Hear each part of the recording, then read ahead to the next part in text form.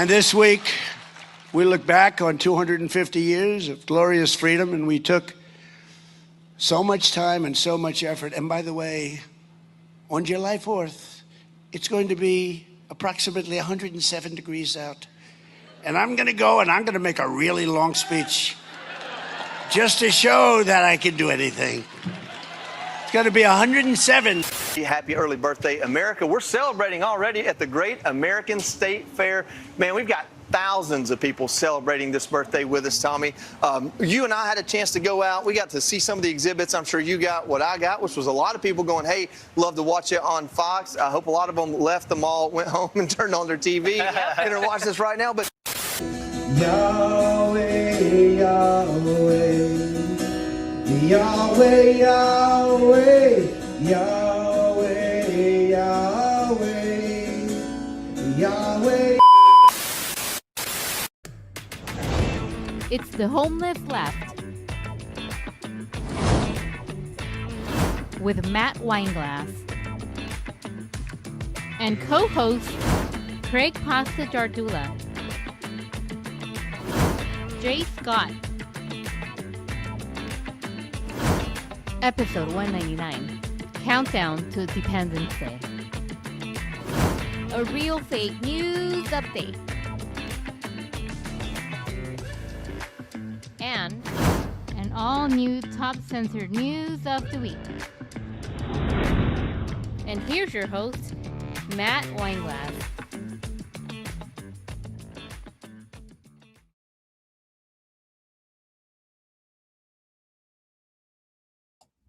All right, here we are.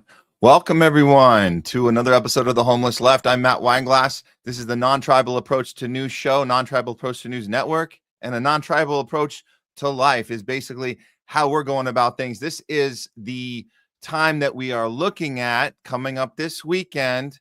It's called Independence Day. It's called 250, Freedom 250, whatever they're telling us it is. We know what it really is, and that's why we're counting down to Dependence Day, because we haven't been independent for many, many years, at least not through our lifetimes. So we have to look at that and say, why is that? Why are we literally tied at the hip? We have discussions on the show a lot about, who is driving the bus? Is it us? Is it our greatest allies of all time? Who's actually the one steering it? We could have that conversation all day, but at the end of the day, it's extremely obvious and absolutely no questions about it.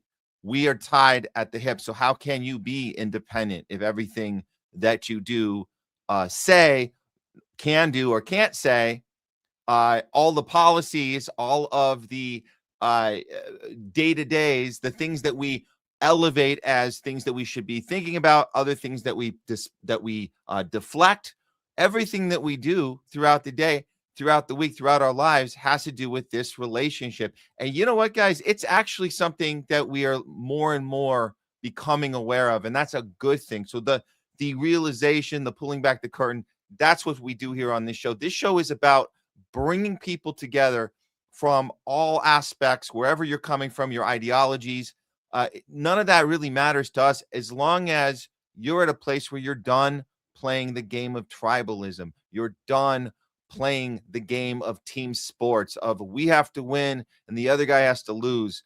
Because when you do that, when you're in that mindset, all you're really doing is you're turning off those critical thinking skills, that ability to make a judgment for yourself, because you have to check in with your team leader. You have to check in with your group and figure out, are we supposed to be angry at this, not angry at this? What are we getting excited about? And even more importantly, who are we supposed to be mad at? And that's really the key to it all. Once you understand that they're deliberately pitting us against each other, telling us our neighbor is the bad guy, the person who voted for the wrong person is the bad guy, that's when they win. Because then we're not understanding that it's the people above that are controlling it all. We know who those people are. This is the pedophile class, the Epstein class, the billionaire psychopaths that run this planet. These are technocrats. These are people that want digital IDs, constant surveillance state, and keeping the peasant class, as some coined it earlier this year, it's the useless class. This is what we're fighting against. We cannot fight against this unless we come together in a space like this. There are other spaces. We need more than just one or two or a handful of people. We need an entire community, and that's what we do here. It's a community. It's not a tribe. It's a community. The difference between a community and a community is open. The doors are open. You don't have to check a list to come into the door. You're allowed to raise your hand and ask questions. You don't bow down to a particular leadership or a figure that you're looking up to as sort of a hero worship. We're done with the hero worshiping, and we've all been guilty of it. We used to do it with Bernie back in the day. I know people have done it with Trump and have regretted it since, and that's okay. You can go, why did I do that? And that's okay. We've all been through it. No more of that. Let's never fall for that again. So here we go today. Like I said, we're calling this show Countdown to Dependence Day. It's going to be a good one. We got Craig Pasta JARDULA. He's going to be joining us shortly. We have Jay Scott as well. He's going to be dropping in. We got a lot of stuff to get through today.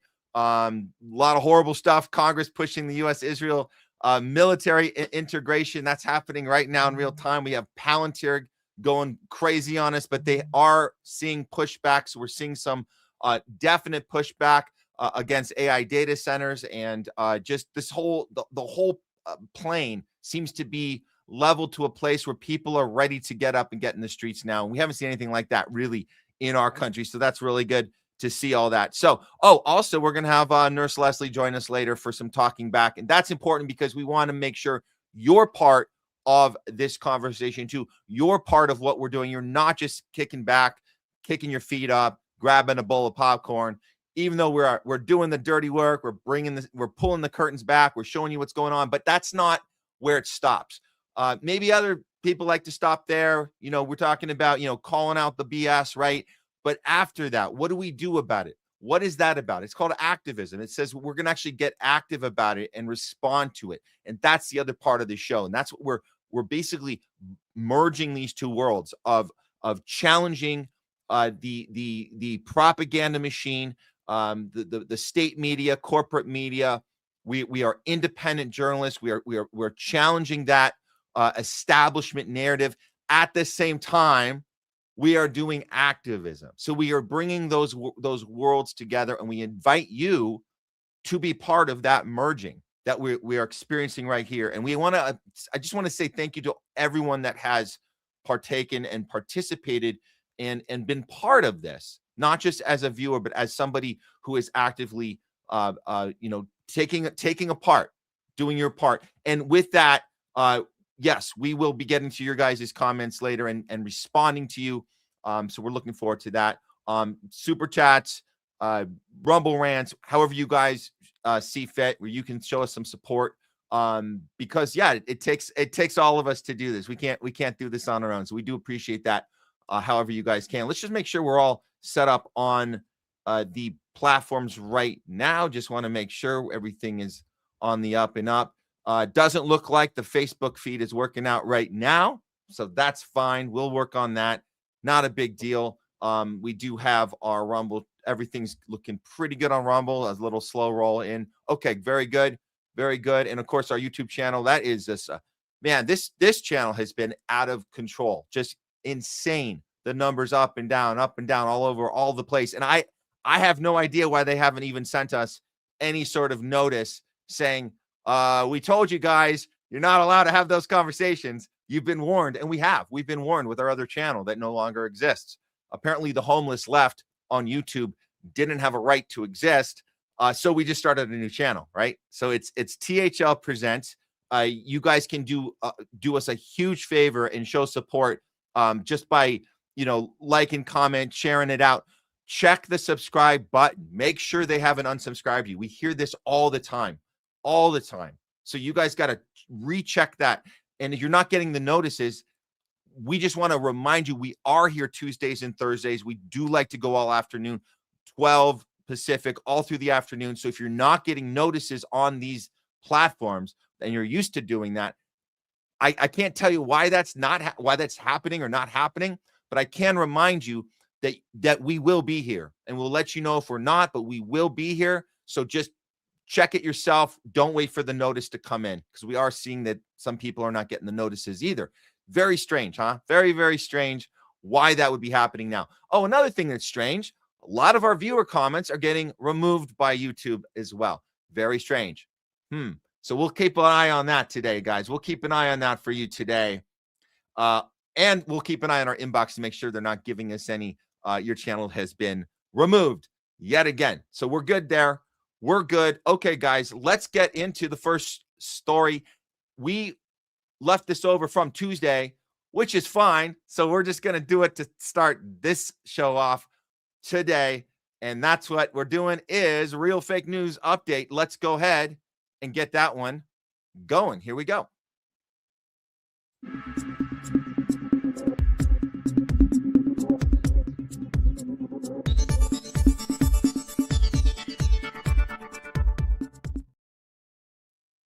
It's a Real Fake News Update, not brought to you by Pfizer. Have you noticed a narrative that has gotten a little stronger lately as we're heading into this 4th of July Freedom 250 weekend?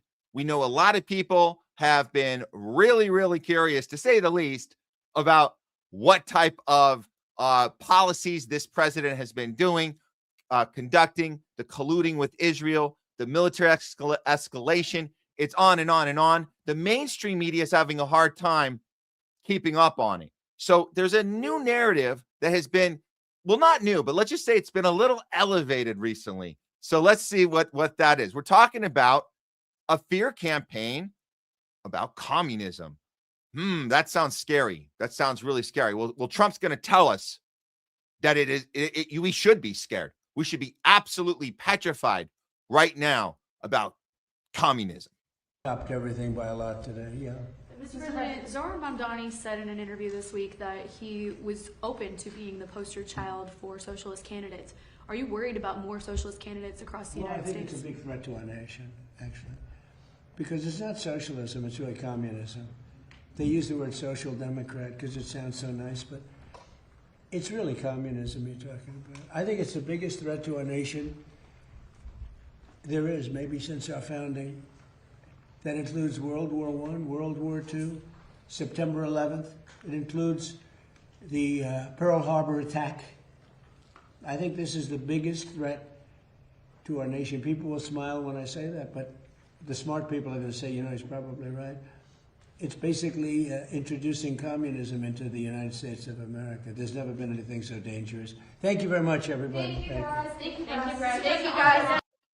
It's funny that he says there's never been anything as dangerous, yet a lot of our previous parents' generation, or, you know, there's definitely was a time where that is exactly what happened. Another fear campaign where people got blacklisted and had to, they were forced to name names. It was a wild time there back with the Red Scare, as they call it.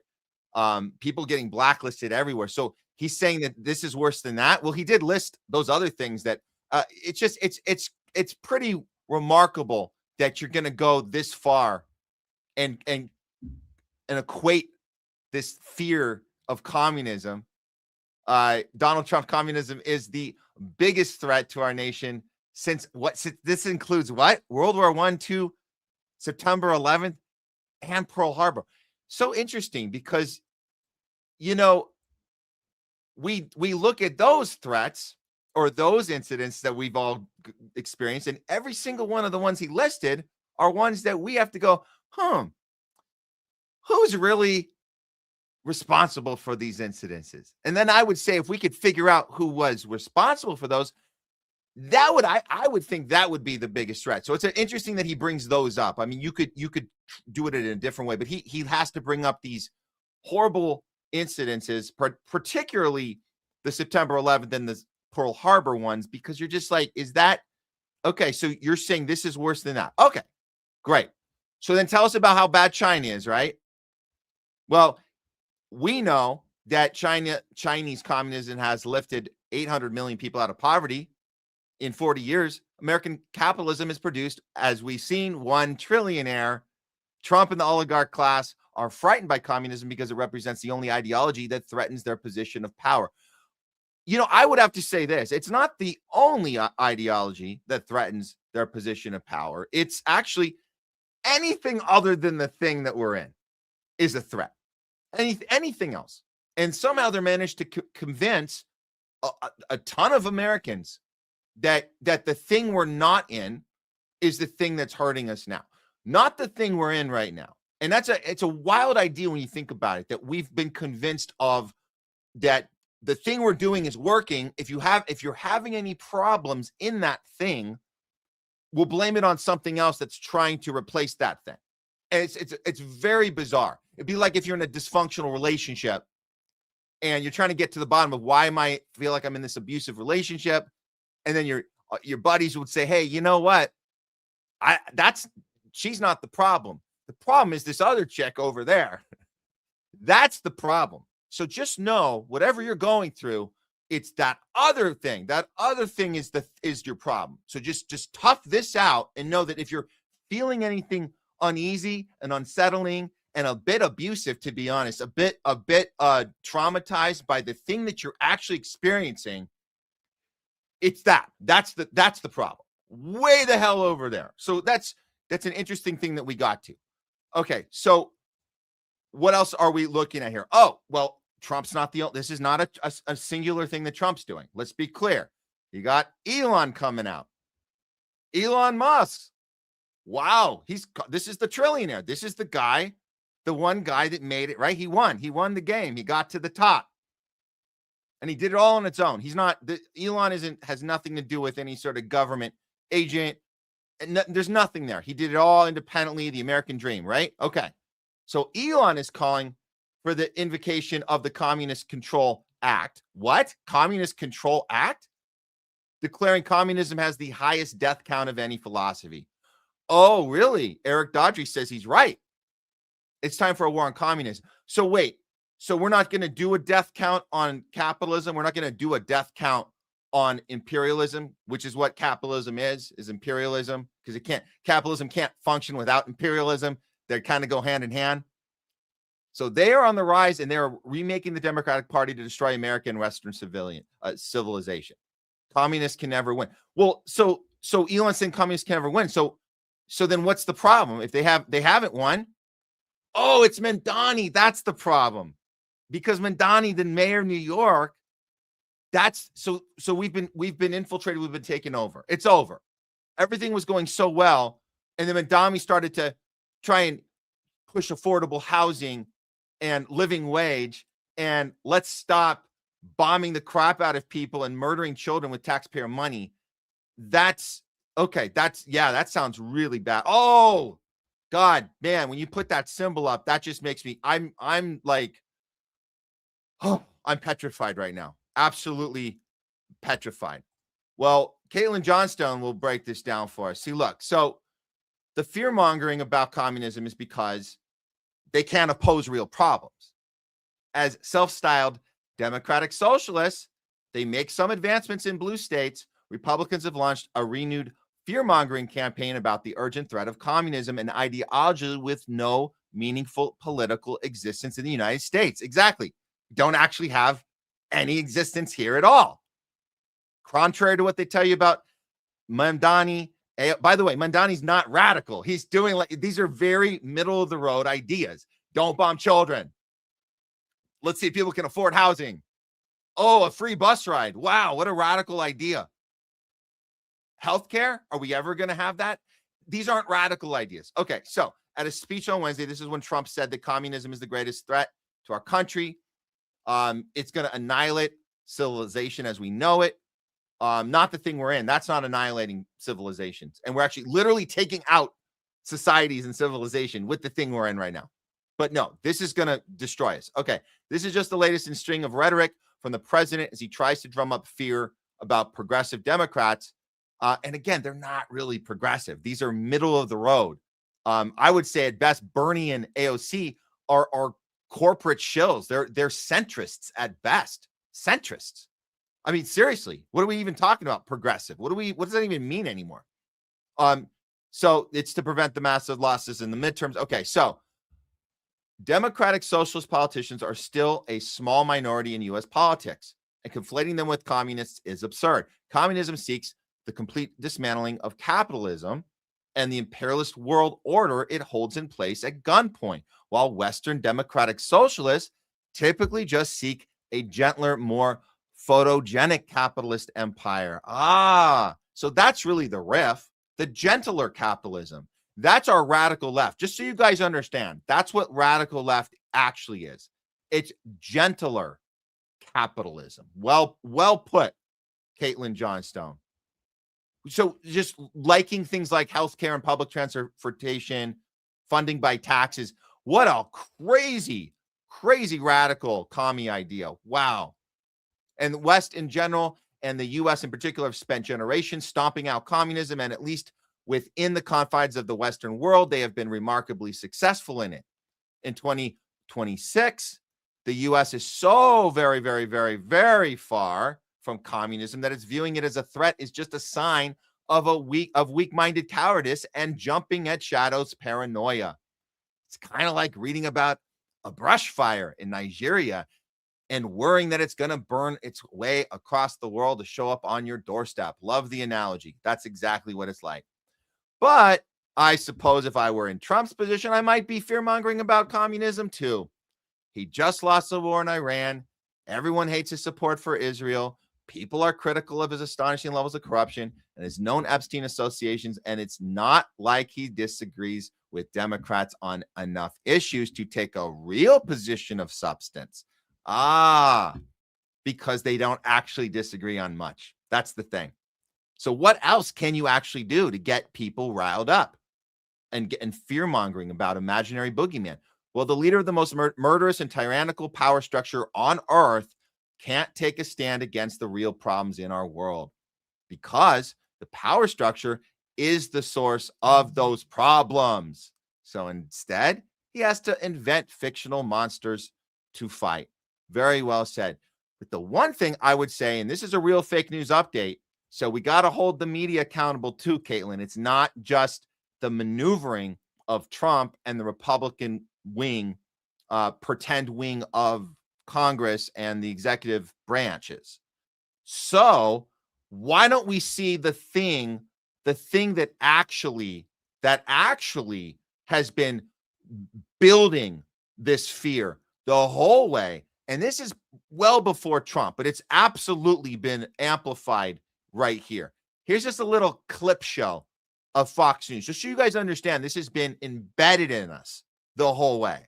The communist mayor of New York City. He said rather confidently this country will never be communist. And they're now looking at this socialist idea and these communistic ideas. But with this communist crew, the hatred on the hard left, the socialist, communist, Islamo-fascist left, whatever you want to call it. Communism, straight up. Crazy communists, and once communists get a foothold in the party, it's over. There's no negotiating with communism. These communists are here to steal our money. Democratic Party is being captured by socialists and communists. This is communism. Crazy communists. Communism is going to sweep the United States. This influx of crazy communists. Yeah, I think it used to be when I was growing up, if you called someone a communist, it was the slur equivalent to a Nazi or something. Bolsheviks, the Jacobins in France. A surge among communist socialist candidates. The communists have been here for decades, and they have realized there's an anger, a frustration that's deep in America. We're looking at 8 states now that are governing by communism. Wow. Well, of course. I mean, I'm just shaking in my boots now. And that's why when this co-chair of the Democratic Socialists of America goes on an interview on mainstream and it's like a gotcha. We got you with this clip. And you can see he's a little uncomfortable. Why? Because this is the arena that's been set up for him as this is like the worst word you could possibly say. And you're literally running a Democratic Socialist of America organization. And this is a major, we got you. We got him. Members see that distinction, though, between democratic socialism and communism. Look, let me show you an example. This is National DSA Political Committee member David Jenkins. Watch this.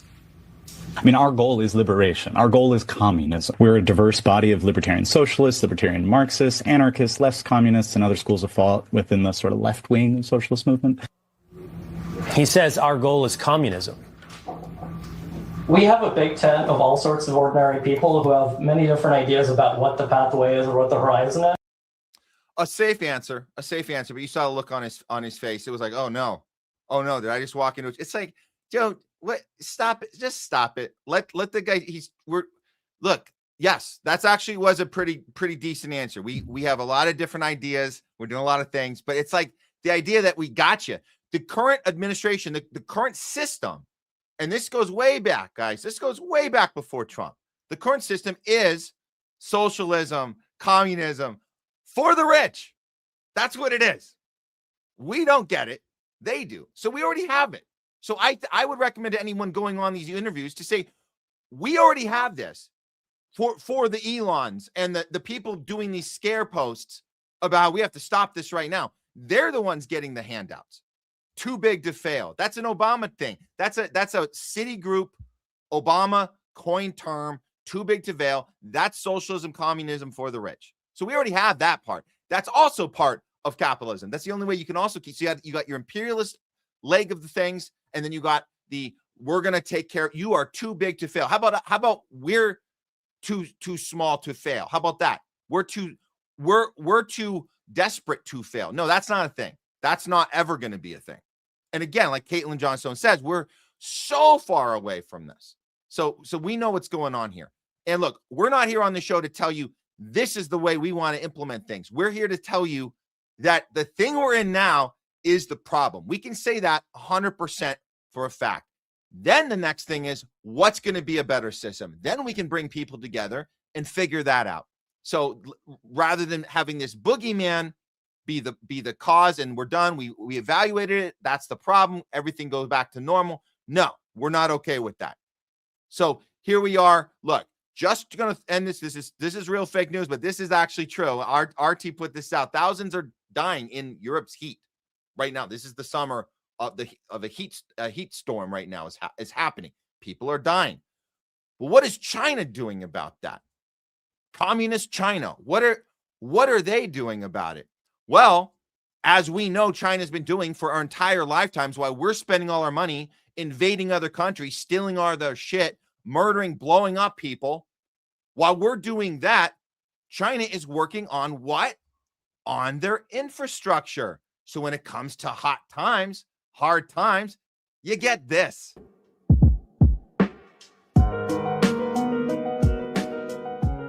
Oh, yeah.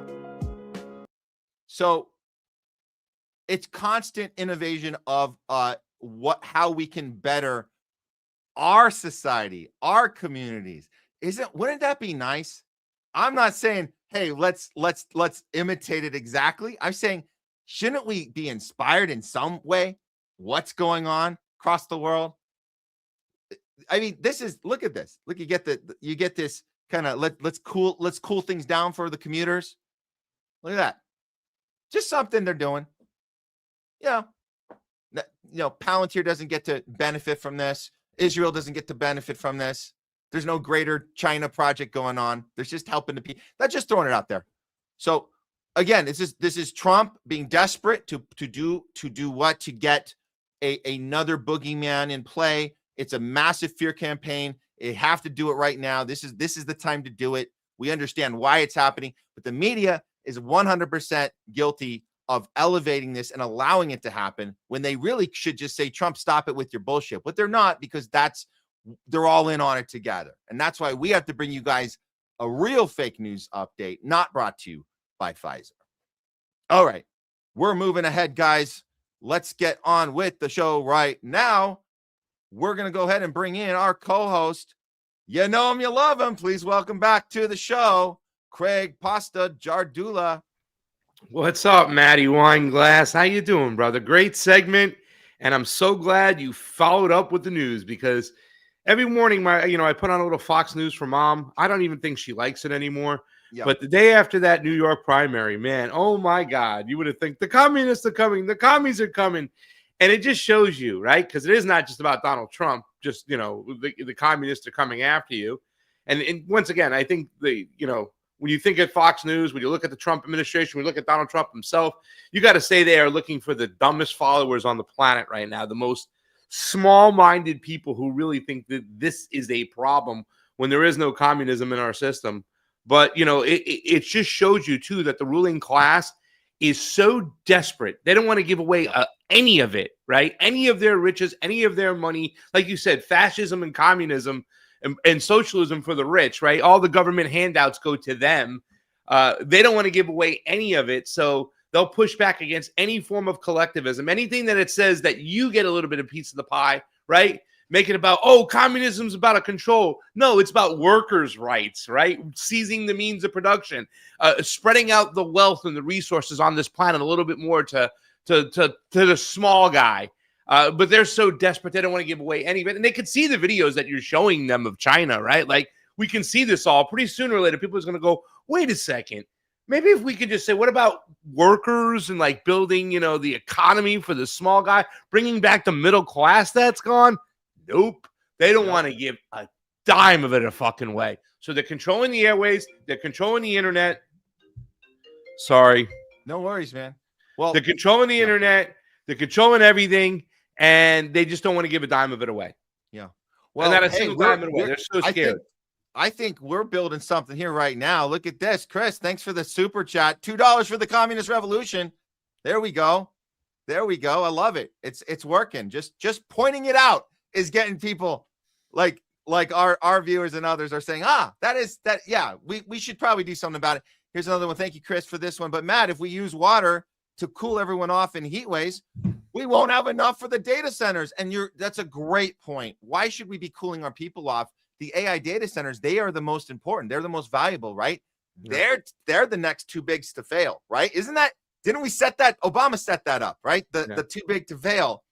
So AI data centers is the next incarnation of that. They're literally getting all of our resources while the rest of us, starve to death and boil in the heat. And so this is exactly what our system has led to, right? So that's we're watching that in real time. So thanks for all that, guys. And good stuff. We'll get to some of the other super chats later. Let's get on to this story because this is kind of the header of today. We're counting down to the big Freedom 250. They've been counting down all the last month, counting down to Independence Day. No, it's Dependence Day. We've been calling it Dependence Day. But before we get into why we've determined it's Dependence Day, not Independence Day, let's look at the freedom fail that's happened already. And this is just some funny little tidbits for you guys if you haven't been paying attention. And honestly, we haven't really been paying attention. We saw the UFC thing a few weeks back, and we know that there's been these little events canceled and a lot of weird stuff going on with Trump's big countdown.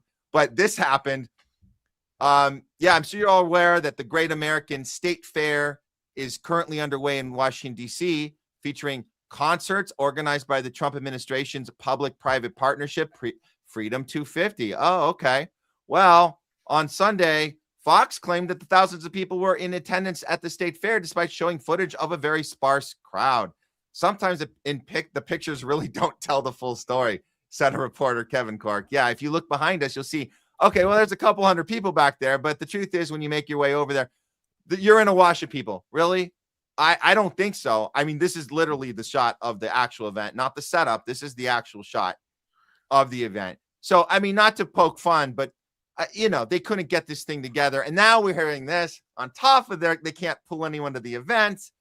Now you got allies behind the scenes from this empty state fair have now been rocked by bombshell allegations saying that they have been now accused of committing potential wire fraud and other devious fundraising schemes. You don't say. Oh, that doesn't sound like them. Yep. No, the group behind the Great American State Fair, FLOP, has been accused of defrauding donors who wanted to give money to a rival organization. All right. Well, hey, the report from the Democrat on the House Natural Resource Committee outlines a series of allegations against the Trump-backed Freedom 250, which has been behind several other tacky MAGA-esque events marketing America's 250th birthday. And honestly, guys, we're just for a little laugh. We don't really care. I don't know. Unless Pasa, you want to chime in on this? I kind of want to get to why there's not really much to celebrate after all, but it's funny that he can't even pull this off with his own base that should be going nuts right now, right? This should be like the greatest countdown ever, right? It should be, but I mean, obviously, I think the Caitlin Johnstone tweet kind of said it all, really laid it out there, and I'm glad you brought that to the table today. She's so awesome, especially explaining exactly what's going on, and when she was listing all the allegations there. But I mean, a lot of this is set up, though. I mean, I often, when I'm looking at this stuff right now, you know what I'm thinking about? It can't help me think about the fact that Karen Bass is running again for mayor, right, in LA and stuff. And whether it be a Democrat or a Republican, they continue to fail up. They can continue to commit fraud. I mean, this is why they laid out all the Obama stuff on, Donald Trump. They were spying on his campaign, Hunter Biden and Joe Biden making money in Ukraine, all the fraud there. Now we're seeing all the fraud over here, but nobody pays a price. It's kind of like it was like a whole desensitization campaign with the American people to kind of accept fraud. Yeah, we know there's fraud, but what are we going to do? You know what I'm saying? Nobody gets held accountable anymore. And right now we have a runaway fucking train in front of our face. The only thing that I see positive about situations like this, number one, those empty numbers, meaning people are just rejecting and they're not going along with the bullshit anymore. They're not eating the soup, we should say. They're like, we're done there. We're getting off this bandwagon. No more. That's good. The booing of Donald Trump, whether he be at an MMA fight or a basketball game. I mean, this is kind of cool that people are rejecting. It's just what's the next move? Because I still think people are so consumed and oblivious to what's going on that even all these things that we talk about, the fraud and whatnot, and this is why they lifted them up. These are why I think those assassinations, they were fake, they were phony, because they have this kind of Streisand effect that when this person is punished, you have sympathy for them, and you then justify things that they can do. But that's kind of wearing off now. So the interesting thing is, I hope this 4th of July, we can take this as a direction of saying no more to the government. But now we have these leftists, these Democrats, these liberals, whatever you want to call them. I don't even consider them to be true leftists. These corporatists on the left that are ready now to swing back into action. And they're the ones looking like they're opposing Israel when they went along for so long. They look at the ones that they're opposing the fraud when they turned the back when it was their own party committing fraud. So it's going to be interesting to see where things go. And I think 4th of July will be a good time to really flip the switch and continue to do what we do and push the people to be for the people. We had Levi on this morning. Oh, We great. The People, by the way. So, yeah. Excellent. We the Good people. time Time to- to rock good- and roll, Matt. Good time to have him on because we've been talking about We the People. We've been talking about that there are very big influencers like Marjorie Taylor Greene and Tucker Carlson who are saying no more, not just no more to Trump. They're saying no more to the Republican Party, no more to the Democratic Party.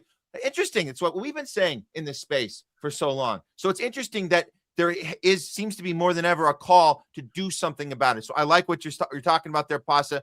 And this weekend is kind of significant. We should see maybe more people stepping up right now. But let's look at closer at the real story here, which is the countdown to Independence Day is really the countdown to Dependence Day. What do I mean by that? Well, it's right in front of our freaking faces while we're, getting ready for the celebration.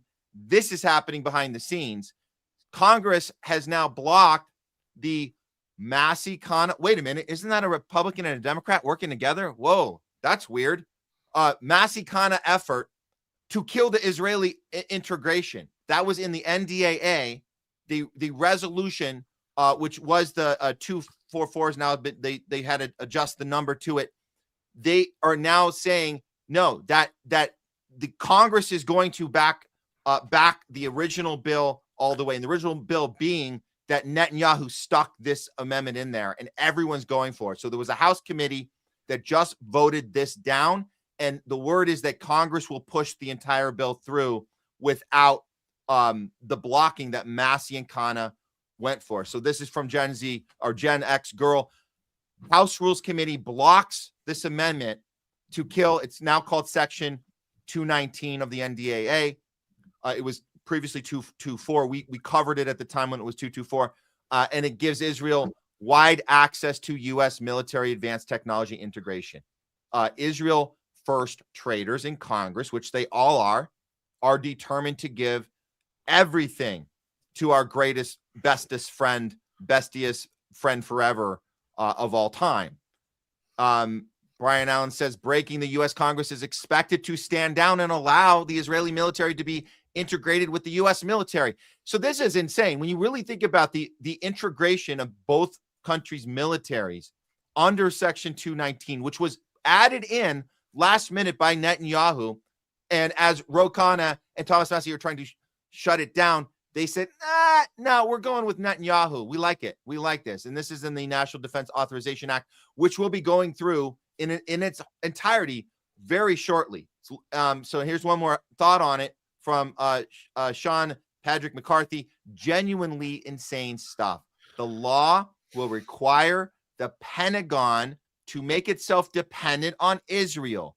Israeli tech, Israeli AI systems, etc., will be integrated into all the highest classification functions of the U.S. military.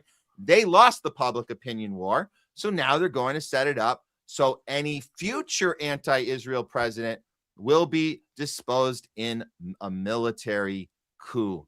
Wow. Is that an overreaction, or what do you think, Pasta?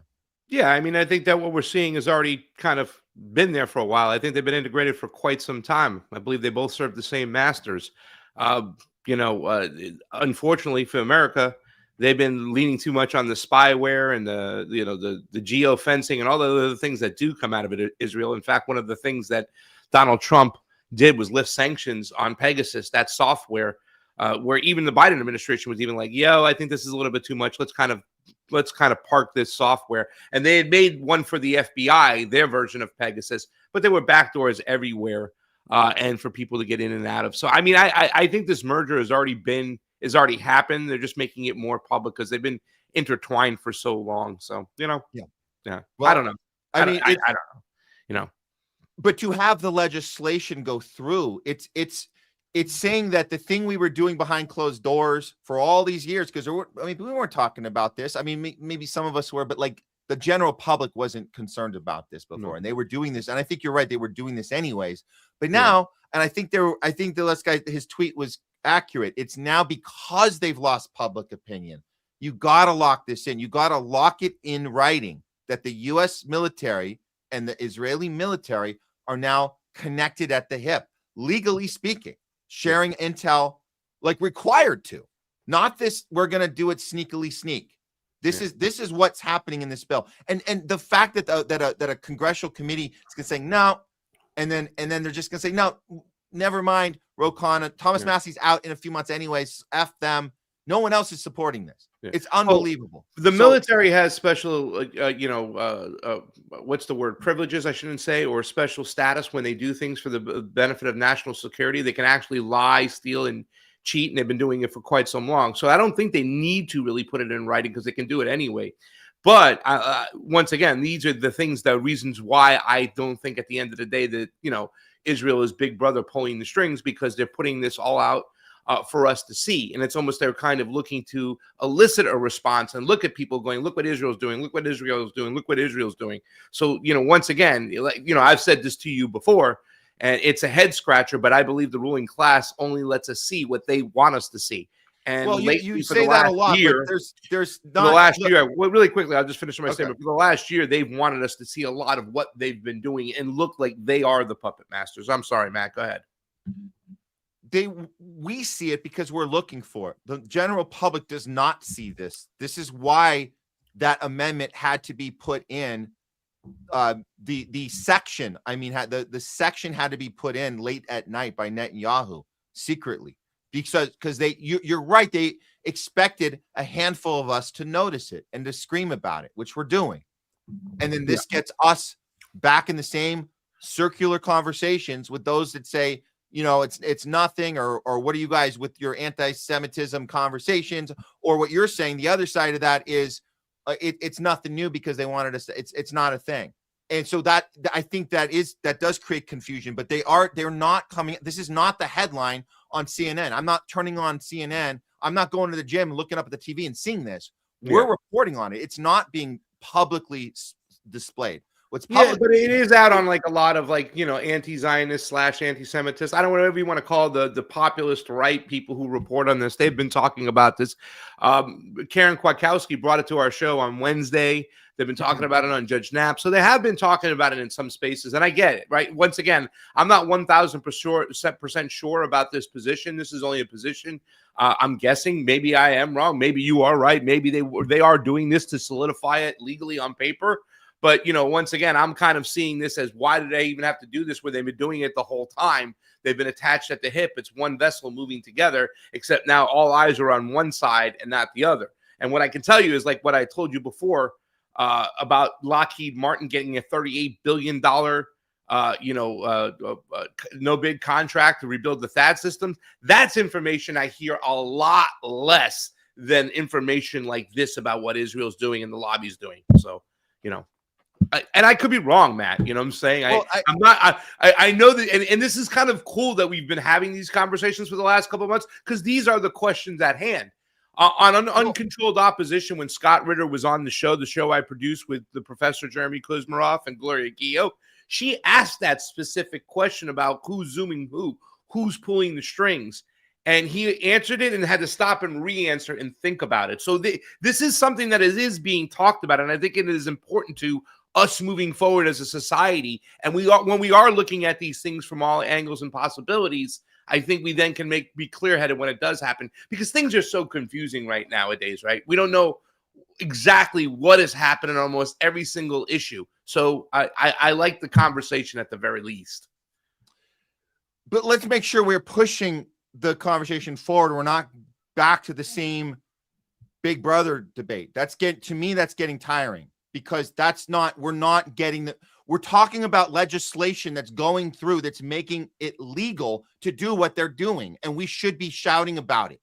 And then that other discussion, it's very secondary, Craig. I think it's very secondary to be like, what did they want us to say? Do they? I got it, Matt, but I get it. But you're not even. If you want to look at history, you have to be careful when you have those conversations, because I can show you Texas when you just specifically say we have to be screaming about this, then people start screaming Jew this, Jew that, Jew this, Jew that. So you got to be very, very careful and say who's pulling the strings, whatnot. You know what I'm saying? I'm not saying that we shouldn't argue about that, and that's not a secondary conversation, because that's still something we don't know.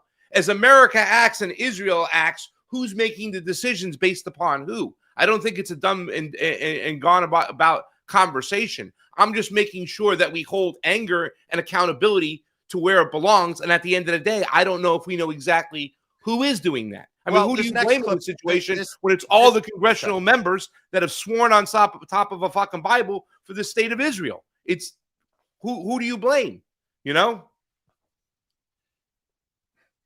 Who do you blame? I'm not gonna waste too much time with that. I think that when we skip immediately to who are we blaming, we're missing out on the thing that's happening. We need to look at what's happening, and we can assume they're all in on it. I think it's a huge mistake, Craig, to be. So, Matt, they've been doing it so long. What is the difference now that it's on paper? Because it's legalizing it. So it was illegal the whole time. Tying us up the hip. It was legal when the military does something and they do it for the benefit of national security. We do stuff that's against international law every single fucking day. Our country's been doing it for God knows how long. So what's the difference now? What is the difference? What's the difference now? If we've been committing illegal acts all the time, us getting loud and calling out this bullshit capture of our actual law and order on paper, legislation, versus throwing our hands in the air and saying, whatever, man, they've been screwing with it. What's the point of anything? Are we saying what? I didn't say whatever. I didn't say whatever. I never said whatever. That's what I kind of resent that remark that I've said whatever to anything. If there's any type of death or destruction going on, I've been very, very vocal about it from the get-go. So I've never said whatever. So let's not put words in my mouth. Okay. So not whatever then. Okay. I just don't care. I don't know what the difference is now that it's on paper as opposed to when it was happening the whole time. since the USS Liberty, right? Since we've known since the USS Liberty that the United States is going to turn their back on no matter what Israel does or is part of the decision making. Who knew, what not? You know what I'm saying? Who does it benefit? Because it benefited more than just the state of Israel if the USS Liberty went down. Because then the United States enters the war and the military-industrial complex is making a ton of money. Okay. So our laws are just secondary to what we're going to get away with anyway. No, I'm not saying they're not secondary. Okay. I've been saying they've been broken, ignored. The Constitution has been pissed and shit on for many years. Nobody cares. And even though this might seem like, oh, now it's legal, they've been doing it because it is illegal and nobody gets held accountable anyways. That's what I'm saying. Let's hear from former CIA Bin Laden unit chief, going underground, and has probably a differentiating opinion. Love to hear your thoughts on this one.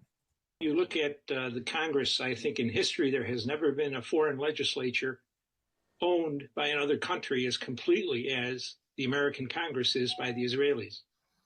Not directly always by the Israelis. It's through their bluster and their demands that they get involved. But the American geography, if you will, is loaded with pro-Israeli organizations like the Anti-Defamation League, the Southern Poverty Law Center, IPAC, and untold numbers of Jewish millionaires. They say Trump took $100 million from a Jewish woman who lives in Las Vegas. Miriam Adelson. Yes. Sheldon's, I don't know if that's true or not. The casino heiress, as it were, casino widow. Yes, that's exactly right. But no, since 1948, we've been owned lock, stock, and barrel by the Israelis. So differing opinion than you have there, Basta. But I think the point is that the Congress is not acting on behalf of their constituents.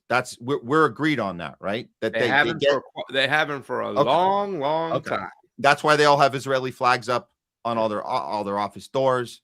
That's why they won't, when they get confronted in the hallways, they won't say who they prioritize, Israel or U.S. Some of them actually do answer the question and they say Israel. Like U.S. sitting Congress people are saying that on camera.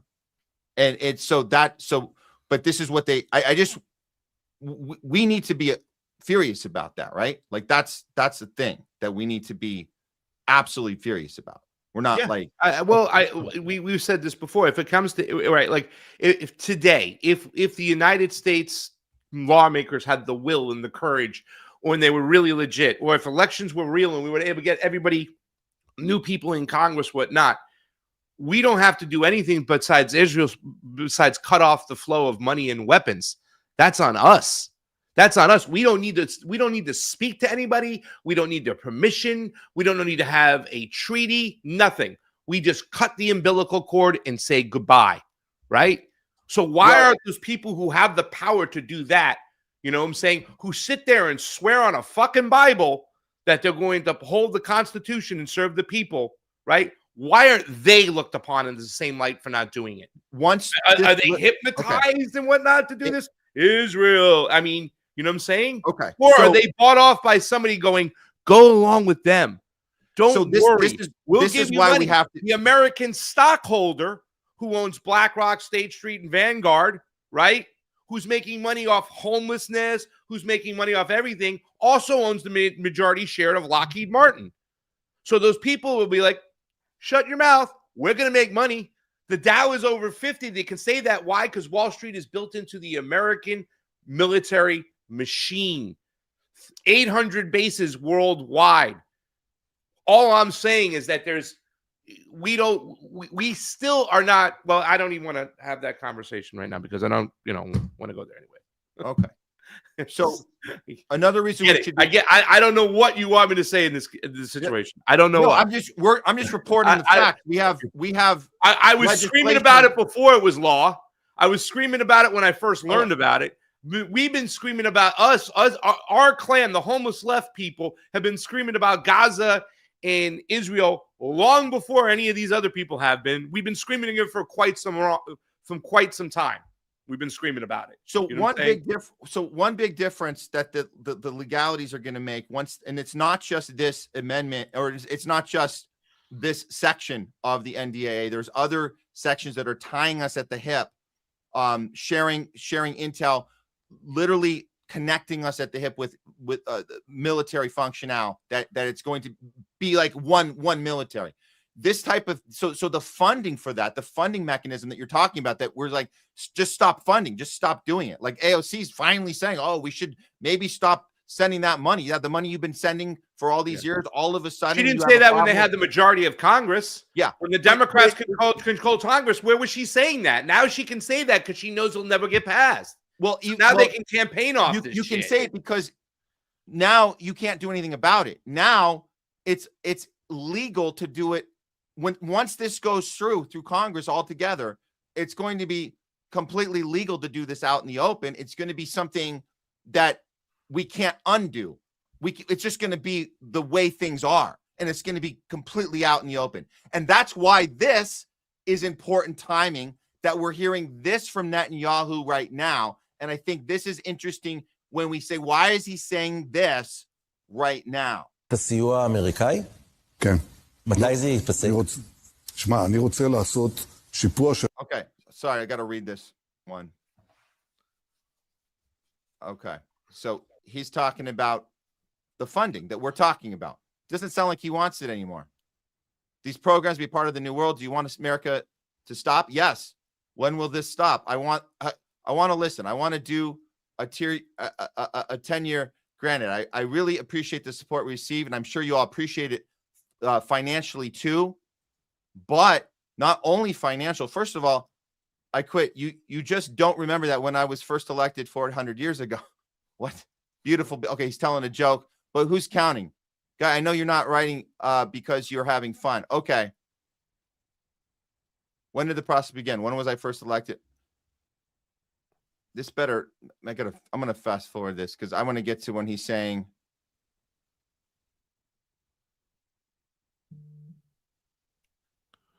to cut off the funding. That's what he's saying. Yeah, I know. He says he wants to be able to walk on his own, and Israel to be able to finance their own shit and stuff. You know what I'm saying? You know? I said I'm not giving up on the aid. I'm increasing the productivity of the state of Israel because we don't need it. It's like Wofford doesn't want it. Now I say we can do it because our economy will soon reach $1 trillion.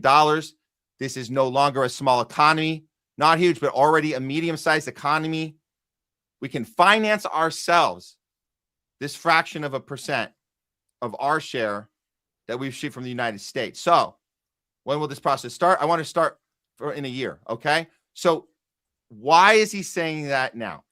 Because we're still going to be tied legally to provide that financing through the military, because these litigations going through are going to align. They can go to Congress, make an amendment, remove it if they wanted to, if they had the will to do it. They can change everything if they had the will to do everything. You know what I'm saying? The power of the purse of the Congress can go back and change anything about any funding, whatnot. They can sign another bill that says all Israeli assets need to be removed from our military. Who knows what they can do? This is not going to lock it in forever. We don't even know. You know what I'm saying? And once again, that's just the marketing. They never go along with it. They do shit we don't know about all the time. We're already headed into a different world, a different time, and everything. I mean, it's, you know, I don't know what.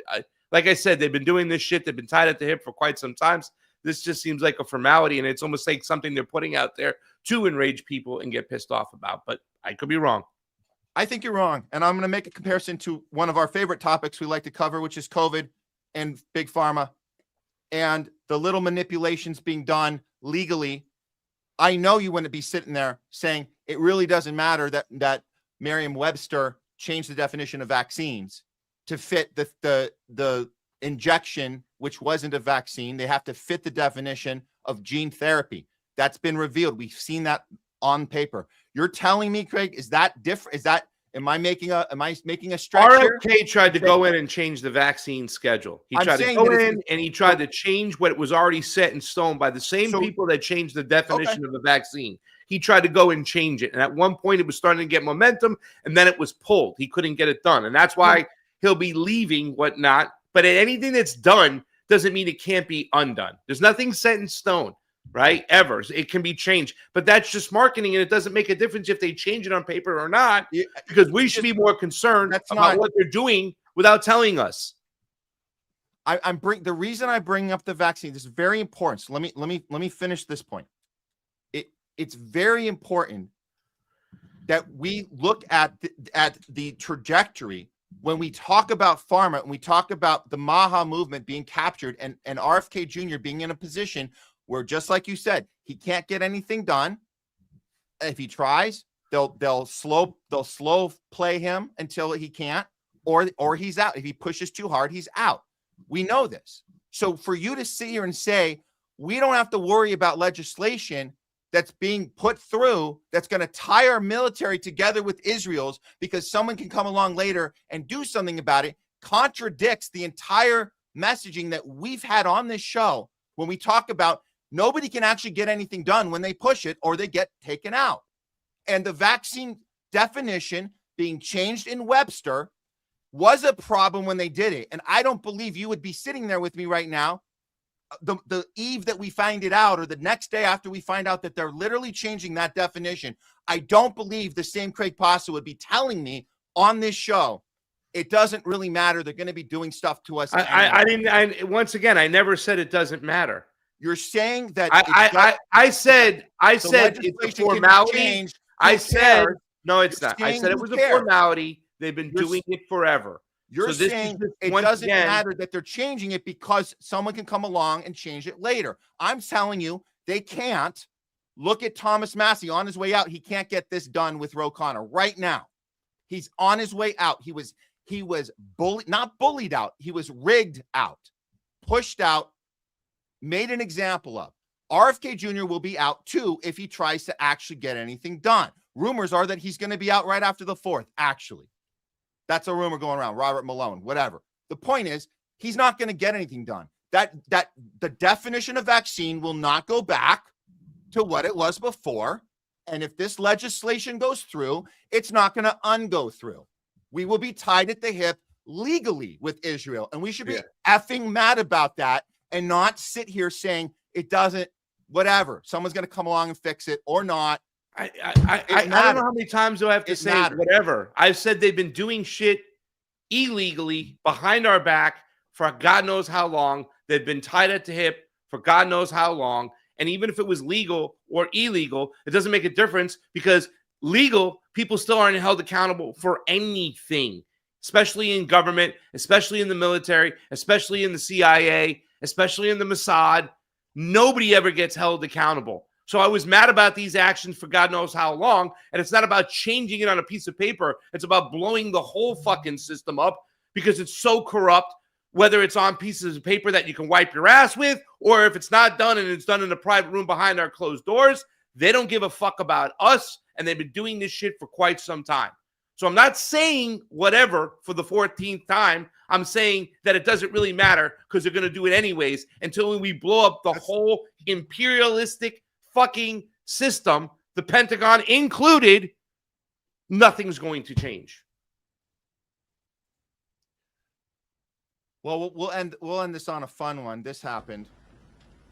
Maybe this doesn't make a difference either, but this is what this is. This is a law.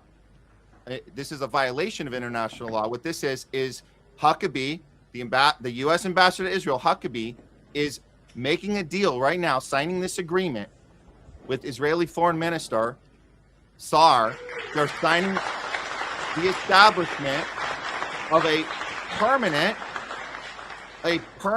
U.S. embassy in occupied Jerusalem. Please join the stage and join Minister Saar and Ambassador. And what's going to happen for an official group photograph after they do their little photo op, the handshake, and the I'm so happy.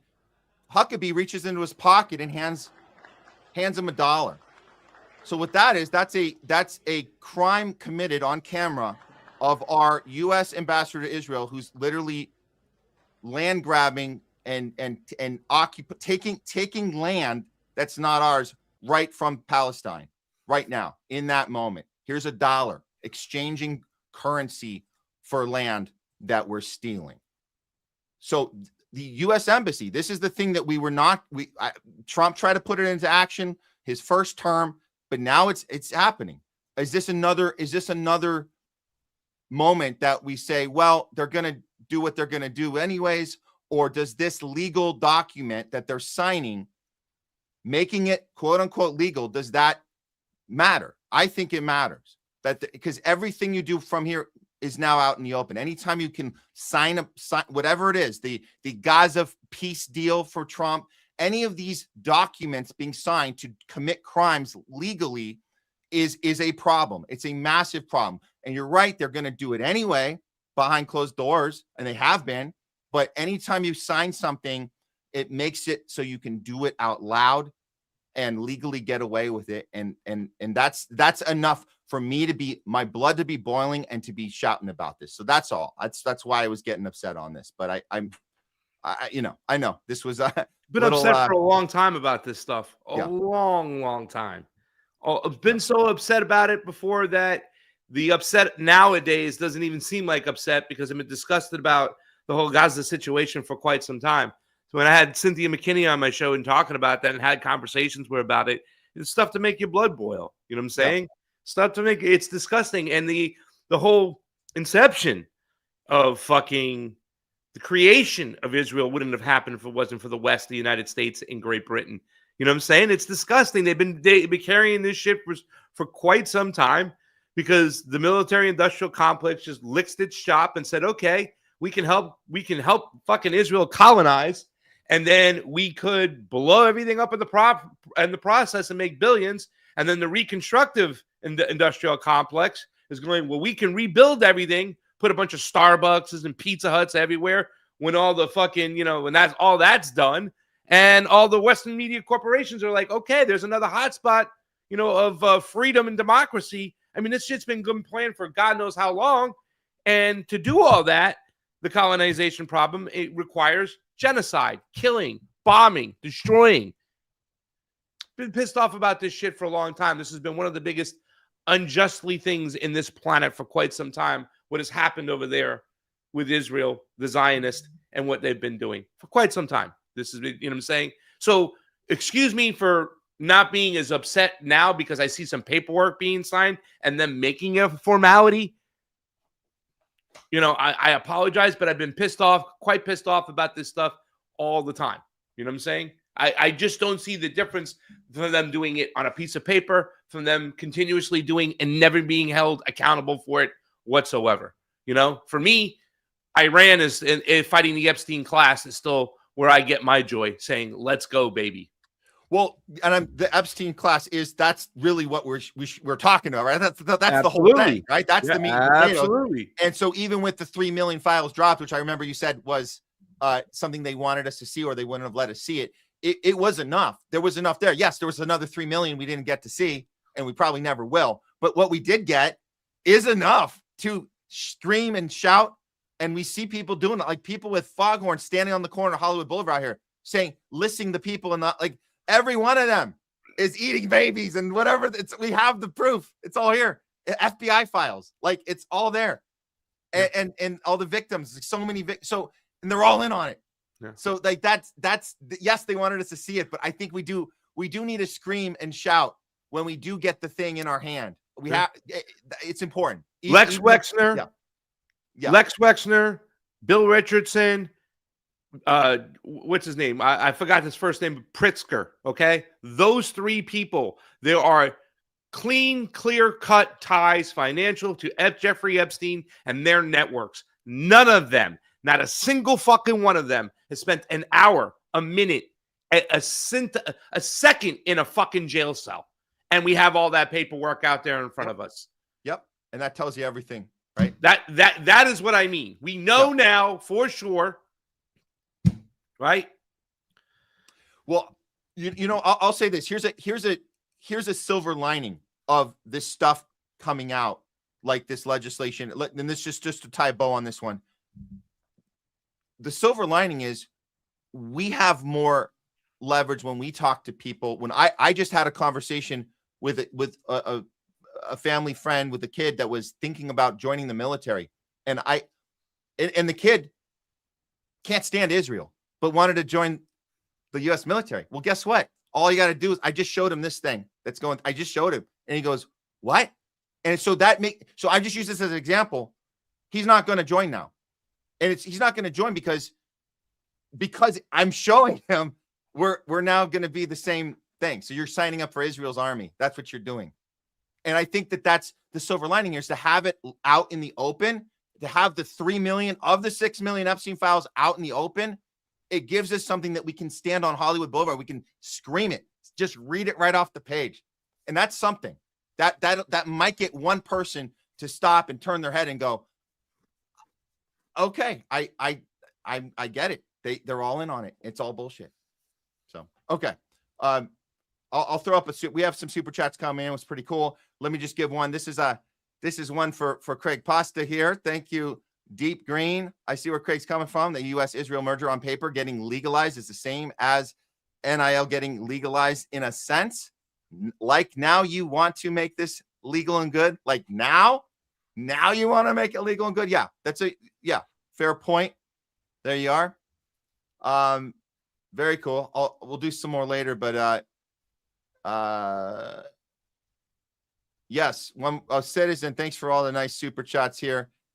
This is a nice one. Socialism equals workers enjoy a bigger slice of their work. Hell yeah, that one we can agree on. Okay. You want to do one more here? Yeah, we got two more if we have time. We could have I got till 5 o'clock. Okay, great. Well, let's at least get this one out and see how this one goes. This is I saw this clip of Truman from years ago telling us what was actually happening in Palestine, and let's hear it for himself. But this is really really interesting. I've never seen this clip before, and I loved your thoughts on this. Tell us specifically that a lot of Jewish people are against you too. Oh, well, there were a lot of Jewish people against me because they wanted the whole of Palestine. As I say, they wanted to drive all the Arabs into the Tigris and Euphrates rivers. Among the Jews, the Zionists particularly, who were against anything that was to be done if they couldn't have the whole of Palestine and everything handed to them on a silver plate so they wouldn't have to do anything. It couldn't be done. We had to take it in small doses. You can't move 5 or 6 million people out of a country and fill it up with 5 or 6 million more and expect both sets of them to be pleased. We had all sorts of objections to everything that was done. Something had to be done. We went ahead and done it and had it done, and now it's working out. Eventually, I think we'll have them all satisfied. But it's going to take a great deal of time yet to get the job done. That was from Sovereign Media, I think. Yeah, good group there. This is the analysis. I totally agree with this. So Truman, the Zionists always wanted the whole of Palestine. So when Truman, the man who ordered the world's first and only nuclear attack on a country at the end of World War II, explains to journalists that he was criticized by Jewish Zionists who were unwilling to accept anything less than occupation of all of historic Palestine. Truman was not for the Palestinian cause in any sense. Yet what he is explaining in this clip is telling so what he's doing is he's describing how the Zionists did not want to accept any proposal by the U.S. and its allies to split Palestine, but instead they wanted all of it. And this is the key. But he added that in order for it to be, it had to be done in small doses. That's the trick, right? Because it was not an easy task to remove millions of Palestinians and replace them with an equal number of Jews. But he was relieved to report that it was working out. That's what he just said in the clip. It's working out. Why was it working out? Because he would take a great deal of time. It's going to take us some time, but we are planning to satisfy the needs of the Zionists. That's what he said. So it's the small doses approach. That's the approach. That's the level that was set by Truman of ethnic cleansing in small doses. That's what he's referencing here. is a disaster for Palestinian people over the long run, as we can see all these years later. And the region has led to conditions that allowed Israel to think it could get away with a genocide now. So now they're like, oh, we'll just keep doing the small doses. Well, now we're paying attention. We're seeing it. You can't do this when we're capturing it on cell phones the whole time. But they have been doing it. That's the thing. And they do use this excuse a lot. And I think this made it a little more clear to me, Craig. So before you chime in, this was a recent saying from RFK, and we know how he thinks and how he justifies that there's no genocide. He's going to, what, now that you've seen what Truman has said years ago, the small doses approach, this is how you get people like RFK to try and convince his audience or the Fox News audience that it's not genocide, because it's being done in small doses. Look at the Mideast. There is an ongoing genocide against Jews and Christians in all the nations in the Mideast. In 1948, there was 1 million Jews in the Mideast, in the Arab countries. Today, there's about 15,000 left. 20% of the population was Christian, now it's 5%. In Israel, in contrast, there were 150,000 Palestinians in 1948. Today, there's almost 2 million. They're 20% of the population. If Israel wanted to commit a genocide against Palestinians, it could do it in a minute. It's doing the opposite. The Palestinian population is growing enormously around Israel. There are no Jews in Jordan. There are no Jews in Gaza. The number of Christians in Gaza has dropped by about 80% over the past 10 years. If you want to see where a real genocide is happening, it's not in Israel. It's happening in all the nations around it. And one of the other things that really animates this new movement. Yeah, that was a little giveaway at the end. It's happening all around it's happening all around Israel. But he was using the whole, if they wanted to do it, they would just do it. How many times have we heard that one since October 7th? If Israel wanted to commit genocide, they'd just do it. Well, didn't Truman spell it out for how you do it? You do it in small doses, right, Pasta? Yeah. I mean, I don't think that Truman was really the ones making the decision. I think he was just a figure face for those in power who were pushing him to do that, So, the bankers and everything, they were all involved, and yeah. Well, here's what they're doing now in Palestine. Drop site reports Israeli plan to herd Palestinians into controlled shelters to begin within a matter of weeks. So that's the next phase, controlled shelters. Israel's preparing to channel Palestinians into fenced humanitarian shelters in areas outside Hamas's control, policed by a foreign force. This is part of the signed Gaza peace deal, which basically is giving everything away to venture capitalists to run this space. And this is the first move, is creating this space, and you call it an outside force to control it. Right. Okay. Like a neutral outside force. Sure. I mean, what the hell is Gaza then? Gaza's like a controlled fuck. I mean, like David Cameron, the Prime Minister of the UK, once said, it's a fucking open air prison, and he's a conservative dude. You know what I'm saying? So, I mean, like, we've had people like Pat Buchanan talk about these things back in the days and what's going on. What the hell do you call, okay, you're going to have another outside shelter system outside your already sheltered fucking system, you know what I'm saying, where you have people trapped, where you're controlling the water, the food, everything that goes in. I mean, it's like, okay, so you're doing just like another small one from a third, I don't fucking know. Well, here's under the plan, unarmed civilians would be directed to a first zone in Tel Sultan near Rafah, and an area drop site has documented Israel systematically raising a multinational force, the ISF, operating under the Trump administration's, there it is, the Board of Peace, signed and dated and signed on the dotted line, would deploy there from a newly built base equipped to police the zones while the Israeli military continues to maintain and deepen its hold beyond the yellow line.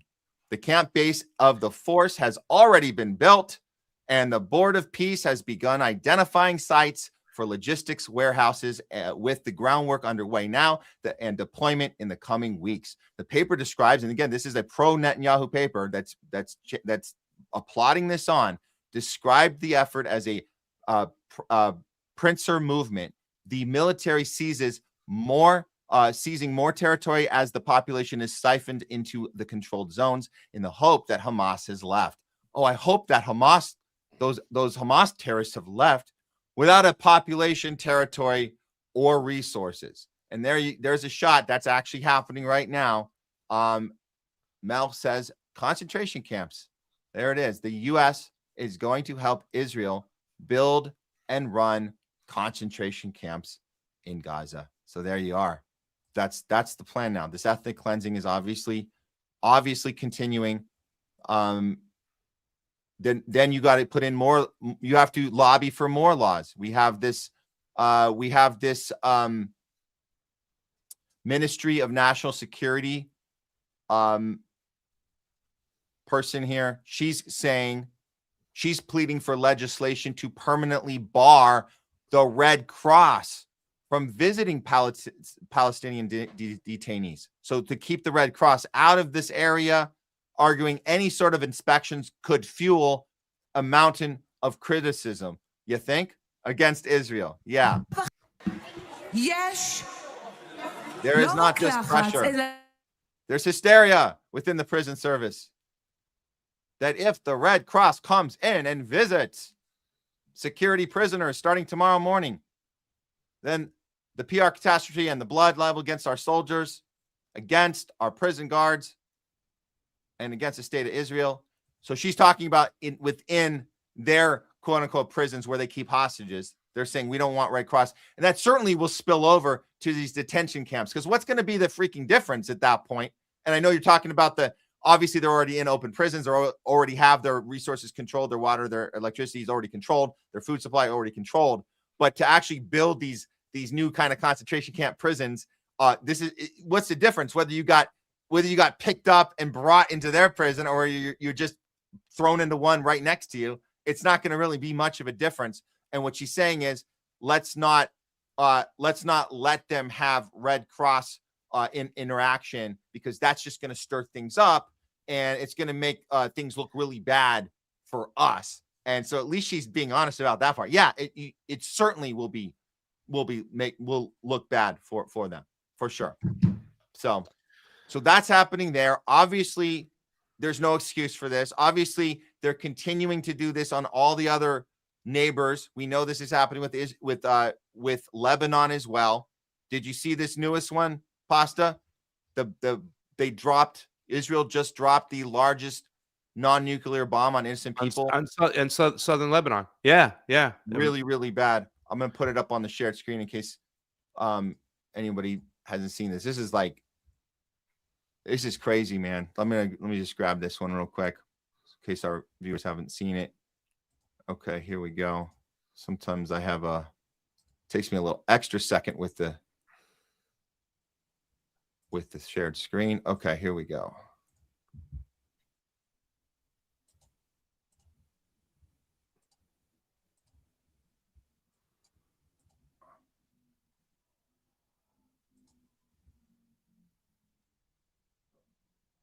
Man.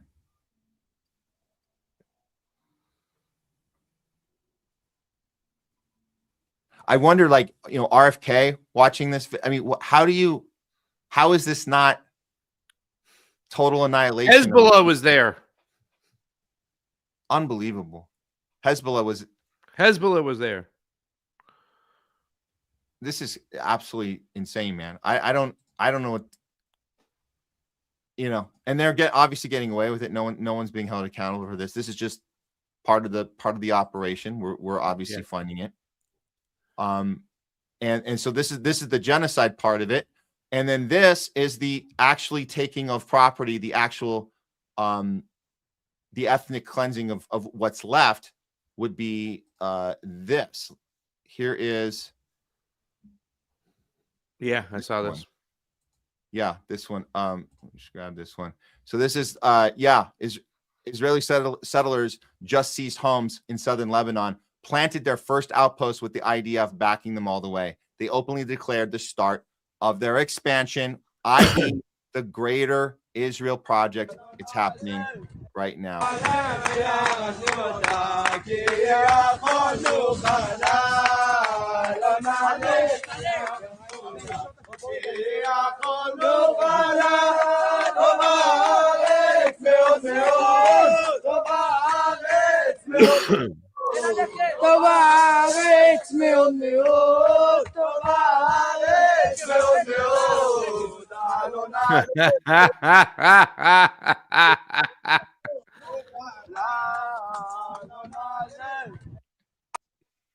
What do you mean? Who supplies them, Naybones? That's the America. Why do you think so many people in America are okay with this bullshit? Because they're making money off it. I mean, not the little guy. The majority of people don't have money in the stock market, but those who are holding the stock market.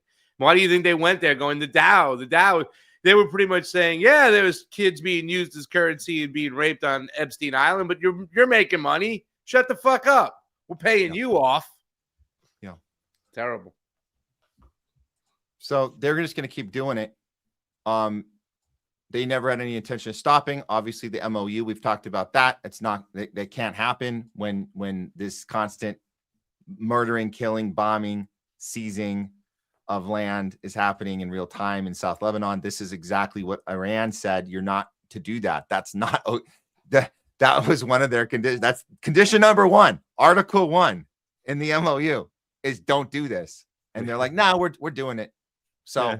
Well, I'm wondering, is Iran going to strike back? Is Iran going to do something? Where's Hezbollah? You know, and Hezbollah has been kind of flexing their muscles a little bit. You know, there's a potential, civil war going on. Turkey might be getting pulled into this whole situation. Who knows? I mean, I don't know. It seems like they're setting up this whole thing for a third world war, a hot war though, but all over, expansive. Yeah. Russia, China brought in. I don't know. It seems like this shit could pop at any time. I wish I can get a sense of what was really going on before World War II and judge the climate or get a sense of what's going on. But we might be at the doorstep again when it comes to this situation. I'm very scared for what the future holds. Yeah. Do you have time for one more, or is it going to be done in 8 minutes, or it's it could be, yeah. All right, let's do it. We can push it. We started a little late. We can push it up extra. Can you push an extra 5? We can do a. I cannot because I have cannot. to answer the door at 5 o'clock on the nose to get my mother's aid in the house. I'm so sorry. The door's locked. I got to go let her in at 5 o'clock. She gets here, and she's usually like 4:59ish, 5 o'clock on the nose. So I'm sorry. I got childhood responsibilities. Let's not rush it. I'll hit it up later in the show. All right, cool, man. We won't rush it. We'll give you this. We'll take a breath. Obviously, it got pretty wild today, but love you, man. It's like, we appreciate getting real and honest on these things, because like nobody wants an echo chamber all the time. We have to have an opportunity to have discourse, and I know our viewers appreciate it too, because they get in on the mix as well. So there you go. So I appreciate you having me on to come talk about these things, brother. You know what I'm saying? So no hate over here.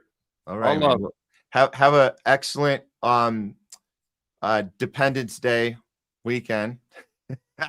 We shall see. Yeah. I mean, I heard I'm gonna go hang with some people. I'm gonna go hang with some libertarians down in Miami. Oh, good. Okay. So, yeah. That sounds fun. That sounds fun. Well, don't just stay out of the I don't know, the crosshairs of any false flags that might be coming. But we'll see. We'll have to just keep our eyes open for that stuff, obviously. We will. But yeah, we always get through it. We always make it through, and we'll see you on the other side. Definitely, brother. Right. Appreciate Thanks it so much, Craig.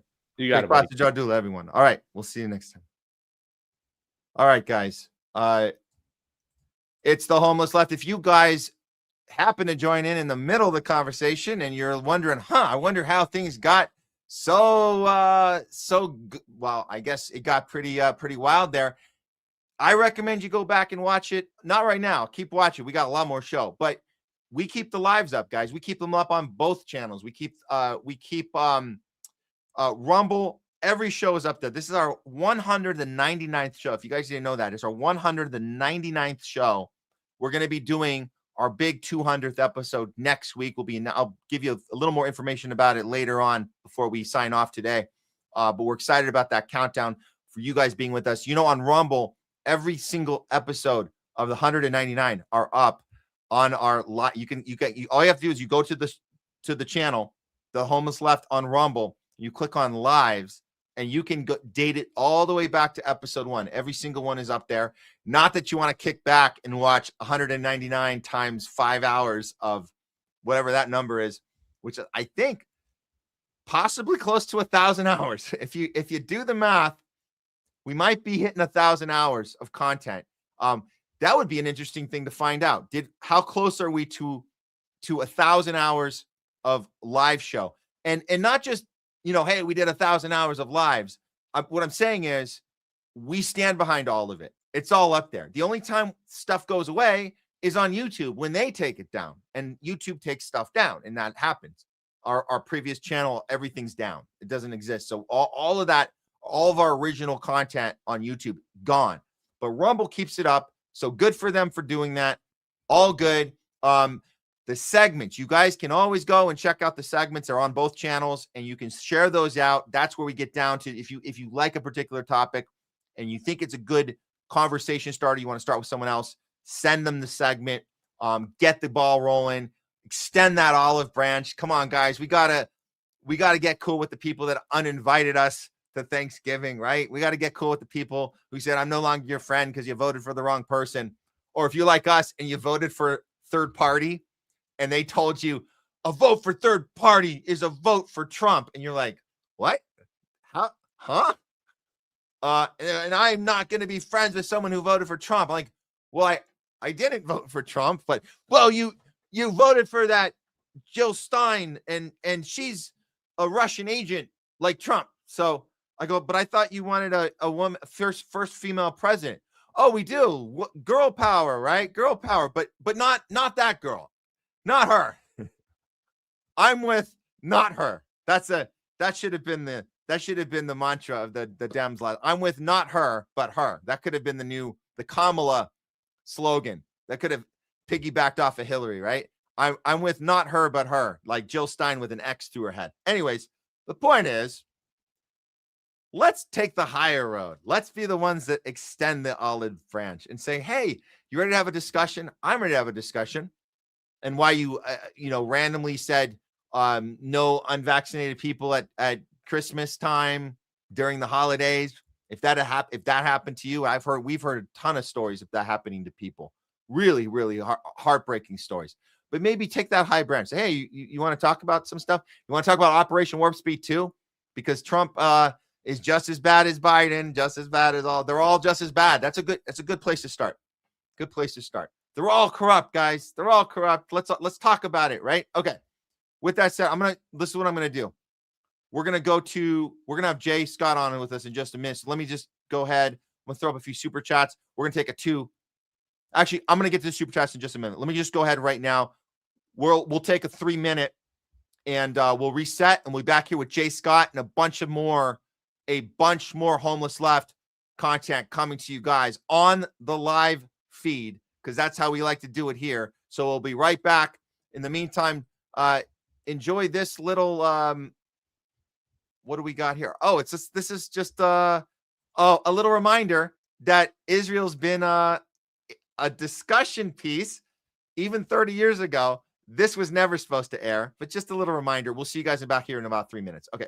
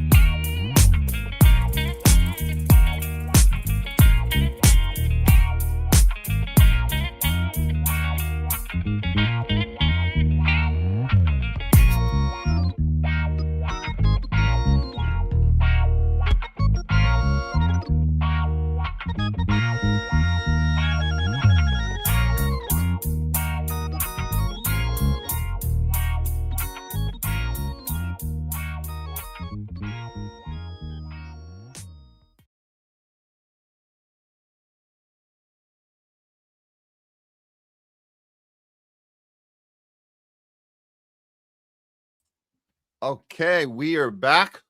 Some more homeless left for you guys on this countdown to Dependence Day. What are we dependent on? Oh, I don't know. Maybe our BFF forever fuzzy little friends, our fun little, I say bestest friends, greatest ally of all time, totally 100% dependent on them. And that's why we can't really celebrate independence. Can we? Can we? What does that even mean anymore? I think it meant something one day long ago. It meant something. But what are we saying? Like America the free, America the great, the brave, all the catchwords. What does that mean if we're tied at the hip with a foreign entity? And it's been this way at least since JFK. I mean, obviously before that, we're talking about the Nakba in 1948, and we're talking about, you know, the British government colluding with us on that, or, you know, they were pretty much driving the bus, and then we kind of took over at some point. But some would say we were never the bus driver. So I don't know. Obviously, there's some dark things and horrible things above all that. We're talking about these secret societies. We talk about all that, guys. We know there's even more darker forces at work beyond, you know, well beyond all of that, our scope of even understanding. Really, when it comes down to it, there's stuff that we just don't know. We have 3 million Epstein files, but we don't have 3 million more of them, right? There's the half that we're gonna see and the half that we don't. So if we only have access to half of the information, we can do a lot with that half, right? We can do a whole lot with that half because we're accessing it more than a lot of people aren't accessing it at all. So even if we get 50%, you know what they say about our brains, that we're only using 10% of our brains. Well, if we're using 50% of the actual available material, that's a lot. And we can do a whole lot with that, even if we never, ever see the other 50%. And we have to be okay with that. We have to be okay with that. There's a humility that comes with that. And I think that's part of getting out of the tribe, part of getting out of the team sports, part of getting out of we have to win the championship. We have to win the game. We have to win the election. We have to win. They have to lose. They have to lose. We have to be right. The day's going to come. That day's going to come where we win, they lose, and they're begging for forgiveness because they were wrong. All the people that did the wrong thing, they're going to say, we're sorry. Well, that day doesn't really come, does it? We just get wiser and smarter and stronger and able to anticipate how we respond to the bullshit. Will there be convictions with Epstein? There's not, but we can scream and yell about it. And I'm going to hold my ground on that one. We will be angry every time another bomb drops, every time legislation is pushed through the Congress, every time new files drop and we have it in writing and we see what they're doing out in the open. We're going to continue. We're not going to get used to it. We're not going to get comfortable. We're not going to throw our hands in the air and say, well, they've been doing it to us the whole time. What are you going to do? We're not going to do that. Not on this show. Not on this show. Okay. We've solved that one. Well, solved is a strong word, but we're going to bring our co-host in here just a second. Let me just make sure. I want to throw a few more. We got some good super chats so far. Let me get a couple more up before we get going. We'll get them all out, guys. We'll get them all out. Very cool of you guys. Awesome. We have, yes, this did come up in discussion. Citizen, you did send me a video. I had my eyes on it. I appreciate the send, and I am planning on. We're actually going to do this one with Jay. We're going to have this video seen in one of our. I think it's one of the segments coming up. We're going to get to it.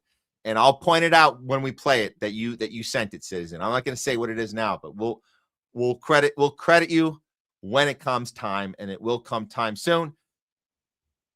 So without further ado, let's go ahead and bring in our co-host for today to help us with these next few stories. And these are some good ones. These are some good ones on this countdown to the day of what? The day of Dependence Day. We're celebrating our Dependence Day with none other than, you know me, love him. Please welcome back to the show, Jay Scott. What's going on, Matt? Speak for yourself when you talk about being done with team sports, man, because you know what? I think you're just mad because the Heat are about to get LeBron James. He's not going back to LA. Miami is supposed to be one of his landing spots, supposedly. And maybe that's why you're talking all this about, oh, you don't like team sports. So, you know, I'm all about team sports now that the Heat are back in the game now. So, but anyway. Listen, I obviously, if the Heat gets LeBron, then that's a powerhouse, obviously. That'd be nice. So, but that's not, look, if you listen to what I'm saying, if you guys can go back, because I did have a little rant about this. I know, I'm just messing with you. No, but the point is, we can do both.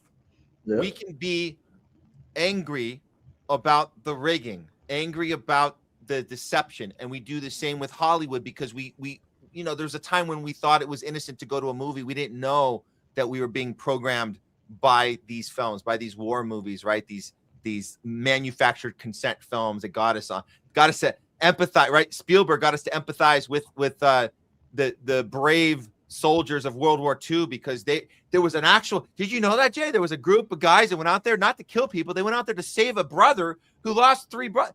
No, that didn't happen.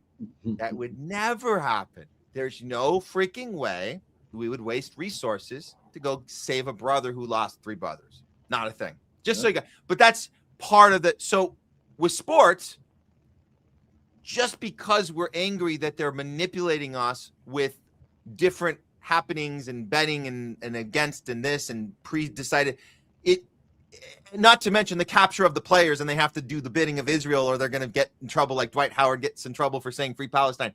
So all those things, or if you say something like Kyrie, you get shunned and bullied and shamed for, and then they pretend they never did it. So we're going to get angry every time, but we can also say, all right, this is fun to watch, and that's fine. I think we can do both.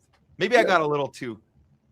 Listen, You're man. probably right. You're probably right. Listen, let me put it like this, right? WWF was still cool back in the day, even though you knew, like it was fake, it wasn't real. So as far as basketball goes, they're definitely some of the most impressive athletes in the world. So, it's entertaining to watch. Plus, to be honest, I haven't kept up, like with sports overall in a few years. So I'm trying to get back into it because, sometimes I feel a little bit like an alien because, like I don't really keep up, like with the latest cultural stuff and all that. So I'm trying to get back in it so I can, relate to people I'm meeting all the time. Everyone wants to talk about sports and I don't have anything to talk about. I'm like, so you guys aren't pissed off that Israel is committing a genocide? So I got to do both. I feel like I got to win them over with a little bit of sports talk and then, like tell them what's going on. So trying to come back to earth. Well, since we're on the topic, the World Games, just so we covered it. I don't know if you saw that Iran got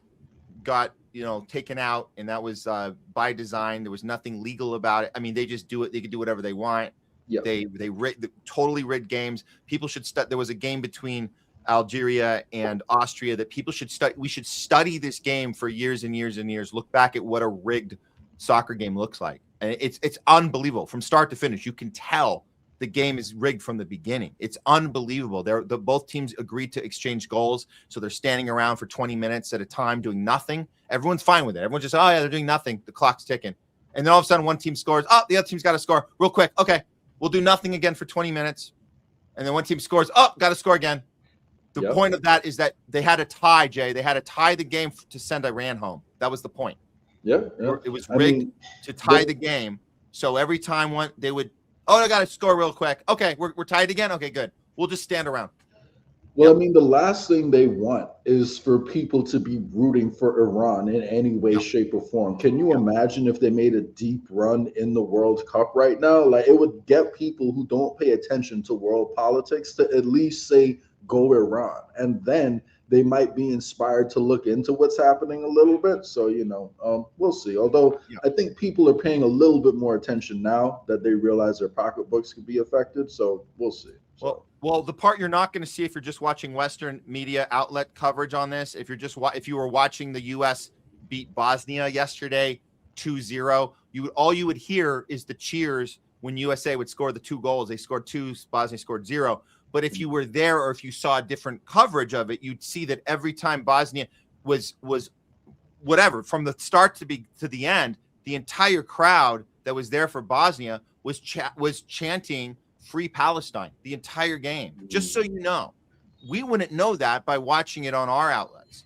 But Bosnia went down heroically, courageously went down to the U.S. yesterday, chanting Free Palestine the entire way. And that was badass of them for doing that.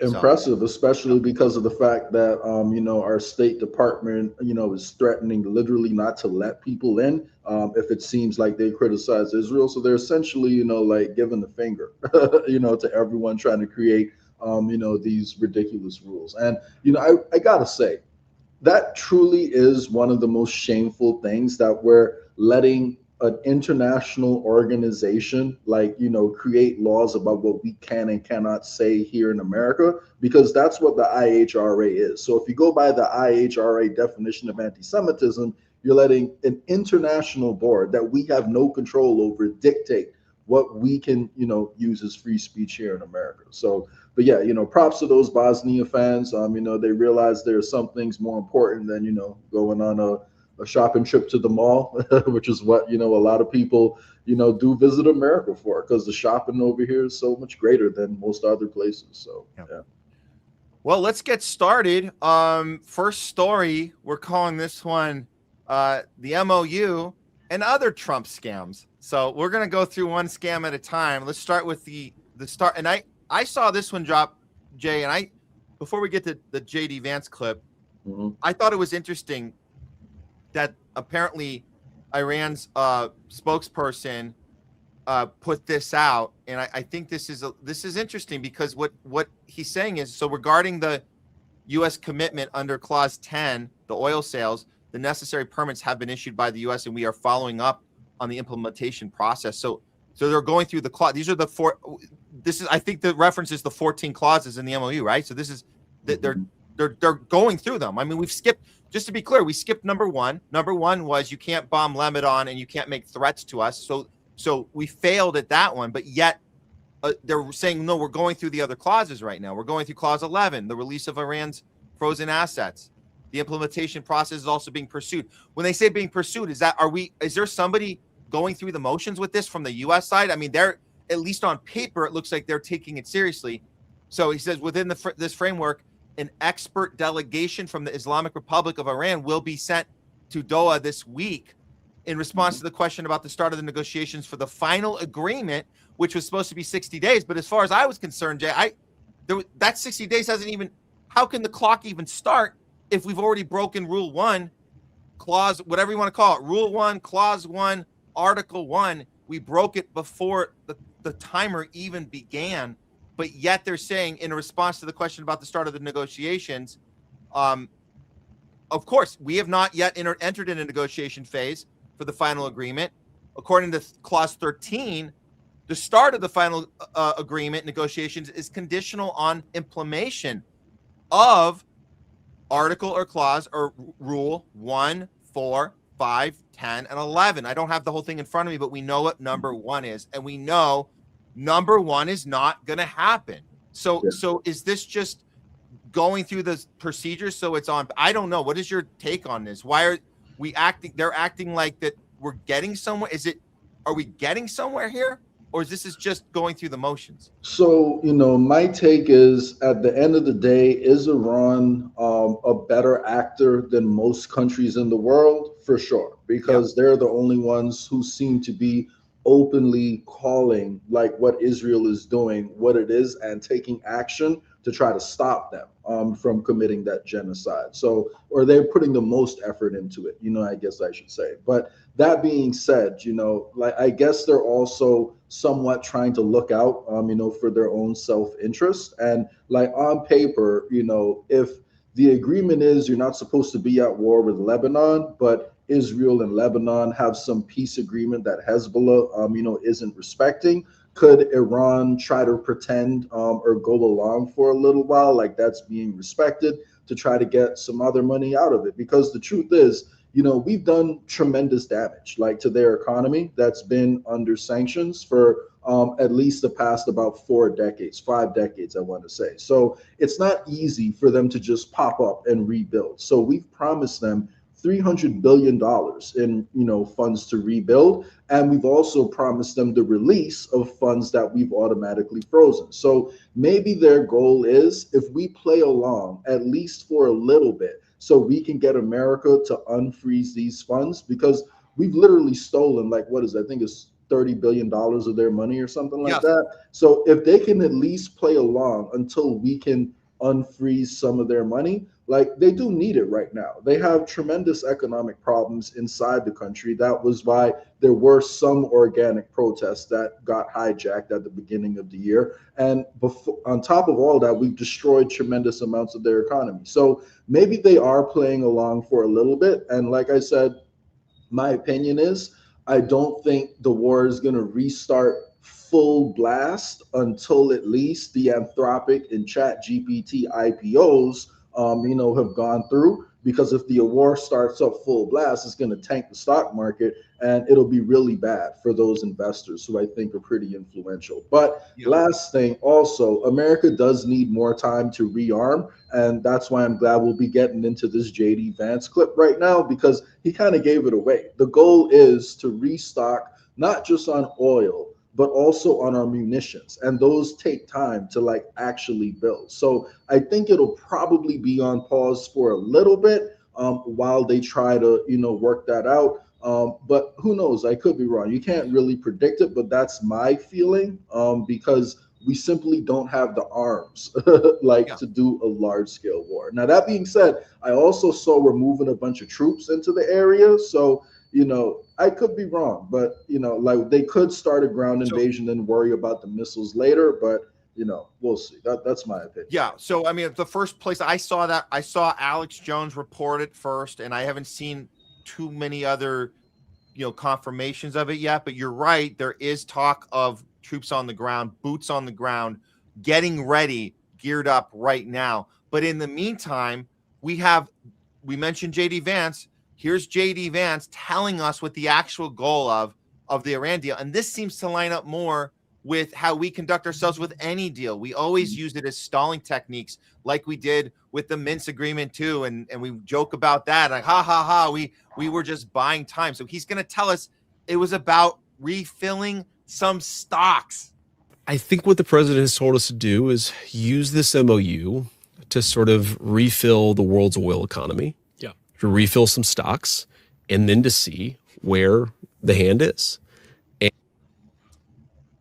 Wow, it's every once. It's not once in a while. It's kind of sporadically every week we'll get something out loud that I think a previous administration would never consider saying, and they just say it. It's like, oh yeah, it's about the stocks. That's what we're doing. We're just stalling. We're stalling for the oil, right? Yep. That's what. So it's all one big scam. That's what he's saying. However, we are hearing about the troops on the ground. We're also hearing about this. This is Trump's Gaza Board of Peace, which we know was put into action because of what is happening there right now. We know in Gaza, they're building the concentration camps. It's the venture capitalists are getting their piece of the pie. They're all running the place. There's no more country. This is a model that we're going to see implemented elsewhere. Here's what we know. Yes, as far as the Board of Peace goes, Trump's Gaza Board of Peace seeks to grant itself sweeping immunity from potential prosecution. I wonder why he needs to do that. Maybe it's obviously because he's going to do everything by the book and not disrespect anyone's human rights, right? I mean, otherwise, why else would you ask for literally a preemptive pardon? For all the crimes you're about to commit. I mean, it is hilarious that he's asking for preemptive immunity, but that's where we're at. So, it looks like that they're looking to grant legal immunity for everything they do in Gaza. It's going to permit them to acquire private Palestinian property free of charge. So all this shady shenanigans, but we got a lot more to get to. This isn't where it stops. With all the shady scams going on. The next one, this one, I think Anna Kasparian covered this one. We're gonna look at this next one. I think because I found this clip. This is what's going on here. It's the crypto scam. We've talked about Trump's crypto scam, but this was what Anna reported earlier. Here we go. Just gotta grab the thing here. Okay, here we go. One of the biggest hauls came from an investment tied to, oh wow, the UAE. So the UAE bought half of the Trump family's crypto company known as World Liberty Financial, totally above board. Nothing suspicious there at all, of course. Now CNBC, by the way, I have a problem with that. Just like I have a problem with foreign money in the form of the Israel lobby influencing our politicians, I have a problem with the UAE purchasing half of the Trump family crypto company. Why do you think they would do that? Is it because they really find this crypto company valuable, or is it because they want to have influence over the Trump White House? Yeah. So the crypto figure. And this one is the one I think you found earlier. This is this is a chart. So what he's saying here, this is from Steve Ratner. The number of financial side deals the Trump family is running is so shocking it can sometimes be hard to track. According to Reuters, their crypto ventures alone have delivered $2.3 billion to Trump and company while creating a similar size loss for investors. Of course, someone's got to lose. Someone's got to lose. It ain't going to be them. And so, yeah, here it is. This is the the Trump crypto family gains versus investor losses. So if you're on that red line as one of the investors into the crypto scheme of Trump, this is what happened to you. Whereas the Trump organizations elevated up there to plus 2.29 billion. I mean, yeah, go ahead. Yeah, and just to put that in perspective, right? If you have the type of money that the UAE has, you're not going to dump $500 million into a meme coin, which is exactly what that coin is that Trump was releasing, right? It has no real utility behind it. There's nothing it's going to be used for. It doesn't even it just puts some big words together in the prospectus to make you think something's going on. And if you're the average investor that doesn't, or the average person, I should say, who doesn't have the number of resources that the UAE investment fund has, it's more understandable why you could make that mistake, especially if you look up to Trump and you think that Trump is on your side. Then you might believe what he's saying, that World Liberty Financial coin, is going to do a lot of good for the world. So you may invest in it. And notice that they said half of the investment money came from the UAE, right? The other half came from people who unfortunately probably trusted Trump and weren't doing a quid pro quo deal like the way the UAE was, because they're going to get their investment back, times 10, from the favors they're going to get from Trump by doing this. So, but this is just like a pattern of how Trump behaves, right? Because if you look at Trump University, which happened before he got into office, it was essentially him selling real estate courses to people who looked up to him and followed him, and he charged them $20,000 for nothing. Like he said he was going to go there and personally teach them, didn't do that.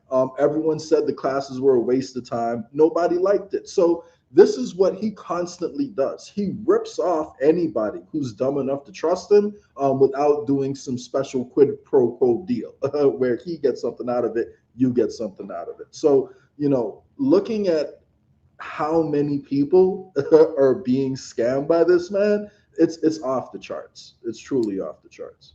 Well, if that wasn't enough for you guys, here's another one. It looks like that Trump has announced he will not be supporting the bipartisan housing bill. He had to clarify in case anybody didn't get the right idea. He wanted to really just be very crystal clear. I don't want to bring housing prices down. I want to bring housing prices up. Well, thanks for clarifying there. There'll be no question about who he's working. And you know what he's getting at there, right? Because one of Republicans' most reliable base is older voters, right? And these are the people who own a lot of homes. So if the housing prices go down, they have less money that they can borrow against, right? So it screws over the rest of us, but it's great for the Republican voting base, which is largely pretty old, because most of those guys are going to be the ones who own property. So the trick is trying to make young people think he cares about us, cares about anyone but himself. But I mean, I'll say it again, man. I truly believe Trump is here to destroy the economy and to centralize power for the establishment. So, he doesn't care. He's not even pretending to care. And they want to give the elections to the Democrats in November. Otherwise, why would you say half of the stupid shit that Trump says? You don't, even if you're not that smart, which I don't believe Trump is, you should know it's probably not a good idea to say aloud, I don't want to bring housing prices down, just knowing how much people are struggling. And his other quotes about inflation, I don't care about inflation. What's most important to me is stopping Iran from getting a nuclear bomb. Someone who really cares about re-election and the future of his party, knowing he's a leader, would not be talking like that. So, this is just good cop, bad cop. And right now, Republicans are bad cop. So expect Democrats to take the House in November and screw us over even harder. Exactly. That's how it's done. Here's another one for you guys. That wasn't enough. Let's see the next one. Trump administration has proposed removing requirements for public water utilities to test for microplastics in drinking water. Wow. I wonder what RFK Jr. has to say about this one. Maha. I mean, I'm speechless, man. Like I swear, as someone who followed RFK Jr., I listened to almost every one of this man's podcasts, listened to a bunch of his speeches. While I was volunteering for his campaign, I was all in. And just looking at what he is standing by watching Trump do as he says nothing, if Bernie didn't kill my faith in politicians, RFK Jr. damn sure did. That's why we got to look at how to decentralize, because, trusting one or two people, not going to happen. So. Wow. And we got even another one for you guys. This just in. I'll get a little closer on this one. Now, we got to be careful with Polymarket. By the way, Whitney Webb just dropped a story on Polymarket. We got to look at that. But regardless, It doesn't matter who we're not killing the messenger on this one. This happened. The U.S. Department of Transportation reportedly is moving to roll back an Obama-era rule requiring airlines to prominently display total ticket prices. Is Trump's voter also are they homeowners who don't fly? Is that aren't they going to be, if they fly, they're not going to like this one, right? How is he going to get them on board for this one? Well, I guess, what they're aiming to do is to, preempt the possibility that airline tickets are going to go through the roof, right? Once the Iran war restarts. So maybe what airlines are now going to do is they're going to list one price on the website, then put in the fine print, you may be charged a surcharge for fuel or something like that when you get to the gate. So they'll still make their money by selling all the tickets. And then when you get to the gate to go board your plane, maybe they'll hit you with some ridiculous $200-300 charge per ticket on top of the ticket you already purchased because, fuel prices are high right now. So this is a way that you can trick people into thinking, no, airline tickets haven't gone up since Trump's got into office. Just go to Google and look at what the prices say. The prices still look like they're good. So don't believe the communist leftists who want you to think that airline tickets are going up. It's all the same, guys. So Trump is on your side. Don't forget. It's all about economic gaslighting. Trump's whole strategy is, how can I make people believe that I'm doing something good without actually doing anything good? And it's far worse with Trump than with most other politicians. I'm not going to lie. So, yeah. Oh, man. Well, so I'm adding to the list. This is fun. I'm sorry. We keep adding to the scams. We got MOU, crypto, Gaza immunity, housing, water, airline prices, and other Trump scams. What else could he possibly be doing here? Well, we got we got one more. Actually, I think this one was might be a win. And I think we're going to end on this one because this could be considered a win. The Supreme Court apparently has upholded birthright citizenship in a 5-4 ruling. This was about what Trump enacted back in January 20. This was his first day. Remember, his first day back in office in 2025. Trump issued that EO that was called Protecting the Meaning and Value of American Citizenship.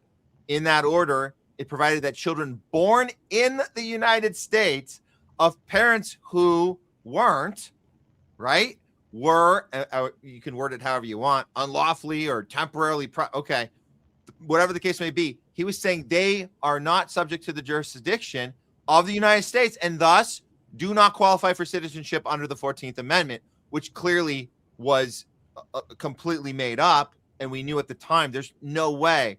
And look how long it took him, over a year and a half, or I guess you could say it was a year and a half. The Supreme Court finally ruled on this today that the 14th Amendment guarantees citizenship to children born in the United States to parents who are unlawfully or temporarily present in the country, striking down the EO attempt to deny automatic birthright citizenship. So we can take this one as kind of a win, or as Trump would say, he's feeling pretty good with a 9 out of 10 ain't bad. That's probably what he's thinking right now. Pretty much. So, but I mean, like, was Trump ever serious about that, or was that just something, you know, he was telling his base to make them feel like they were getting something out of him? Because, like, the truth is, like, the establishment does want the population of America to grow. So Trump may pretend to be against that, but I think, you know, like, he was always in favor of it. So yeah, but you know what, man, I saw, like, look, we're here on Rumble, right? And you guys know that Rumble is kind of still is a place where, and we appreciate that there's alternate voices and they allow us on. And of course, you know, Kim Iverson, Do Dissidents, Jimmy Dore, they have very successful channels and they're talking about the stuff we're talking about. But Rumble primarily is people promoting everything Trump does. That's what it is. Mostly. I mean, I'm going to say, like, the ones they feature in the home screen, the show that's on when we're preparing our show, we're always seeing it's either a Dan Bongino or it's there's a whole slew of these guys. Yeah. And when this happened, I saw they were flashing their little thumbnails about all their little episodes. They're doing we're doing ours, they're doing their headlines, Jay, are like, Trump just got screwed by the Supreme Court. This is outrageous. This is not. So this isn't for them. Maybe you're right. Maybe Trump was just a theater piece that he did on day one. Yeah. Right. For the theatrics. But as far as these people are concerned and their viewers and their voters, they're furious right now about this one. Oh yeah, no, for sure. So populist conservatives and the populist right is different from the interests that Trump represents. Trump is just there to placate the populist right, to make them think that he's in there fighting for them. But the establishment actually, you know, loves like the cheapest labor possible, right? And, you know, the truth is, like, if you're used to an American standard of living, or if you're used to a standard of living from a country that America has destabilized for the past 100 years, you're probably going to be willing to accept like different wages and different standards of living, right? So, you know, it's part of their strategy, in my opinion, to grow the population, you know, by bringing in, you know, immigrants. So I do think that is an actual thing. But that being said, you know, like, I have a little bit of a nuanced view, you know, like, on it, because I do think it's possible to make the argument that if someone is here illegally, if both parents are illegal and they have a child here, you can make the argument about whether or not it makes sense, you know, like, for that child to be considered an American citizen. But the caveat I would add is that the current situation is we are destabilizing all of the countries in this hemisphere, which is where most of those people are coming from, right? So, like, it's hard for me to argue against that, just knowing the overall situation. But if we weren't destabilizing every country on this side of the planet, you could make the argument well, maybe, birthright citizenship shouldn't be automatic, no matter the status of the parents. But, like the truth is, overall, like we just have to talk about both things at once, right? So, but it's easy to find common ground, but overall, the way the reason this whole thing was brought up was because they don't want Black and brown people coming into America, having babies, and automatically getting citizenship. So, that's my opinion anyway. So. All right. Let's get to the next one, guys. I think actually I'll throw a couple of these up real quick, but we're gonna do a Palantir story for you guys. That's coming right up here. But I just want to get a couple because we saw some super chats here from Citizen that I didn't get to before. Oh, I feel bad. I should have put this up when Pasta was on because we were all thinking the same thing, Chris. Nice new shirt, Pasta. Nice new shirt. We forgot to put that up there. And then Citizen had this one also. I should have put this one up for Pasta as well from Citizen. I concede, Pasta. No way Detroit can beat your Knicks. So that takes some humility to say this out loud. So we appreciate that. I mean, it's true. Your Detroit Pistons need a little more time to figure out how to maneuver through those crazy playoffs. Anyways, I kind of feel bad. We want to get these up there when our people, our co-hosts and guests are in. So I'm making sure want to make sure we have any. If anyone has a super chat for Jay, let him know before we're done with the next few stories here, because I don't want to have that bad timing again. So here we go. I just want to take this one off. Okay. Getting to the next one, and I know, Citizen, you said not to give you credit. I'm not going to give you credit for this one, but we're gonna start this segment with a fun little Palantir ad because they want us to know. Palantir wants us to know how important they are for us and how we better not F with them because we need them more than they need us. Here we go. We'll hear it from that. Here we go, guys. Check out the ad. Hello, I'm from the government with an update on humanity's gentle slide back into feudalism. Brought to you by Brando. It's got electrolytes. And now please rise for our first trillionaire.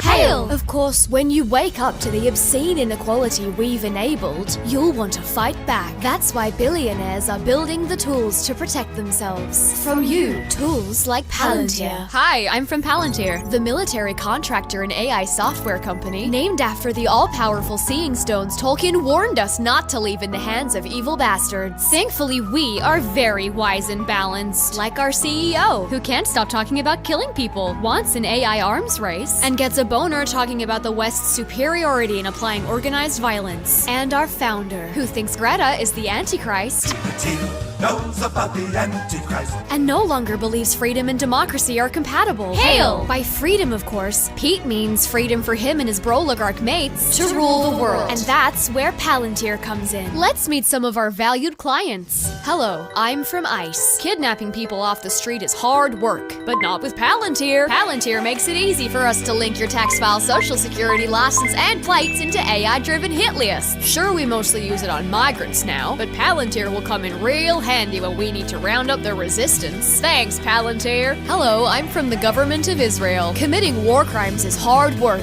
but not with Palantir. AI-assisted targeting makes it simple to murder thousands of people, even if most of them are civilians, according to our own reports. Thanks for supporting our genocide, Palantir. Here at the British government, we heard Palantir is used for war crimes and said, hey, let's give them a contract with our NHS. Could someone abuse that data? No. It's not like Palantir's UK CEO is the grandson of a known fascist, Nazi-loving anti-Semite. Hail! Here at the Australian government, we have no fucking clue. So while others are ditching Palantir due to fears over data safety and its ties to El Duce, we've let Palantir into our defense department, banks, and even supermarkets. G'day, I'm from Coles. Price gouging you wasn't enough, so we hired Palantir to track and cut costs on our already underpaid serfs. I mean, staff.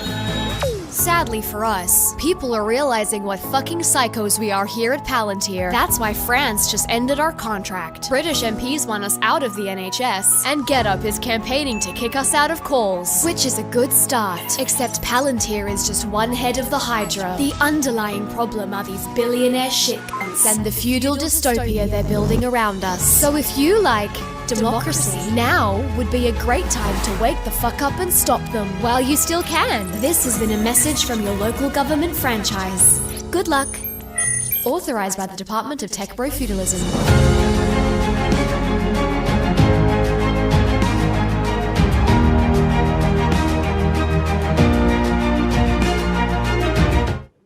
That was a great ad right there. I'm not gonna lie. Like, hats off to them. That was pretty funny, and they hit a lot of really important points there, to be honest with you. So props to them. That was good. I mean, and this is what we talk about on the show, Jay. It's about what do we know how bad it is now. What are we gonna do about it? And this is what you do, and you figure out ways to protest this. And she mentioned, and she's absolutely right. There are people fighting back on this right now. The companies that are having second thoughts. And, okay, you made a mistake. You signed up with Palantir. Guess what? We don't want that anymore. And so at some point, it's going to be too late. But maybe right now, people are fighting back. Like you have, France is walking back. I'm going to show you one that Spain is issuing a blacklist. We're going to show. Yeah. Let me get to that first, and then I'll show you what Alex Karp did, because that guy's nuts. But let's get to this is let's see, where do we go? Okay, so we have. I got to share the screen. Man, the sharing the screen always gives me a hiccup, man. I don't know. Here we go. Okay, I got it. This is what we got from the cradle. So Spain has now blacklisted Palantir from public and private state-controlled companies. Bravo, Spain. The Spanish government has implemented a blacklist against the U.S. data analytics firm Palantir on July 1st. So this just happened, barring public and private state-controlled companies from establishing new contracts with the company. Hell yeah. This shift is driven by national security concerns regarding the protection of classified data and a desire to maintain Spanish sovereignty over sensitive information. What a crazy idea they had over there in Spain, that radical country. While the military continues to use Palantir's services under a pre-existing agreement, the leadership in Madrid is facing internal pressure to decide on its renewal before it expires. So they're also pressuring the government against the military contract, which is in a current relationship, but maybe they can pressure them to not renew it. That's great. The discussion also reflects geopolitical friction between Spain and the U.S. alongside a broader European movement to favor local technology over foreign software. To reduce, by foreign, they don't just mean U.S., they mean Israel. To reduce this reliance on external providers, Spain is significantly increasing its investment in domestic tech firms like OpenChip. Nice. This policy alignment mirrors similar actions taken by other European nations, as she mentioned in the video, France, and I suppose Germany as well, who are prioritizing regional digital independence. And there's the piece of crap company right there. And here we are. I mean, that's great news, right, Jay? That sounds great.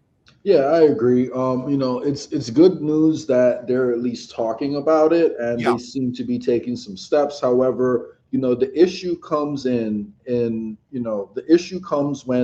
you really look at the amount of different ways we have to pressure them, into doing what we want, right? Because, I'm not an expert on tech, but from what I understand, we kind of hold the keys to the European internet in a lot of ways, because we have a lot of the digital infrastructure that the internet is built on, and as well as, all the social media companies. Like, Europeans don't have any social media company. So if America was to decide to really put pressure on them, then they pretty much just have to do whatever we tell them to do. And that's without even getting into how we can pressure them, using the energy supplies, because they've committed, economic suicide by, cutting themselves off from Russia. Now we see what's happening in the Middle East. So if this Iran war does pop back up, the only place they'll have to buy energy from is America. So if America says, take Palantir in every single government agency, or we're not selling you oil,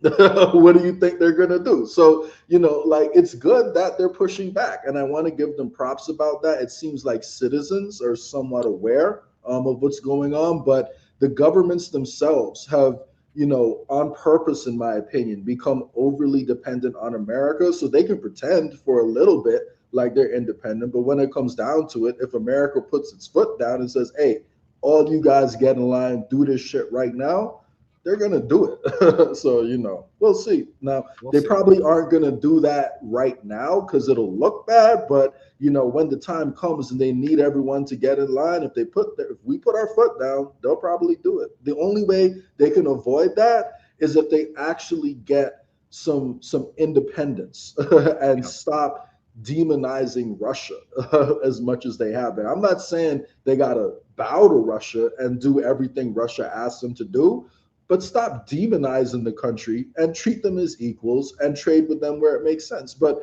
Russia isn't saying they won't sell Europe energy. Europe is saying, no, we're not going to allow any one of our companies to buy energy from Russia. And it's really going to screw them a lot in the long run. So, well, and also to add to that, we shouldn't be boogeymanning China either when they're literally offering open source AI. And that's something we need to be very I would say aware of, to the point where it's time we start taking lessons from these. I'm just saying, like, if you're going to try and upsell your tech to companies that are going, well, we'll get to that part, and that's another topic. But for now, let's hear from the man himself, Alex Karp, who just can't stop saying stupid shit. He's the guy. This is the Palantir psychopath that loves to say sometimes we kill our enemies. Sometimes, so there's a whole slew of stuff, and the guy can't stay still because he's on a constant, probably crack rush or whatever the hell he's on. But here he is, basically admitting that he is the biggest tool for Israel that he knows. He wants the first place prize for Israel tool. Been a proponent and great supporter of Israel over the years. Great support of Israel. And right now we have a ceasefire in the Middle East, which we hope holds. Having said that, there is a bit of space between where the U.S. is now and where Netanyahu is on what is happening here and whether they ultimately be protected. And I'm curious, given that and given also your relationship with the U.S. government and the work you do there, how you think about that disconnect. This is like so many things. I am the most publicly supportive CEO of Israel, and that's true. I think Israel is on the side of good. Now, in private, because I'm known there to be fair, I'm probably also the most effective critic of, like, hey, I didn't agree with this, without going, and I would be very happy to be more in public about that, except for I think not all. There are many legitimate criticisms of Israel and every other country. Although I would say, do you want a country that can sometimes be difficult as your partner, or do you want partners that have no tech scene as a partner? And so, like, it's like in this world, having a fully adult, independent, aligned country that doesn't always agree with us is much better than what we somehow have in Europe. Like, we do not want that. Yes. Okay. So, look, America and Israel will never be fully aligned, and that's totally okay. My position is they are a very important partner, and we are proud to support them. And in private, you can bet your last dollar I call and complain about a lot of things. It's so interesting to me that he's saying that, oh, yeah, I have problems with them. But I think there's this entitlement to this, like, I'm allowed to have concerns, you're not. And that's where he goes back to the whole, anybody who criticizes, we will teach a lesson. We will urinate on them with our weapons. We will murder them in some cases. But I have little disagreements. I can have them. If you disagree, you're an enemy. And I think that's why he's willing to say this here. But I don't think obviously he doesn't realize the optics that he's saying the thing that this is why they want to punish people with their tech, people that are critiquing this. But he's saying, oh no, I'm gatekeeper. I'm the guy that gets to go into closed door meetings behind the scenes. I wish I could do it out loud, but I can't because we're on the down low, because we're, you guys know how the Mossad stuff works. We can't really do it out in the open. That's what he's saying. Yeah. Yeah. Well, I mean, who knows if he's even telling the truth about that, because it could literally just be him, like simply saying, like, trying to pretend that he doesn't do whatever he's told. He's trying to pretend that he has some agency because he wants to be taken seriously, right? Because if you just get up and admit, yeah, I'm a puppet, I do whatever they tell me to do, I'll never question them, that it makes you look bad. But if you say, oh yeah, trust me, I do question them all the time behind the scenes, you just don't hear about it because, we got to keep the united front publicly. Like, okay, sure, bud, whatever you say. Yeah. So, but yeah, so, who knows? But like I did read something pretty interesting the other day about, some of the money behind, that tech scene in Israel that he spoke about just now. And apparently that's been there since the Rothschilds came up with the idea like of funding Israel, right? They've set aside large investment funds that are only going to be given away like in Israel. So the people who run the central banks of the world, use the money that they're making from these central banks to funnel it, like into Israel to make Israel as strong as it wants to be. And of course, then you also got to talk about the money behind the Rothschilds. But for the purposes of this conversation, what's most important is understanding why they're centralizing so much power in Israel. And it's because the West is on the way down and they need to transfer the power somewhere. And I think they're trying to prop up Israel as a next global power. It does seem like that's what they want. So, yeah. Well, this story gets a little more concerning when we found out this was happening. This is an extinction level event, and Palantir just got exposed. So there's apparently a CIA whistleblower sounding the alarm, and we know that these happen. CIA whistleblowers, that they come at us when they're allowed to, right? A groundbreaking federal lawsuit has been filed against Palantir, against its founder Peter Thiel and Alex Carr, the CEO. So both of them are in the lawsuit, alleging the company had crossed a constitutional Rubicon. So what happened here? Well, it looks like the complaint accuses them of deploying its AI surveillance tools, normally used by the Pentagon, against the American public to monitor citizens. Really? No. Harvest what? Biometric data? No. What? No. When did this happen? Did you know about this, Matt? Wait, they're censoring speech too? Oh. Who would have ever guessed? Who would have ever guessed? Oh, that's hilarious. The plaintiffs claim the company is developing synthetic intelligence. Yeah, no shit. To predict human behavior, a pre-crime system. Yes, this is what it is. We've always said this. This is Minority Report, literally Minority Report. Pre-crime. It violates cognitive liberty, of course, by trespassing into the human mind. And I mentioned Spielberg before. That movie was giving us the foundation of being ready to accept this as a reality. It was not sci-fi. It was real. So, and that was 2000. I'm glad that you brought this up, right? Because this is one of the reasons why, like, just understanding some of the highlights and major points in history is really effective at understanding the future, right? Because you remember the company Standard Oil, like, right, Matt? That used to be the #1 oil company in America, owned by the Rockefellers, and then eventually they got hit, with a monopoly charge, and the government came in, forced them to split up into ExxonMobil, Chevron, and a couple other ones, right? So the whole entire point of that was to disrupt the power of big oil. So essentially, once an industry titan gets so powerful that you can't ignore how powerful it is, and the public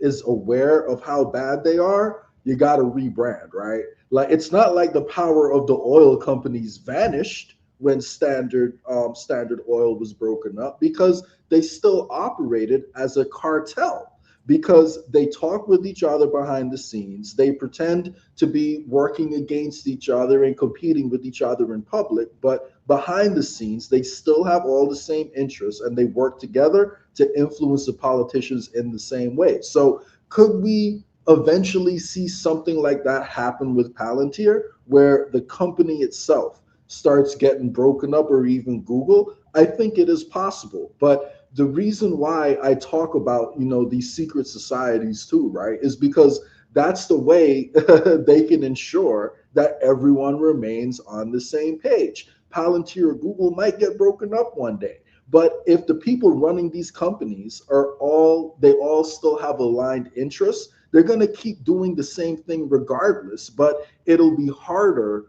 to kind of pin it on one specific company, and it takes a little bit more effort to expose. So again, I'm glad that this lawsuit is happening, but the question is what comes out of it, right? And is this just, if they do wind up breaking up Palantir, is it just a way to further disguise what they ultimately want to do? Yeah. So if you guys want to see more on that report, you can go check out Redacted. They do great work over at Redacted. They're going to break the legal lawsuit down and show you guys the things that we know have already been the case. That Palantir's been doing this.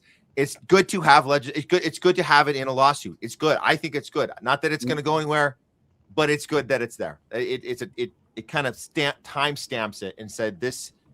And files it and says this is real. This is happening. It's not just us talking on our podcast. It's actually happening. So there you go. I want to share one more on this story because More Perfect Union did a report particularly on Peter Thiel, and says Peter Thiel is funding a plan to build privatized city states everywhere from Gaza and Venezuela to small towns in California. Really? Well, this is also what we've been saying the whole time. Whatever they do in Gaza, which was Palantir technology, that's how you kill all the babies. You shoot them in the head. These direct sniper shots that came from this AI technology. Whatever they're doing there, they're going to do here. So you got the Gaza peace plan, right? The Trump Gaza peace plan, which is a venture capitalist model of how to run a country. You're going to do it other places too. You're going to do it in Venezuela. Yep. And then you're going to come here and do it in the U.S. in California. So this is what's being reported right now. The goal is to replace government with for-profit companies. This is exactly what we've been saying since that Gaza peace plan. We investigated how it went down, and there's a video here. I don't know if you want to watch maybe a minute or two. We can discuss. It's a little long. I don't know if we have time to watch a little more, but let's just see the beginning of this report here. I have been researching one of the weirdest stories that I've ever looked into. It's about a once fringe movement among the tech elite that aims to replace governments entirely with corporations. Privatized societies run by CEOs built for profit, not for people. Almost like they wanted their own little worlds, playlands, built just for them based on their desires.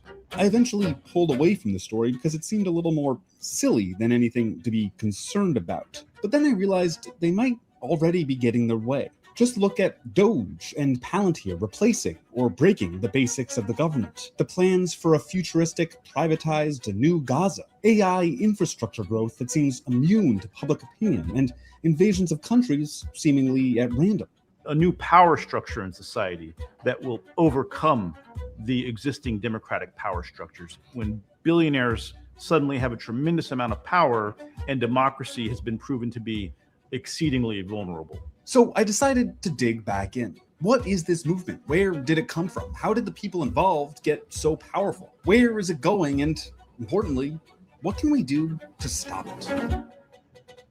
So I would say, yeah, if you guys want to watch that report and that investigation from More Perfect Union, I go ahead and recommend watching that. But this is the type of work, again, we've been doing here on the show this whole time, trying to trace this whole, I would say it would go back to the PayPal mafia and the technocrat coming of them through, and we can see the paper trail through the Epstein files and bringing these people together and start setting the foundation, right? Setting up the tech, setting up the blueprint, and then, today, and everything he listed there is we've covered every one of these things, and we got Venezuela happening right now. Like we've been talking about Venezuela and the nefarious behavior there. We'll talk about that later, but it all lines up. It's all there, and like the guy said, it's something that he thought was silly, and it always feels silly at the time. This is why we have to be vocal right away, because what do you know? The conspiracy theorists are usually batting 1,000. I think we're still batting 1,000 with this one.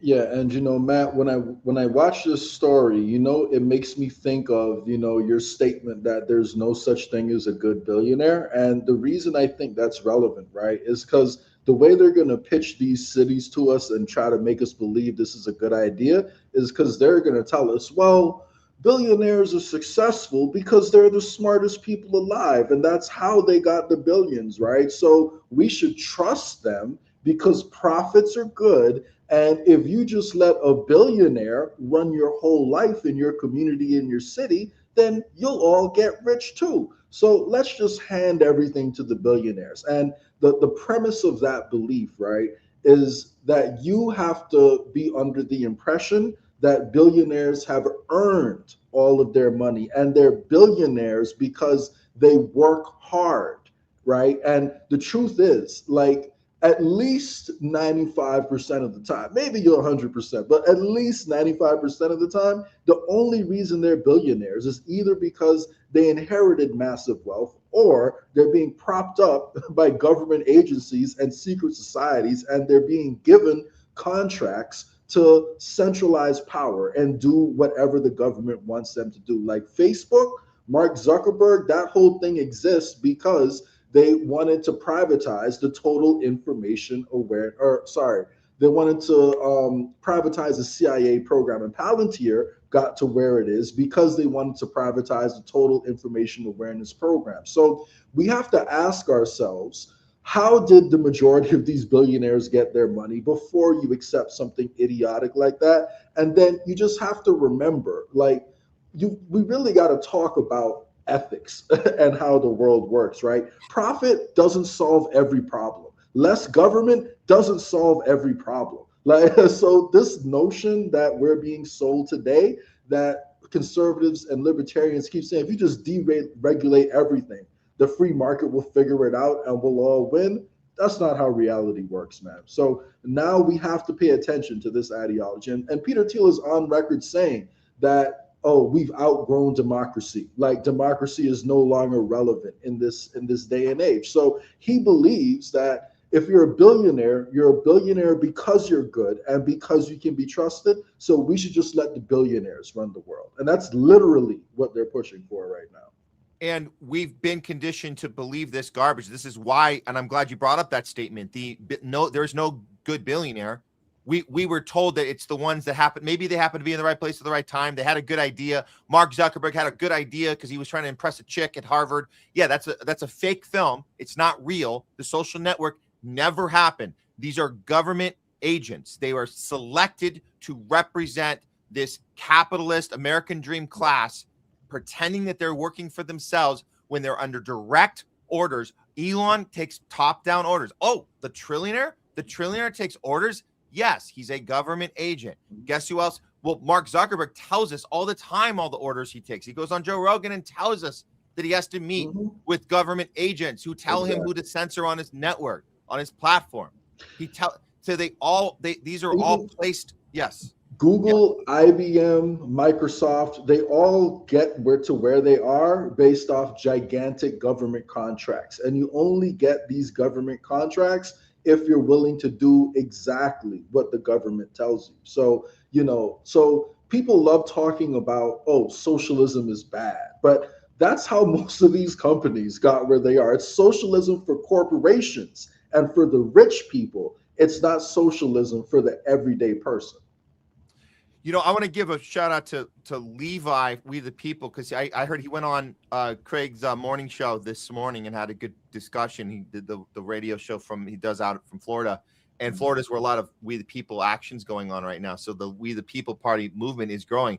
We'll hopefully we'll have a chance to circle back to that discussion as well. But it's the concept that he actually introduced to me, and he said, if you take all the cheating and the rigging and the government controlled these billionaires that are hand selected to be these agents. If you take all that away, we couldn't actually have a billionaire wouldn't exist. So we don't need to actually pass legislation that says we have to cut a multimillionaire off when he gets to 999,000, right?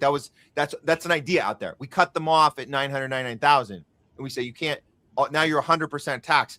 The right would never go for that. That's not a thing. They would never go for that. But if you repackage that and say we don't actually need legislation for that, it's mathematically impossible to become a billionaire. It's just try to have this sink in.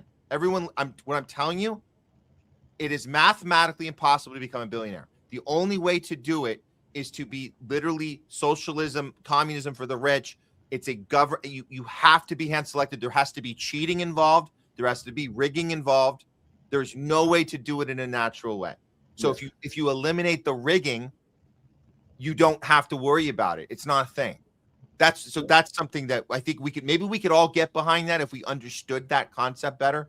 Yeah, I agree. That's the place to start. But and I don't think I would ever say we technically outlaw, like anything over it. But I think it's definitely justifiable to have a wealth tax once people hit like a certain, like level of wealth. Because like the truth is, like once you have like 10, $20 million and all that, the money you get from interest allows you to survive. So you could design a wealth tax that puts a little bit back into the society that allowed you to make that much money, and you would still come out making net profits every year, even if you didn't work a day, because they're getting minimum 5% on their money each year, right? So if you charge them a wealth tax of 3%, they're still increasing their wealth every year. They still don't have to work a day in their life if they don't want to. But like the truth is, the only reason why people get to that level is because you're benefiting from the country that you're in. Like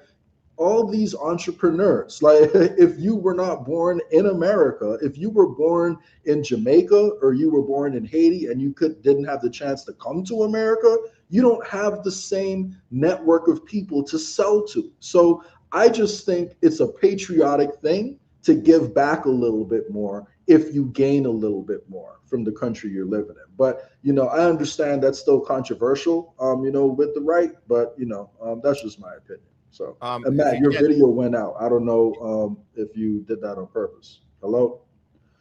All right. Looks like we lost Matt for a second. So, I'm sure he's on the way back, guys. So appreciate your patience while we wait on him to jump back in here. Oh, you back now, Matt? I found a way back in. I just want to make sure all my settings are okay. Yeah, I was right with you, man. And it just did it was like a little quick bump. So I got back in. So yeah, no worries. That happens once in a while. I think we're okay here. Let me just do I'm going to come in a little closer here. Hold on. Let me go like this. There we go. I think we're good. Okay. That's too bad because also I had some stuff queued up here, so I just have to do that again. But I think, man, you were really punching that at the end. I was gonna cut this. That was right when I was gonna cut the segment, but now I'm disappearing at the end. Oh well, I'll fix it in post. But I think we pretty much. Man. You got some editing magic you could throw in there, man, to make it work. So that's all. I'll have to do some editing magic on that one. I'll have to figure it out. Let's make sure everything got reset. So let me just see. Luckily, luckily that doesn't happen when I'm not like if you're in the room, that saves it from being a total disaster because you're able to keep it live and then I just come in and out. But it's funny if that happens and you're not, dude, I have to reset the entire show. But it's all good. That's crazy. It's all good. We don't know why this happens, guys, but we roll with the punches. I think we're good now. Okay. So let's switch gears here. I'm going to throw the banner up first on this one because this is wild stuff, man. This is wild stuff. This all happened in it's been happening for a long time, but just more recently we've noticed it one after the next. And we had to call this segment. Israel has taken over Latin America one country at a time. It looks like it has. I'm going to show you guys the map right now and see what are we looking at right now? What's going on here? Why is it? And it's U.S. and Israel, just to be clear. But and we knew that our imperialism has been a massive problem, right? The U.S. imperialism has been a massive problem around the entire globe. We have sanctions over at least 1/3 of the population on this planet. The U.S. is sanctioning. What we didn't know was how many of these countries, particularly in Latin America, we weren't, obviously the Middle East, but we didn't fully understand, wow, look at this capture that's been happening alongside the U.S. imperialist war machine. You have Israel literally going into every one of these either governments or literally on the land, stealing land, screwing with legislation. It's pretty wild, man. So why don't we'll start with the most, I will say the most recent one, but the one that we've covered this one on the show. And I'm going to start with what happened in Colombia. You guys know this election. We covered this presidential election. It was totally rigged. We heard directly from Petro himself, who was on his way out. He said, look, we looked at the intel on this. It's Israeli spyware. He's telling us this. The president of Colombia is telling us Israeli spyware has rigged the election. And before you know it, we ended up with this guy. Let's get this off of here. Here we go. So this guy, this is the guy that was hand selected by Trump / Witkoff / Kushner. His name is Alberto de la Espriella, and he's officially now the new president of Colombia. He's saying the Jewish people are God's people. I will never hesitate to defend Israel. This is literally the first thing he does when he gets in. Es un placer estar aquí. Es un honor. Yeah, it's a pleasure to be here. It's an honor. You have no idea how much I love this community, because the Jewish people are God's people. I will never hesitate to defend the Jewish people, who are our brothers and sisters, God's people, and with your help, with God's blessing, we will work together to save and rebuild Colombia. What? Wait, did you just say we will not let a minority that wants to set the country ablaze? So wait, did you say we're going to rebuild with your help, with Jewish help, Israeli help? We're going to rebuild the country? Why? What? Huh? And then they're saying, he's saying, we're not going to let the minority that wants to set the country ablaze and destroy the means of production ruin Colombia. We will confront them through democratic means. Yeah, sure. And we're prepared to defend Colombia by reason or by force. Yay. Go Israel. I mean, go Colombia. I mean, I don't know what to say anymore. Hand-selected candidate. There you go. There's no elections. There's no real elections. Not Colombia, it looks like.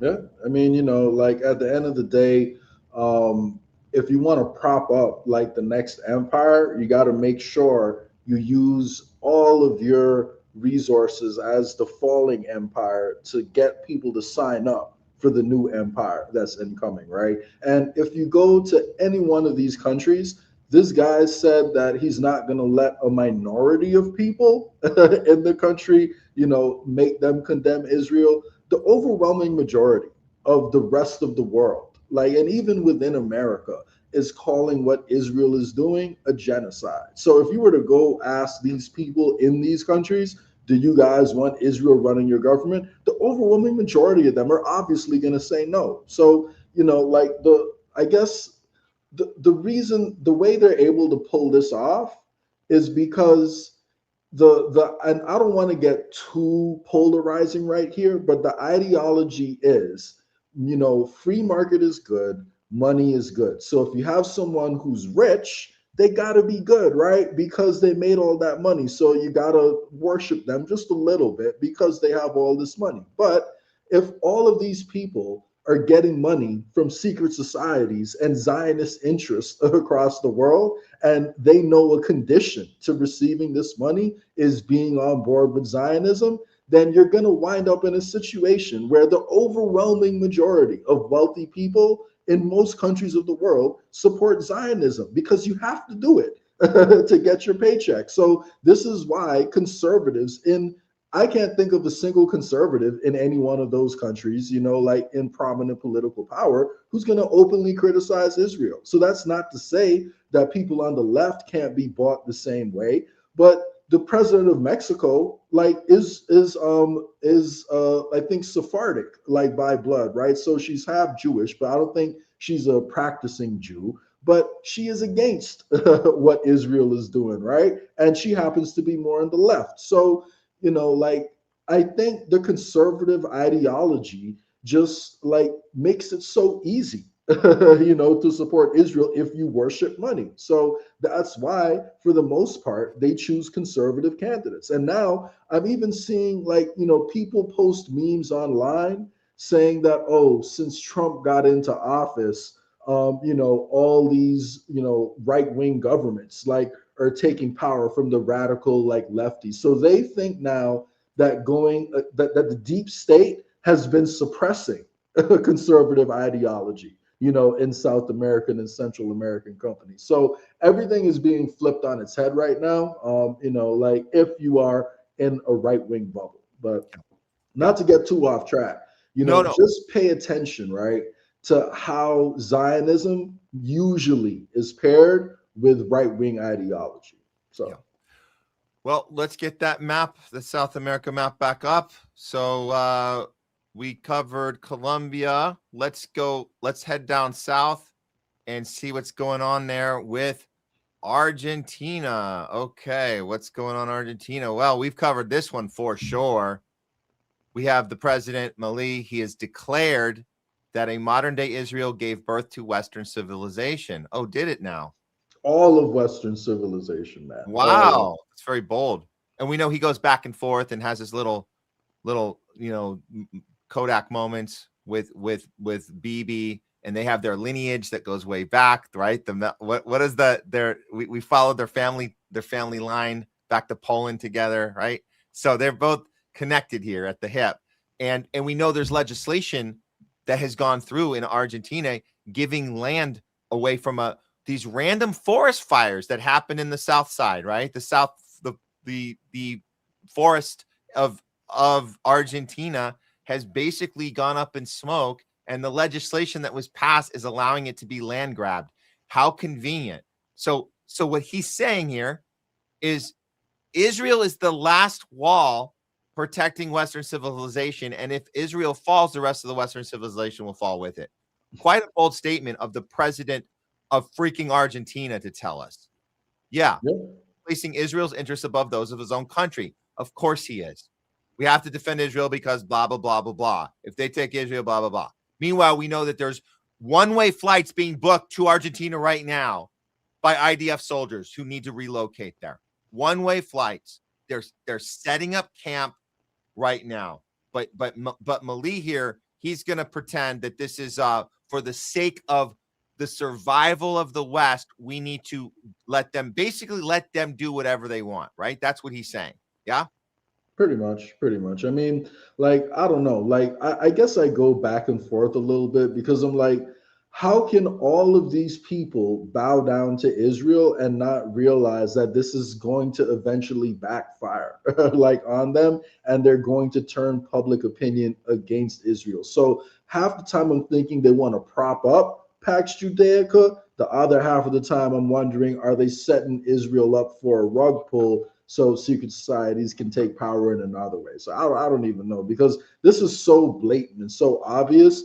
I just can't see how this isn't going to get massive unified pushback the further this goes. So, but they're getting away with it because I think enough of us are saying, how are they doing this out loud? There's got to be some other plan here but they seem to be able to keep doing it. Look, everyone's applauding along. This dude gets to do whatever the hell he wants. And even with obviously there's protests, obviously people in Argentina, we've covered that. They've rose up when all those fires happened. They said, this is bullshit.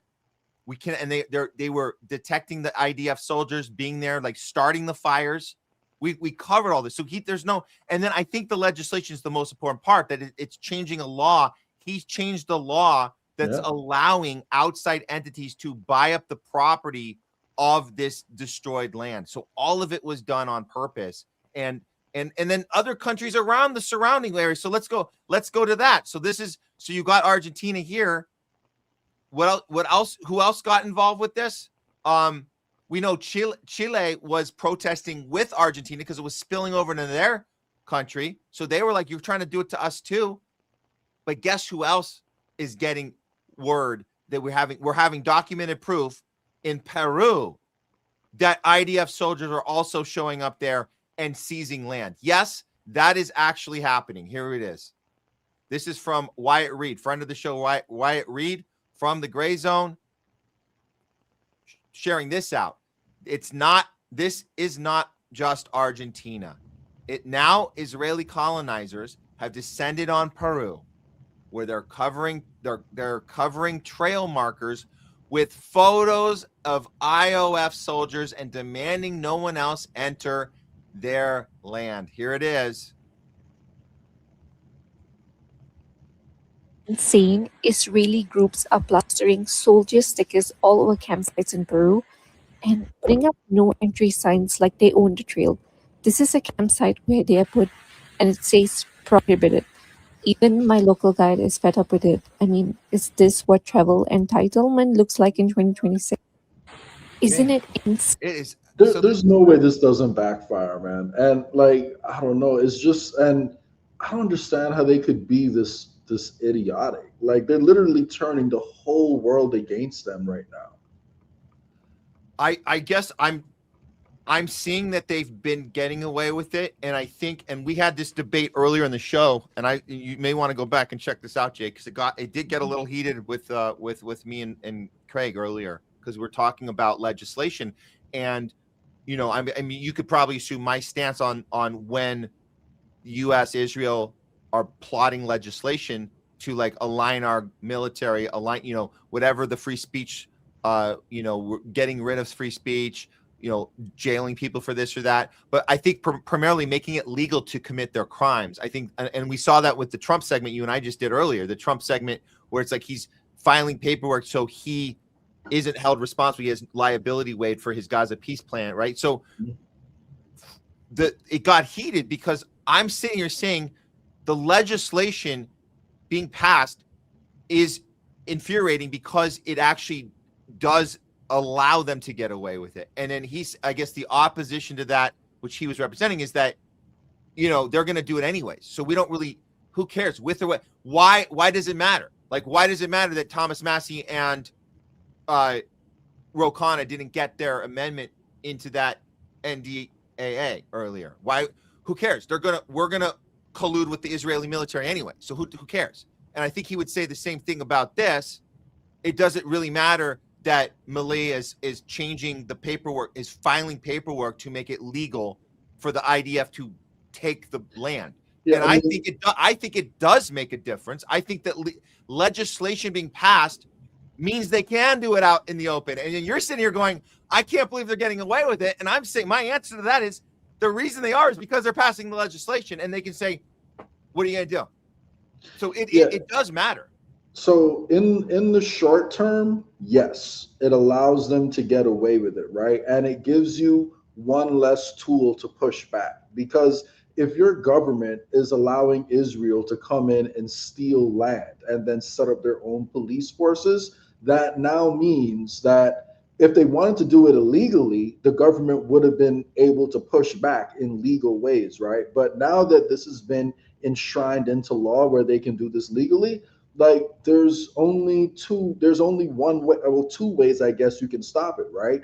Either you have to change the mind of the government and get them to go back and undo what they just did, which is going to be extremely difficult, or you have to overthrow your entire government and then like create a new one. So it makes it a lot harder to actually push back and stop it, like when this is the situation. So I definitely agree with you, Matt, that legality and legislation matters very much. So I don't think it's wise to say that legislation doesn't matter at all. I don't know if that's what Craig was trying to imply, but in a particular way, he was saying, what difference does it make?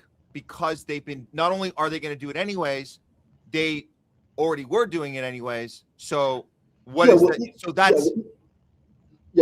if you bring it back to America, right? Like, and you look at the history of the CIA, there was a time when being Zionist was unpopular in the CIA, right? Even though they had closet power and, there were powerful people in the CIA who were Zionists, the majority of the people in that organization actually before wanted to work with Muslim countries around Israel, and they recognized how much supporting Israel would work against that. So there used to be more diversity of thought, right? And the more you put this legislature in place, the less diversity of thought you're going to get, like in these agencies, because that's just the way it is. And, you know, the harder it is to push back, like against these policies, like when you have it enshrined that we automatically give all of our military intelligence to Israel, but Israel does not have to share their military intelligence with us, which is the situation they're pushing right now. It just makes it that much harder, like for us to stop doing that. So yes, legislation does matter. I wouldn't dismiss it. Now, has it changed a whole lot, like to the reality right now? You could make the argument they're already doing it, but the point is, if you want to change course, it makes it so much more difficult, and it just encourages the the feedback loop to keep going. So the other part of that is that if the legislation goes through, which we're seeing it happen one after the next, and the one we're talking about with the NDAA going through it, then Congress is going to push it right through without the amendment. What's happening is that no one's going to. And I think this is where we also had the disagreement was he's saying, well, someone can always go in and change it. I go, that's not a thing. You don't get to change pass a new law. Yeah. No, no one gets to go in and change it. Tell me when was Citizens United overturned? When did that happen? When do things get changed? The only way you change it is if you pass a new law that overrides that. And in order to pass that new law, you got to get a majority of people in Congress who are no longer Zionist puppets, or you got to get the Zionist puppets who are probably mostly blackmailed or threatened to change their minds. So let's go ahead and get one more shot of the map, and we're going to go in for the more recent one. And sorry, I don't know if you're going to cover what's happening in Brazil, but the main opposition to Lula, Bolsonaro's son, like he's already coming out and talking about how excited he is to support Israel. So if Lula loses, Israel will be blue next. That's Brazil. Brazil will be blue next. Sorry, I misspoke. Brazil will be. This is the big one, the last one to go. But before that, we were watching in real time what happened with Venezuela. So we're going to end this segment on Venezuela because you guys know, and we're not going to get into all it now, but you can go back and watch our coverage of the earthquakes and the HARP technology and how, whether you believe it or not, you think it was a total natural disaster. We think it was an unnatural disaster. But either way, you have hundreds of thousands of people affected by this. There's thousands of people still missing, children missing. We're going to get to the children in a second. But this seems all operational on a level of not just U.S. interest, because U.S. certainly has interest in the oil, has interest in the time. Everything's timing, right? Everything is all perfectly timed. That we steal their we capture literally take their president hostage. We overthrow we do a regime change. We steal their oil, and then you have these double earthquakes, which has never been recorded. 7.2 and 7.5. One after the next, 36 seconds in between. But the part that really gets us is when, who else is involved with this? Who do you think is involved with this? Well, apparently, below here, Israeli soldiers have been spotted in a hotel in Caracas today. You don't say. What are they doing there? Well, this would be the first Israeli presence in Venezuela since Venezuela leader Hugo Chavez kicked out all the Israeli diplomats from Venezuela before cutting all relationships with Israel in 2009 because of its war on Gaza. Oh yeah, they were effing with Gaza in 2009. If you didn't know, now you know. Sneeko retweets, everyone that supported kidnapping Maduro and stealing their oil is either retarded, Israeli, or a Fed. Hey man, hard to argue with that one at this point. But here's the shots to back it up. This is Caracas right now. IDF hanging out. They're chilling right there in Caracas. Why are they there? Well, let's listen to a couple minutes from Nico House, because Nico came on our show on Tuesday and he did all the legwork. We were doing the same work. We were sharing back and forth. I'm going to upload that segment later today. It's pretty good because he and I were doing the same work, figuring out the timing, the HARP technology, all of it. And then I mentioned the NGOs going there, the Hillary Clinton Foundation going there immediately. You had NGO from Israel. You had this, it's called Smart Aid. Smart Aid went there. Interesting. Humanitarian aid. All of a sudden, Israel cares about children caught under rubble. And they care so much, they get on a plane and go to Venezuela. Why did they go there? For child trafficking. So guess what happened? We finished the segment, and Nico did a follow-up. And I think he was inspired by that part of the conversation, because I think it was so much to look at. We're on this shit all day, guys. There's so much to look at. He did a backup. He did a follow-up video. Here, we're going to watch a couple minutes of this one.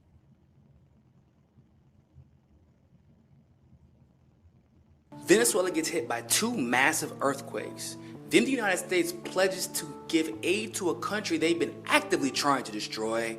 And all of a sudden, thousands of kids have gone missing. Now, I've talked in another video about how bizarre the timing was of these particular earthquakes in Venezuela. And how bizarre, even more so, it was that the United States just jumped at the opportunity to offer its help. Just hours after the earthquake in Venezuela hit, the United States was pledging $150 million in aid and pledging to send troops to help with the rescue effort. If you're confused by that response, it's because you've been paying attention. Because this is the same United States where George W. Bush declared and put Venezuela on the state-sponsored terrorism list because Chavez refused to endorse his illegal wars in Iraq and Afghanistan, which of course led to sanctions. The same Venezuela in which Barack Obama put 7 of their officials on the sanctions list, claiming that Venezuela was quote unquote a threat to national security. I mean, Trump comes in 2017 and imposes even more sanctions, not to mention bombing a bunch of fishing boats while claiming that they were trafficking drugs when in fact there has been no proof of that. Not to mention all of the stolen capital and assets Venezuela has lost directly because of the United States. In fact, the Center for Economic and Policy Research estimates that there have been 40,000 Venezuelans who have passed away because of the United States sanctions and policies between 2018 and 2019 alone. So color me shocked when all of a sudden the United States pretends to care when Venezuela has a destructive earthquake. Pardon me for being a little suspicious. So boom, the Clinton Foundation announces that they will be involved in the relief efforts in Venezuela. Y'all remember what happened the last time the Clinton Foundation was involved in a major relief effort after a destructive earthquake? That was Haiti. How did that go again? Then Israel.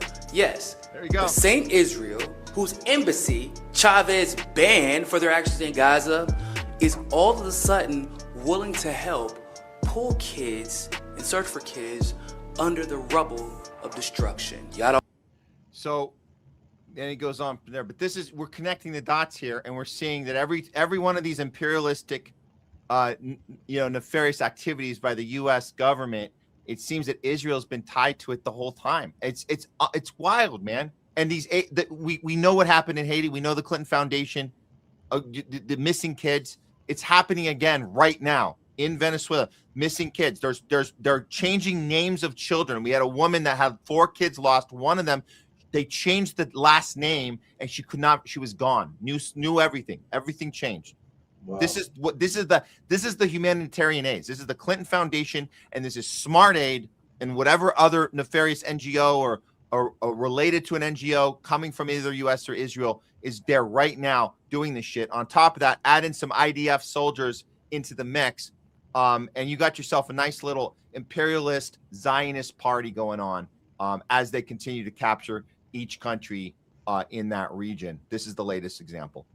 Yeah, I mean, I guess what we're seeing, right? If you look at what happened when the British Empire was falling, they brought America in to pick up where they left off, right? And to make sure that, they were still kind of in the loop and part of all the deals. Well, if the American empire is on the way down, maybe they're looking for, the next empire, to start to hand some of those, reins too. So maybe they believe that that's going to be the Israeli empire. But I don't know. I guess I still just find it so hard to believe that they could try to force this down people's necks. But we got to be on the lookout for false flags right now, because eventually they're going to have to manufacture consent for whatever Israel is doing. So be on the lookout, guys.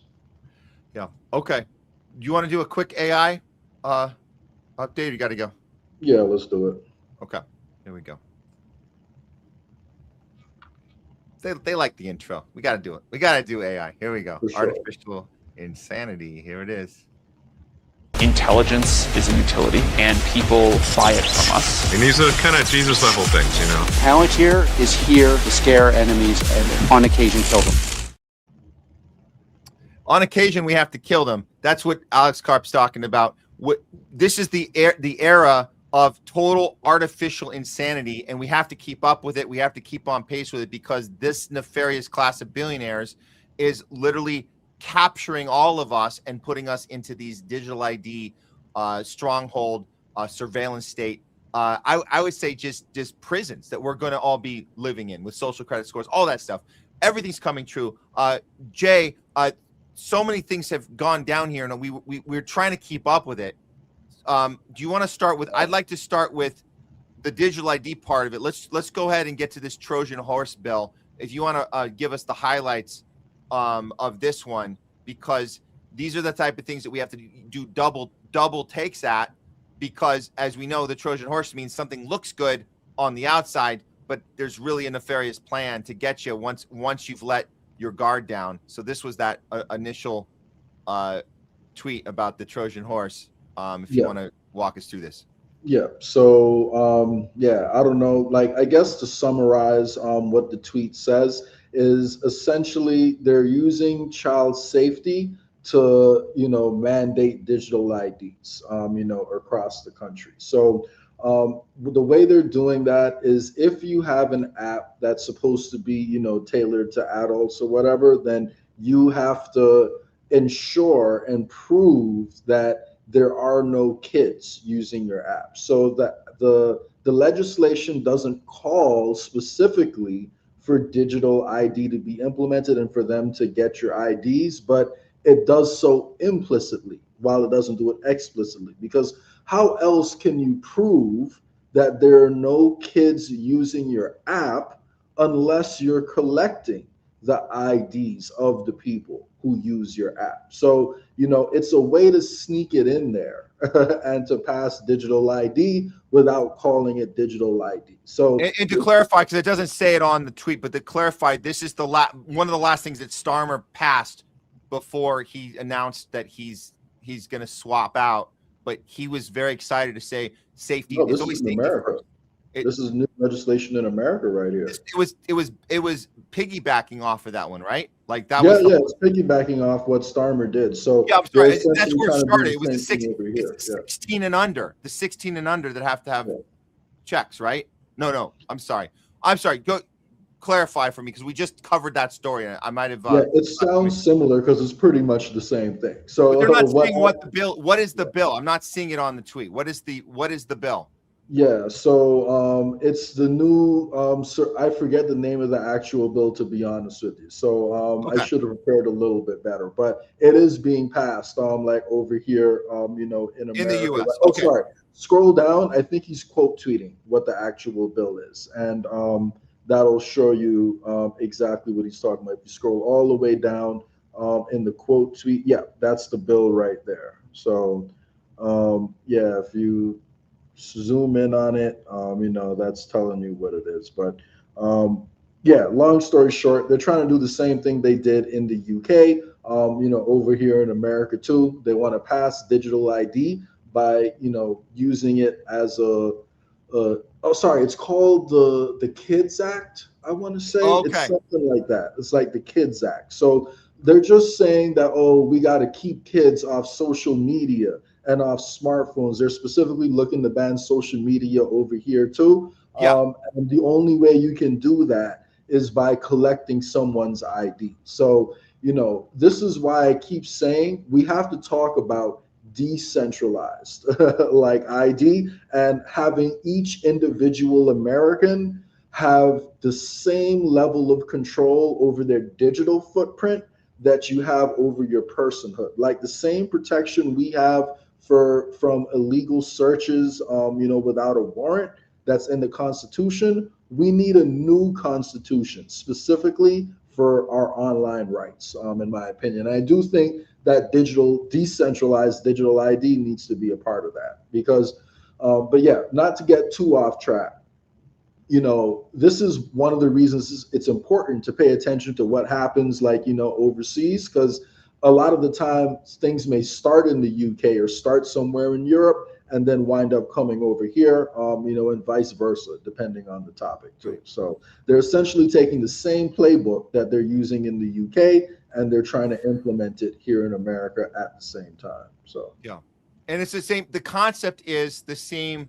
How you sell it, right? It's safety first. We're looking out for the kids. We're looking out. It's always safety first. That's always the scam.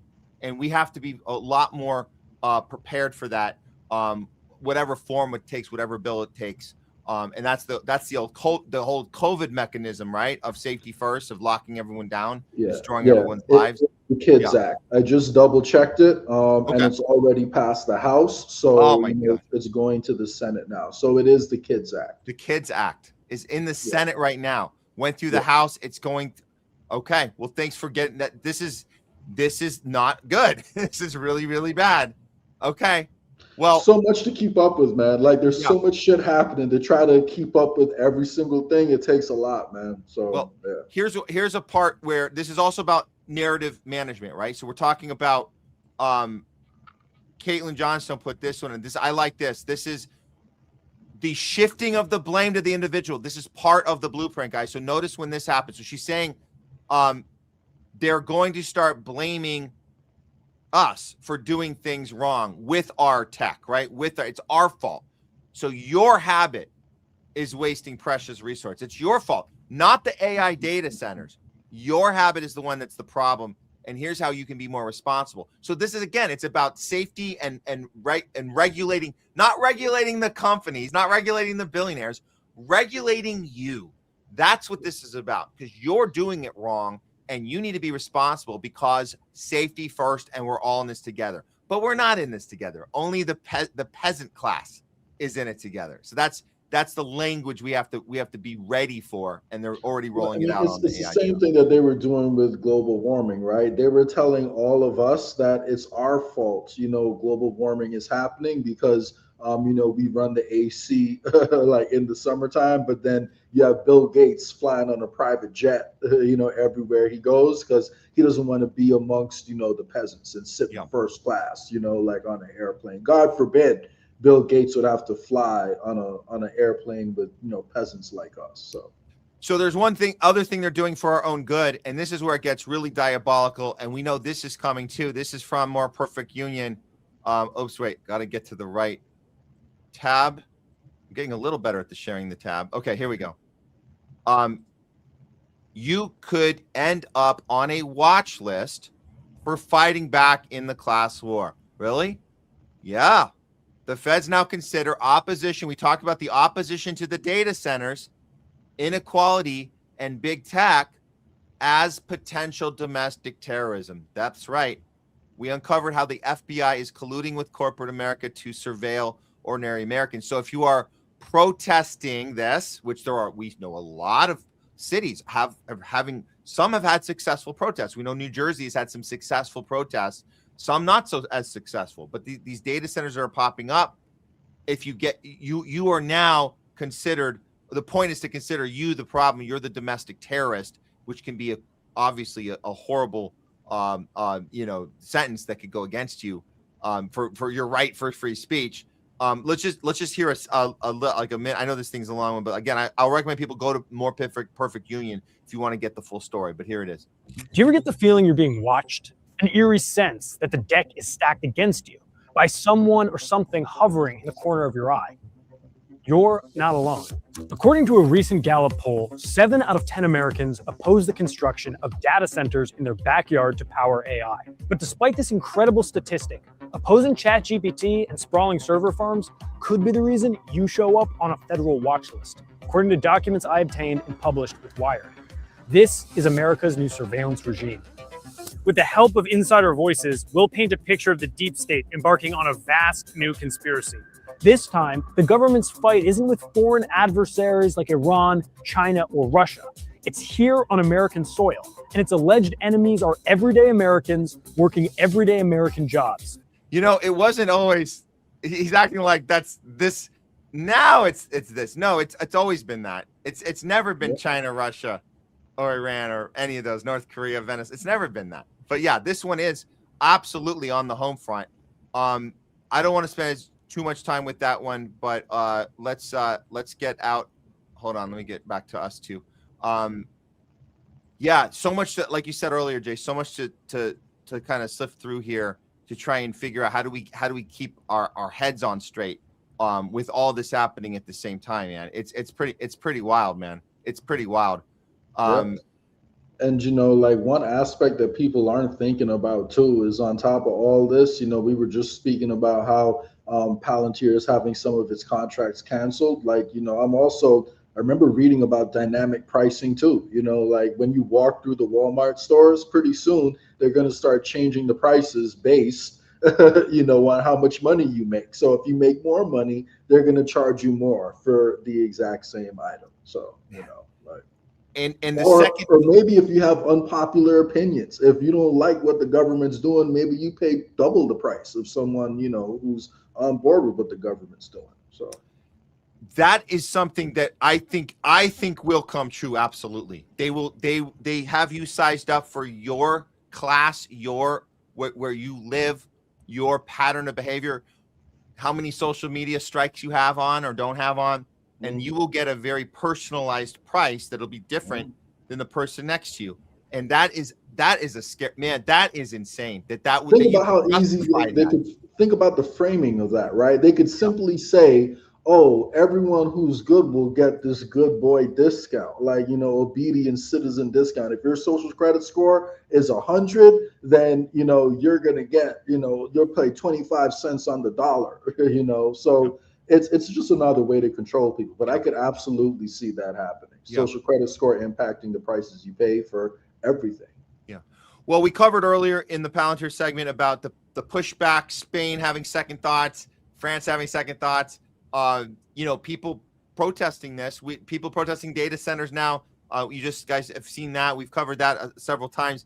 This part was mentioned earlier, and I found the tweet for it. So this is kind of good news too, I guess.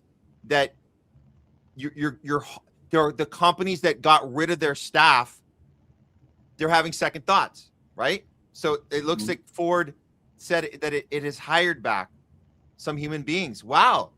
So it's almost like, oopsie, we're missing our human beings in our workforce. So they hired them back as the engineers after AI failed to match their skills and experience. Do you think there was anything more to that than just they weren't getting the bottom line that they thought they would get from AI? Or do you think there's also something that might come up, maybe not with Ford, but maybe is there something else to consider besides bottom line? Is there there's several other things to consider? Yeah. So, several other things. One of the things they have to consider is, number one, the pushback they're going to get from the public, because if they keep making all these record profits as they're firing their workforce, they're going to become more and more unpopular as a company. And that was one of the things that, you know, Henry Ford was known for, Mr. Freemason Henry Ford. You know, he did recognize that you got to treat the plebs at least, you know, a little bit good. You got to give them some crumbs. Otherwise, they're going to rise up and overthrow you. So that's part of it.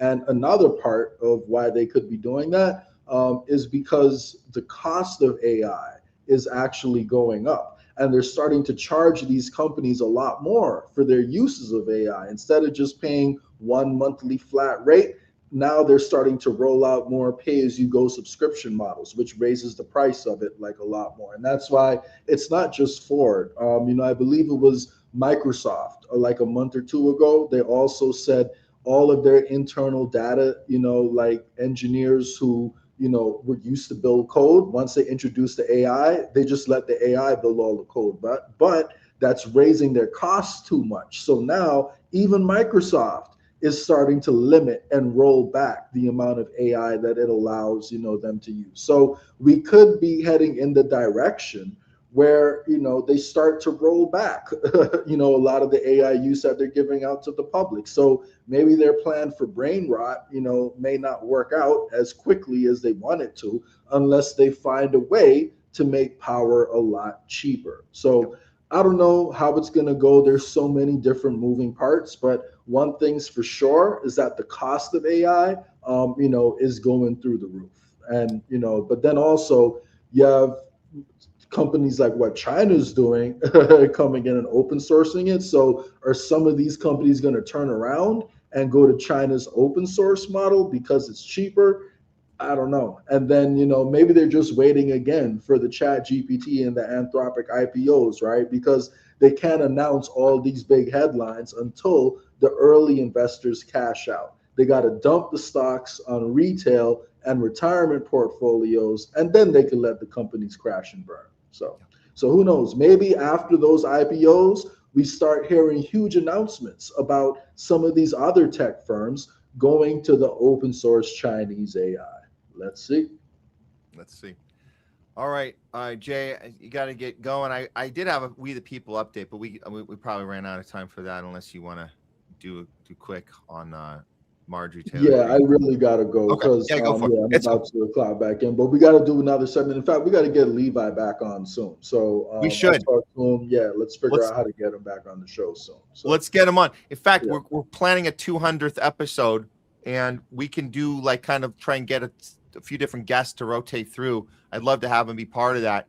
And I'm going to announce it now. I think we're going to, because this is our 199. I think what we're going to do, because over the 4th of July weekend, we're going to gear up and have we're going to take a breath on Tuesday and then have a really a big solid show for next Thursday. It's going to be the 200th episode. So let's see if we can get Levi to come on for that. And that'd be awesome. We can Sounds do something. like a plan to me. I'll talk to him. Let's get it going. We also got to start to get in some of these We the People candidates too. So I've been busy, so I haven't even gotten to it. But we'll get to it. We'll talk. But hey, listen, if you're tired of the duopoly and you want to push back, the last thing I want to leave you with is to check out www.wtpnational.com. I believe the We the People Party lays out a framework to have the right and the left and everybody unite on common ground, because there is enough common ground for us to make some progress. And let's make the case, let's share the numbers, let's talk data, and let's figure out how we can make progress together. And the best way to do that is to visit WTPnational.com. There it is. Awesome. Appreciate you, Matt. Nice work as always. So you got it. All right, Jay, take care. See you next time. Jay Scott, everybody. We're going to be bringing in Leslie here in a little bit for some talking back with you. Nurse Leslie will be joining us at the top of the hour. In the meantime, let's do this. I'm going to go ahead and put this. I'm going to put this one up real quick because we got a few minutes here, and I think this is important. This is important. So we're talking about the third party movement, and there was a lot of skepticism about some of the big players on the right that have thrown in their towel on Trump. What was going to be their next move? Are they going to circle back and herd everyone back in to the Republican Party when it's time to reinvent MAGA? Are they going to get behind J.D. Vance? Is Tucker Carlson going to get behind J.D. Vance? Is Marjorie Taylor Greene going to get behind J.D. Vance? Well, it doesn't seem like that actually is happening. That's a good thing. We had that happen on the left. Of course, we have that happen all the time. Every cycle, you have the Bernies and AOC saying we're calling out our own party, we're calling them out. But when it comes time to vote, well, come on back here and we got to vote for the Democrat, even though we don't like them. It's better than the alternative. Well, it doesn't look like that's happening here in this space with the Tuckers and the Marjorie Taylor Greenes. Tucker has we covered this last week.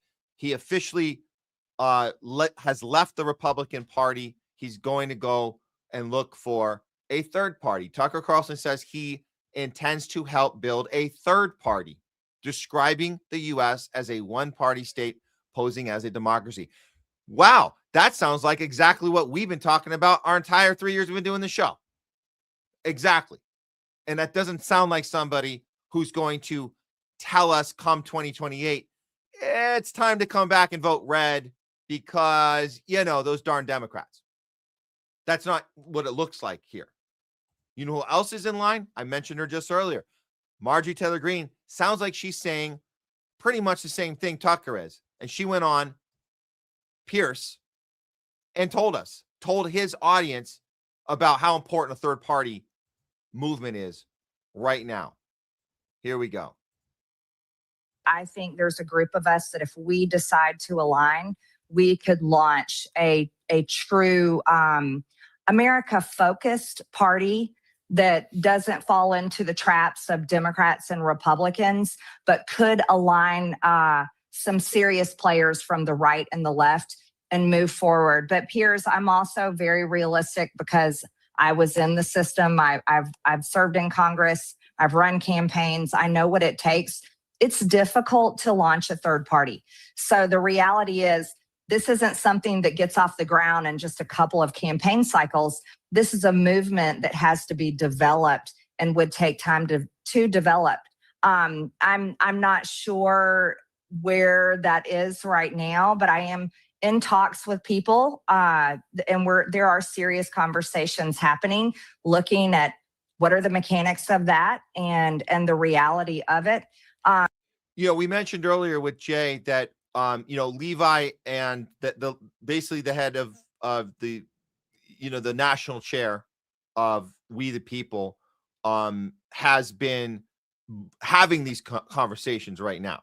That's so what she's saying is it's time to discuss what this actually looks like.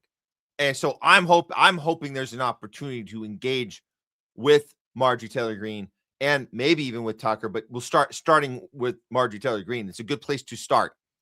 And to say when you talk about options, what do those look like to you? Because we've looked at what those options look like. We look at the transparency that you have to have if you want to do something serious, where we know that, at the end of the day, the Green Party isn't really serious. It's a great mechanism for principled, we're fighting the uniparty together. You can feel principled while joining that movement with the Green Party, but they're not running things in a way that's going to be actually effective and actually get us more than 1% of the vote. So there's ways to do that, to construct it. And I do think We the People has definitely done that. Let's hear a little more of what she has to say. And I'll show you guys the reaction from We the People, from the chair, the national chair, Levi. I think there's this conversation. I think it sounds to me like we're just starting the conversation, and this is the time to do it. But Piers, I'll also say this is it's going to take the American people to get involved, and the American people are the ones that really push campaigns. And so if the American people truly want to give a strong challenge to the failed two-party system of America, then they're going to have to step up, because it's not going to be a couple of players like Tucker and I and a few others that can roll up our sleeves and get this done. It's going to take a serious effort from everyone. I mean, you're talking there about a third party, and that has all the difficulties that you've outlined. Is there another scenario where if, for example, the Republicans take a real beating in the midterm elections and lose both the House and Senate, that there becomes a growing repudiation of Trumpism, if you like, and everyone associated with his administration, and the Republican Party itself evolves and heads to where you would think it ought to have been to start with and was before it got led astray, and that you, Tucker, Megyn Kelly, many others, in that circumstance could be potentially a driving force for a different type of Republican Party. In other words, you operate within the Republican Party, you just change it. No, we already did that. We thought we did that in 2024. But that's what I mean. And that's why we are. So Pierce is trying to obstruct, right? He's trying to obstruct and say, but next time it should work, right? The inside out should work. And she's like, no, we already did that. And if you haven't been paying attention, we've tried that a few times on the Democratic side too. It doesn't work. You can't change from within. So that's Pierce's job. His job is to herd you back into the establishment narrative of right versus left. Marjorie Taylor Greene is trying hard here. She's trying. I think so. I don't know if she could do better. She could say the entire thing's rigged. It's rigged because you, Pierce, because you play that role. You play that active role to tell your audience you're not ready for a third party. Also, The other thing that's more important than that, because obviously that's always, they always set up the third party as a failure because the media will tell you it is. And then the big establishment groups, the Democratic Party, the Republican Party, will actively work to stop you, to infiltrate you, to destroy you. So all that's true. But on top of that, there's another mechanism.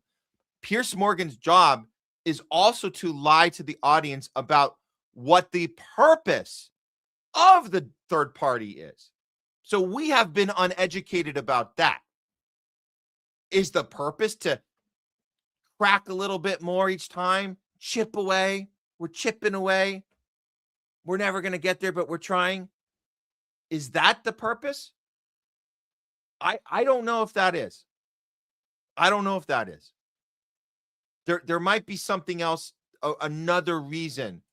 You might be doing it on a reason where you can actually win at a local level. You might get 1% in the national, but you might actually win in the local. And the local elections, there are offices you can hold as a non-affiliated candidate, as a third party candidate, non-affiliated with the Blues or the Reds, and you can start having actual influence because you have access to money and you have access to interest that even foreign entities like Israel might need to have your cooperation on, and because you did it in a way that is transparent, because you set those precedents going in, not like the Green Party didn't do it, the Libertarian Party hasn't done it. They don't do it. They don't set the precedent of total transparency going in. Having a transparent paper trail of money spent, having so there's so much to it, and there's conversations that need to be happening. But let's see if she has any pushback here, other than she says Pierce, we've tried it and it didn't work. So why the hell? How many times do you want to beat your head on a wall and just we'll give it one more try? So are you? So let's see if she wins this part of the argument, because he is dead set. He's dead set on making this be the point. Come on, Marjorie. You just didn't. The Trump thing just went wrong because it wasn't done well. You could just do that again, right? Do the thing. Do the thing that we did with Bernie. We tried it 3 times with Bernie. Every time was worse than the time before. But we should just try it one more time. Let's try it one more time. But no, this is why we're furious. I mean, we've been betrayed. 100% betrayed. They have turned.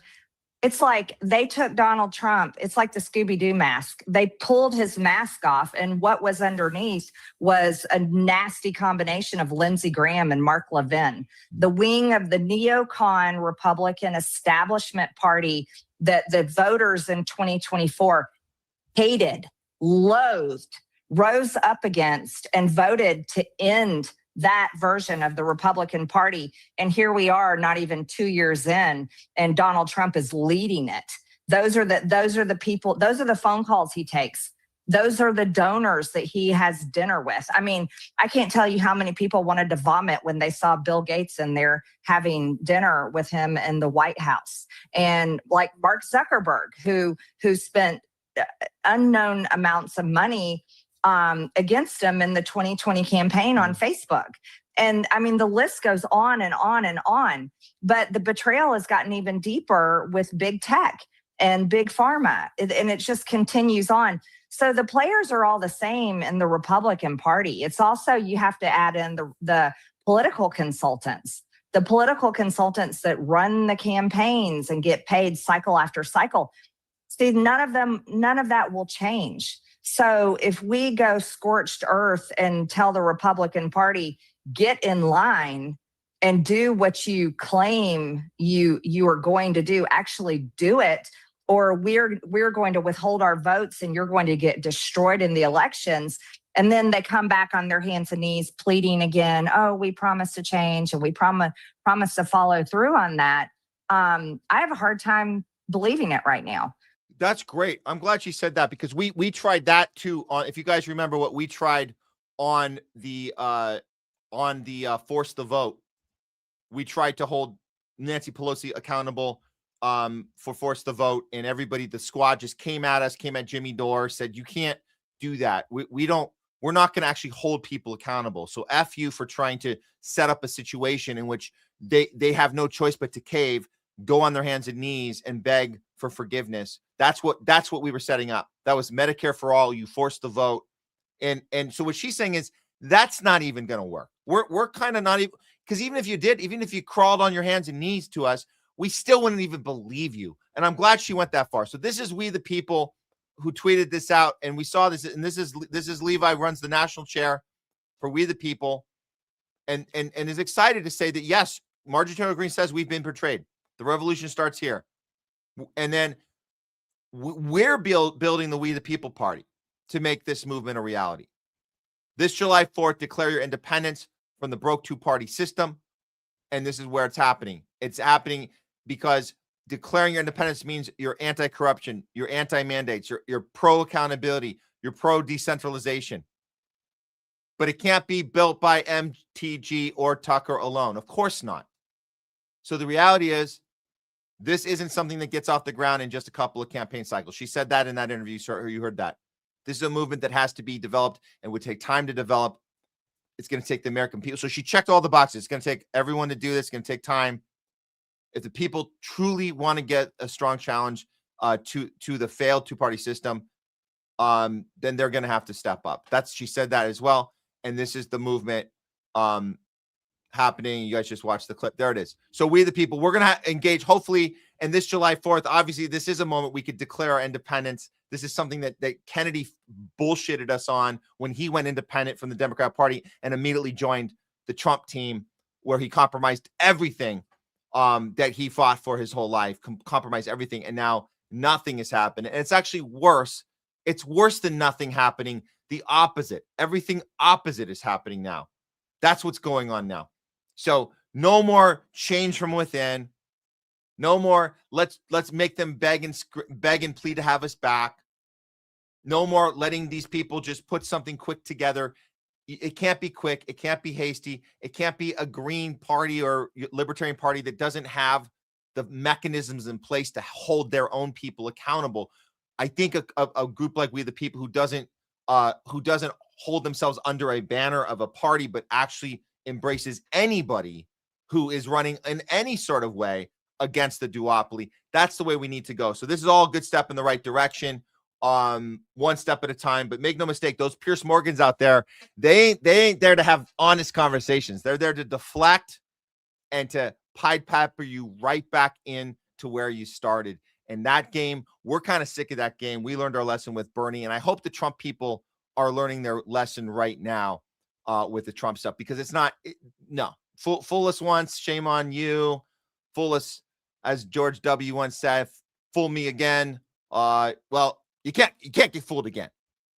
Okay, let's get on, guys. Let's do this. I'm excited now to talk with you. So I'm going to take a step to the side, and we're going to do this together because we're about to bring on Nurse Leslie to talk with you guys.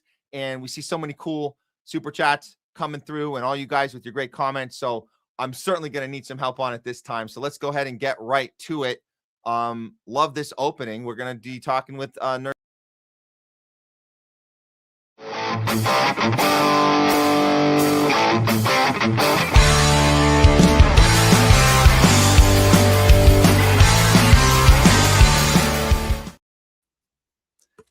Hey, Nurse Leslie, welcome back to the show with us. Thanks for taking the time to be here with us today. It is great to be here. Nice to see you and everyone on the chat. I see a lot of new names, so welcome everyone. Really awesome to be here today. Do you guys see my hat? Yeah, what's it say? It does not say "Make America Great Again."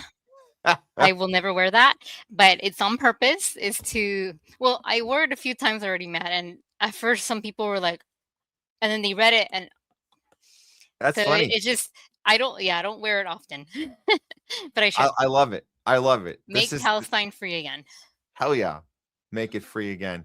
Let's get back to pre-Nakba days, right? Or I'd go even further back before any sort of paperwork was filed by the British government, any Balfour Declaration of any sort. Yeah, make it free again for sure. I definitely get second looks on this hat.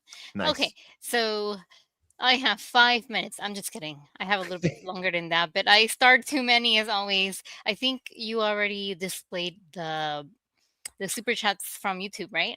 I did Displayed. most of them. There might be a few others, but Yeah. Well, yes. thank you, Citizen, as always.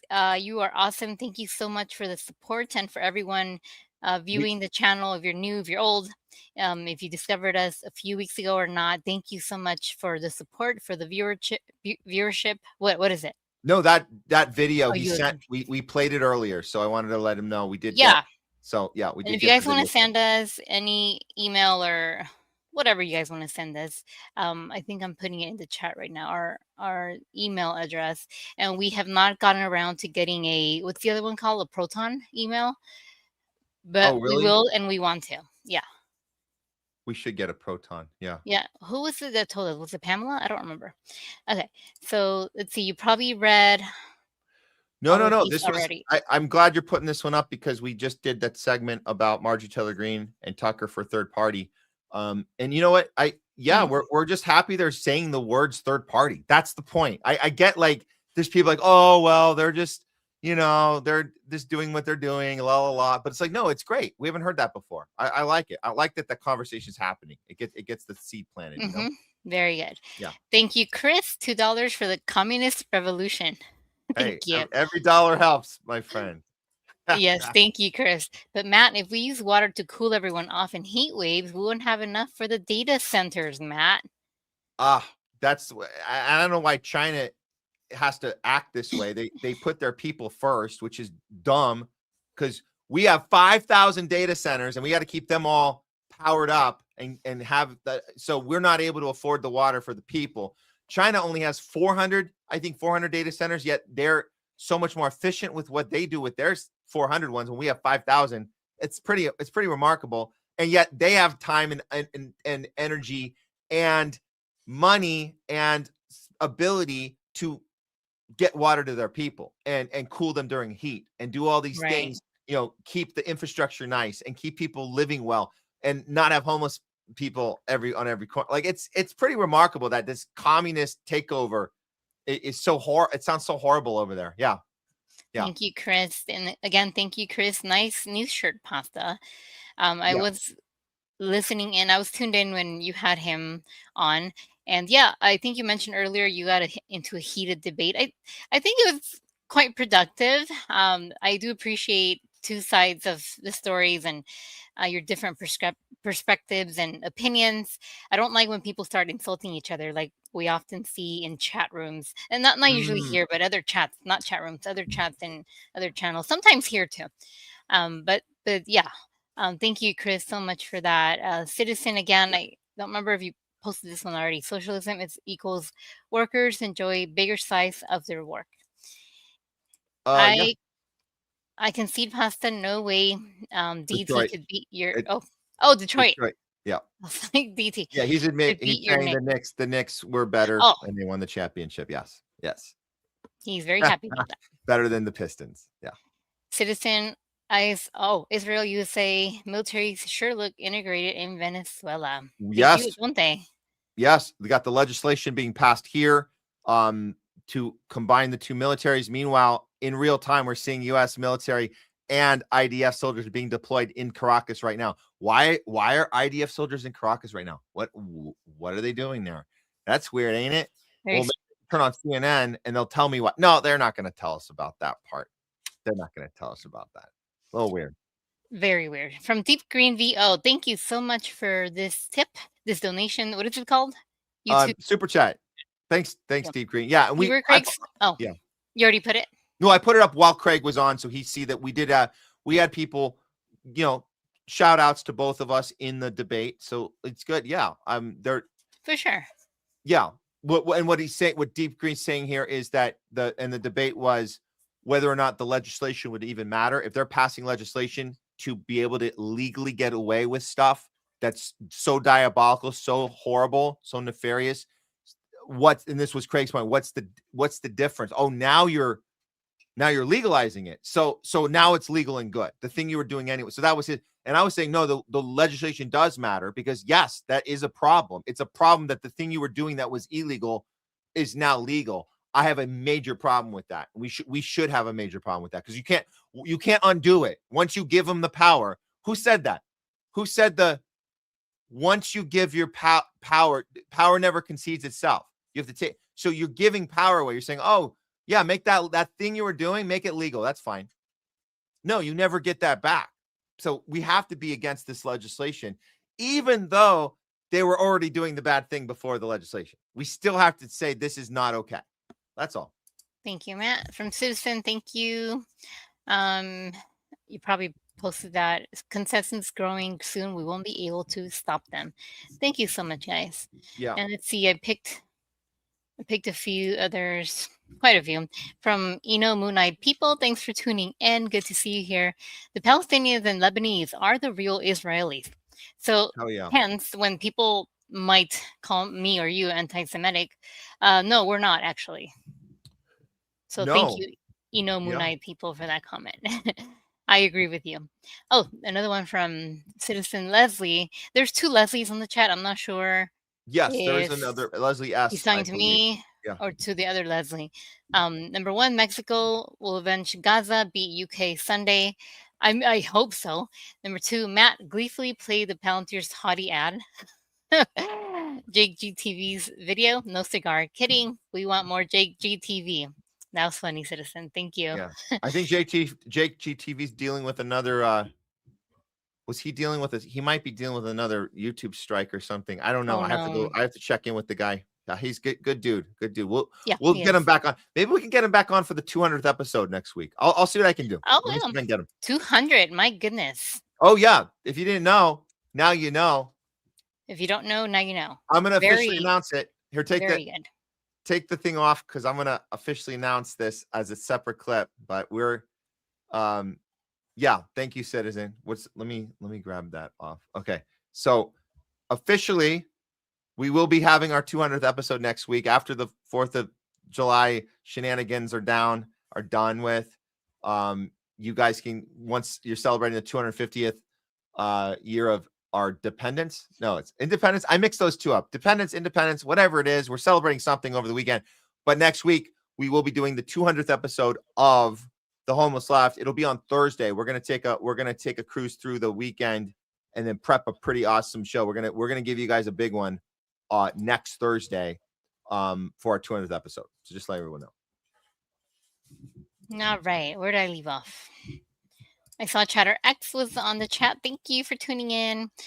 How do I say that word? Austerity for the many and money printing for the very few. And I really appreciate all the quotes that Chatter X always posts. Thank you. From Yanis Varoufakis. Oh, I probably said that wrong. From Gonzo Johnny, them magatards are just silly, stupid, still backing the Don Tart. So that's a funny comment. But Matt, are you seeing a lot of Donnie supporters from 4 years ago, 8 years ago, still supporting him through everything? Or are you seeing a little change in the last couple months or the past year even? I mean, there's a massive split, and there's some big audiences that he's lost some big audiences. And I'll just say from the point of view of the podcasting world, and like we are on Rumble. I was talking to Jay about this earlier. We're on Rumble. Rumble's generally a place that's the patriot voice kind of stuff. The patriots. We're gonna challenge the deep state. So these are all the Trump supporters that were there, with us, criticizing the Democratic Party and criticizing all the COVIDian crap and all the Ukraine war stuff. But like they have not. No, there's a lot of them that are doubling down, and it's sad to me because like I see all they're putting their shows together. We got we produce our show, we get it ready, we're prepping our show, we're seeing them prep theirs, and their shows they have all these everything they're putting out there is to double down, and they're trying to keep their audience engaged with this notion that Trump is getting bullied by the deep state and he's fighting back. Like anytime something goes wrong, it's because the deep state did it to him. And they're not, they're still holding on to that. I understand. We should understand a little better. And like Gonzo Johnny, I appreciate your critique, but silly, stupid. I mean, let's be fair. Once you get into a tribal mindset, and you have a hero worship going on, and Trump isn't the only one that pulled this off. The Democratic Party's been pulling this off for many years. Obama was a hero that could do no wrong. If you had a problem with Obama, you were racist, right? We had new heroes that popped up, right? You had your Bernies, right? There was like Bernie is fighting that system. He can't possibly do no wrong. So we've been through this shit, but we understand how capture works, and we understand that it's not necessarily, some of them are silly, stupid, but it's not necessarily their intelligent level. It's because they've been brain warped, like by something that's very, very nefarious and diabolical, and they got in and it got them to not think straight. So they're like on a drug. They're on like a weird, like you can't reason with somebody that's on an acid trip, right? You can't. Like you got to wait, or somebody is drunk out of their mind. So let's think of that. Like it's like you're drunk at. Are you going to have a reasonable conversation with your friend after they've had a bunch of drinks and are ready to pass out? So that's what we're talking about. They drank too much. They drank too much. Hopefully they'll calm down. They'll recover from their alcoholic binge on whatever the thing they're binged on, and then we can hopefully have a normal conversation with them sometime down the line. But they're not necessarily silly, stupid. They're drunk, stupid. Drunk, stupid. Thank you, Pulling the Strings, for tuning in. ChatterX, I'm going to try to save this. Or if you're still there, ChatterX, can you please put the link, post it, please, or it's going to go away. Why do people defend billionaires and oligarchs is the link. Okay, thank you. Oh, I don't know if I want to read that, but thank you for that comment. Zionist Hunter 0311. Let me see. What about this one from ChatterX? By the way, there are about 3,000 billionaires on our planet. I didn't know that. Not one of those wants to be a superhero like Batman. Why not? Hey, real quick about Batman. I don't know. Batman seems to think he has, because he's smarter and wiser and has more money than anyone else, and he has all this tech, and remember, Batman created the surveillance state on his own in his Batcave. He's got a whole surveillance mechanism to monitor every person, every citizen of Gotham, and he feels he has the right to use it because he's a good guy. And that is a problem of a billionaire. That's Batman is a problematic billionaire. Yes, he does go fight crime, takes matters in his own hands, but I don't think we want any actual superhero flying around in their Tony Stark Iron Man suit or going into their Batcave and whipping the surveillance state on us with their high-tech bat gear, or the Marvel version is the Iron Man gear.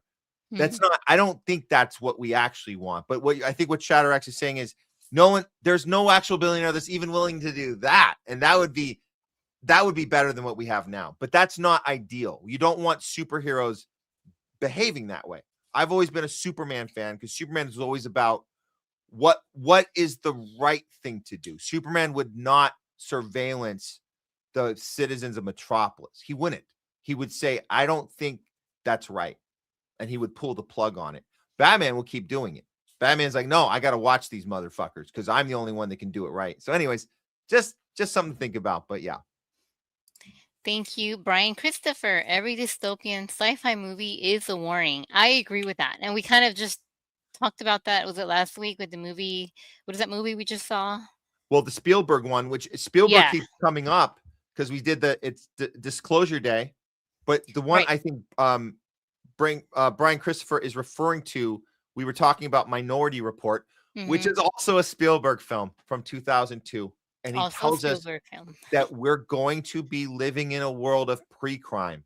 And that's what that film's about. And it's actually happening now. Minority Report has come true. It's not sci-fi. It's predictive programming. It's messaging. They're telling us to get ready. And then we'll comply with it because we already watched it on a film and it went in the back of our head. And we're like, oh yeah, I guess that's okay. That's the thing. That's fine. We can get through this.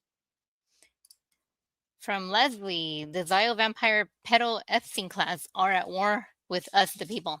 When IOF baby killers join our military, I think they will attack us. Oh man, sounds. They already joined our military. They've joined our ICE. Like they've joined. That's true. Oh. They are already. Yeah. I'll read this one to you. The Trump regime has stripped Americans of all assets. He has destroyed the military from within. Nazis, white supremacists, gang members are in the military. Thank you, Leslie. I don't think we have seen you before, have you, Matt? But welcome to Homeless. Yes. A couple.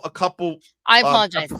I have really bad memory. Okay. No, you might Welcome have missed her because she's very new. So yes, welcome to. I was on a 2-month. Was it a 2-month? 7-week hiatus. I don't know. I was dealing with a lot of family stuff. I couldn't be on. So yeah, I'm new to Leslie then. Really nice to have you on here. Thank you. Let's see. Let's read this one. By pulling the strings, this is the reason why they demonized Russia and China, as they both shook off the rich elite. And I think we kind of talked about China, I don't know, 5 minutes ago. And growing up, and even in my college years and in my adult years, having a career already, I was under the impression from everything that was fed to me, Matt, that Russia was the bad guy and that China was the bad guy. And was it North Korea? We were the good guys. We are the good guys. We've been the good guys since the beginning. We're still the good guys. That's not it, unfortunately. Yeah, they all want to take We were over all the world. top wrong. We don't. We Yeah. don't want to take over the world. They want to take. China wants to take over the world. North Korea wants to take over the world. Russia wants to take over the world. We don't. We're doing we're the good guys. Yeah. We're the good guys. We can do no wrong. Yeah.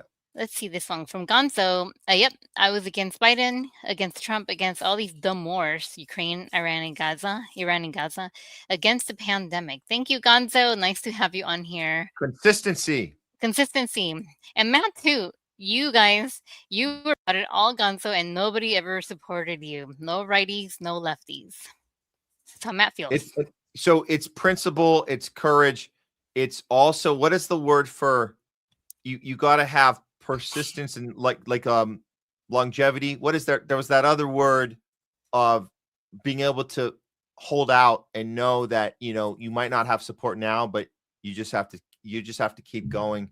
That's some sort of perseverance of some sort. Yeah. And just be okay, be at peace with the fact if you don't have anyone, and we've all had to live through that, and there's people living through that still right now. And I think that's why we do this show. We do this exactly to help with that feeling of nobody is freaking supporting me. Everyone, it feels like everybody has a critique of me having a critique. Everyone, like, no, yes, exactly. Right. I mean, me too. I had Trump supporters mad at me, and the majority of the Democrats that I know were mad at me too. So I was in the same boat. Don't know anymore. Is it true Zuckerberg is a grandson of Rothschilds?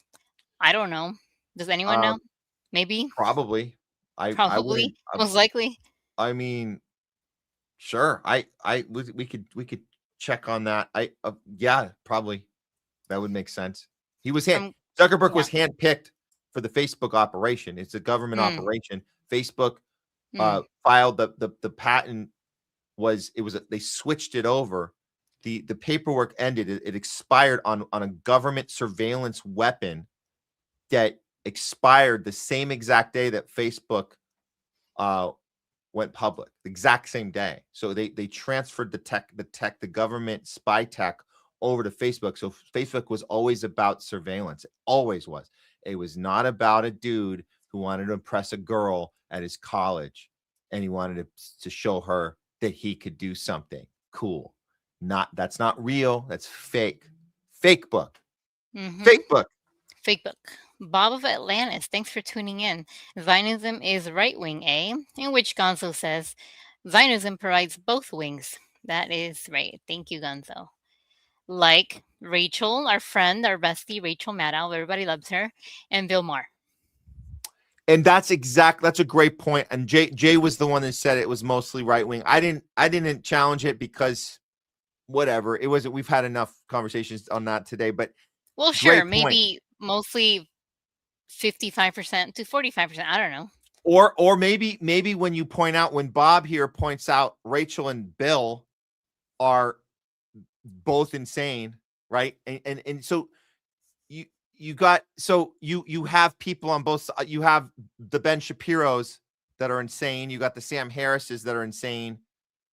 The point is, maybe we should stop trying to do percentages of it's 50-50. No, it's 90-10. No, and just say left and right is bullshit. That's it. And let's just be done with it. I'm sick of trying to divide up. And by the way, while we're on it, can I just say I'm sick and tired of trying to divide up percentages of we're going to assign to that. We're trying to put things in boxes, right? Oh, Yeah, Zionism is 55% this and I'm sick of that shit. I'm also sick of, well, when Israel does something or U.S. does something, who is more in charge? I'm sick of that effing conversation too. It's all bad.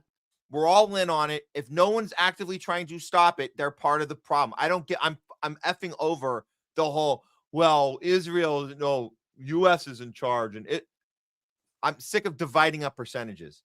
It's all bad. Of course. Thank you. Thanks, Gonzo Johnny. I appreciate that. And from Leora, thank you so much for the support. I'm not sure if you're still on, but thank you. Oh, hi. Oh, okay. Where did I leave off? I You don't know have where I fans. was. You have Yes. fans. Oh, hi, guys. Really nice to see everyone. And they missed you. By the way, they missed you a lot when you were gone. I got so many people saying, Well, I Matt, miss you guys. they said, Matt, we're sick of your face. Where's Leslie? They did not. They did. They did. Oh, it's nice to be here. From Anna Ringwald. First, they impoverish a country, making it easier to buy off the politicians. Thank you, Anna, for that comment. Let's see a few more. I'm an American from Leslie. I'm an American living in Thailand and see things clearly and what's going on. From Hawaii, moving to Colorado. Thank you, Leslie. Let's see, from Ganso, my choice for naming this show would be The Homeless Minority. Did you read that one? I did not. The Homeless Minority. The homeless Has a minority. Bob of Atlantis. Huh? No.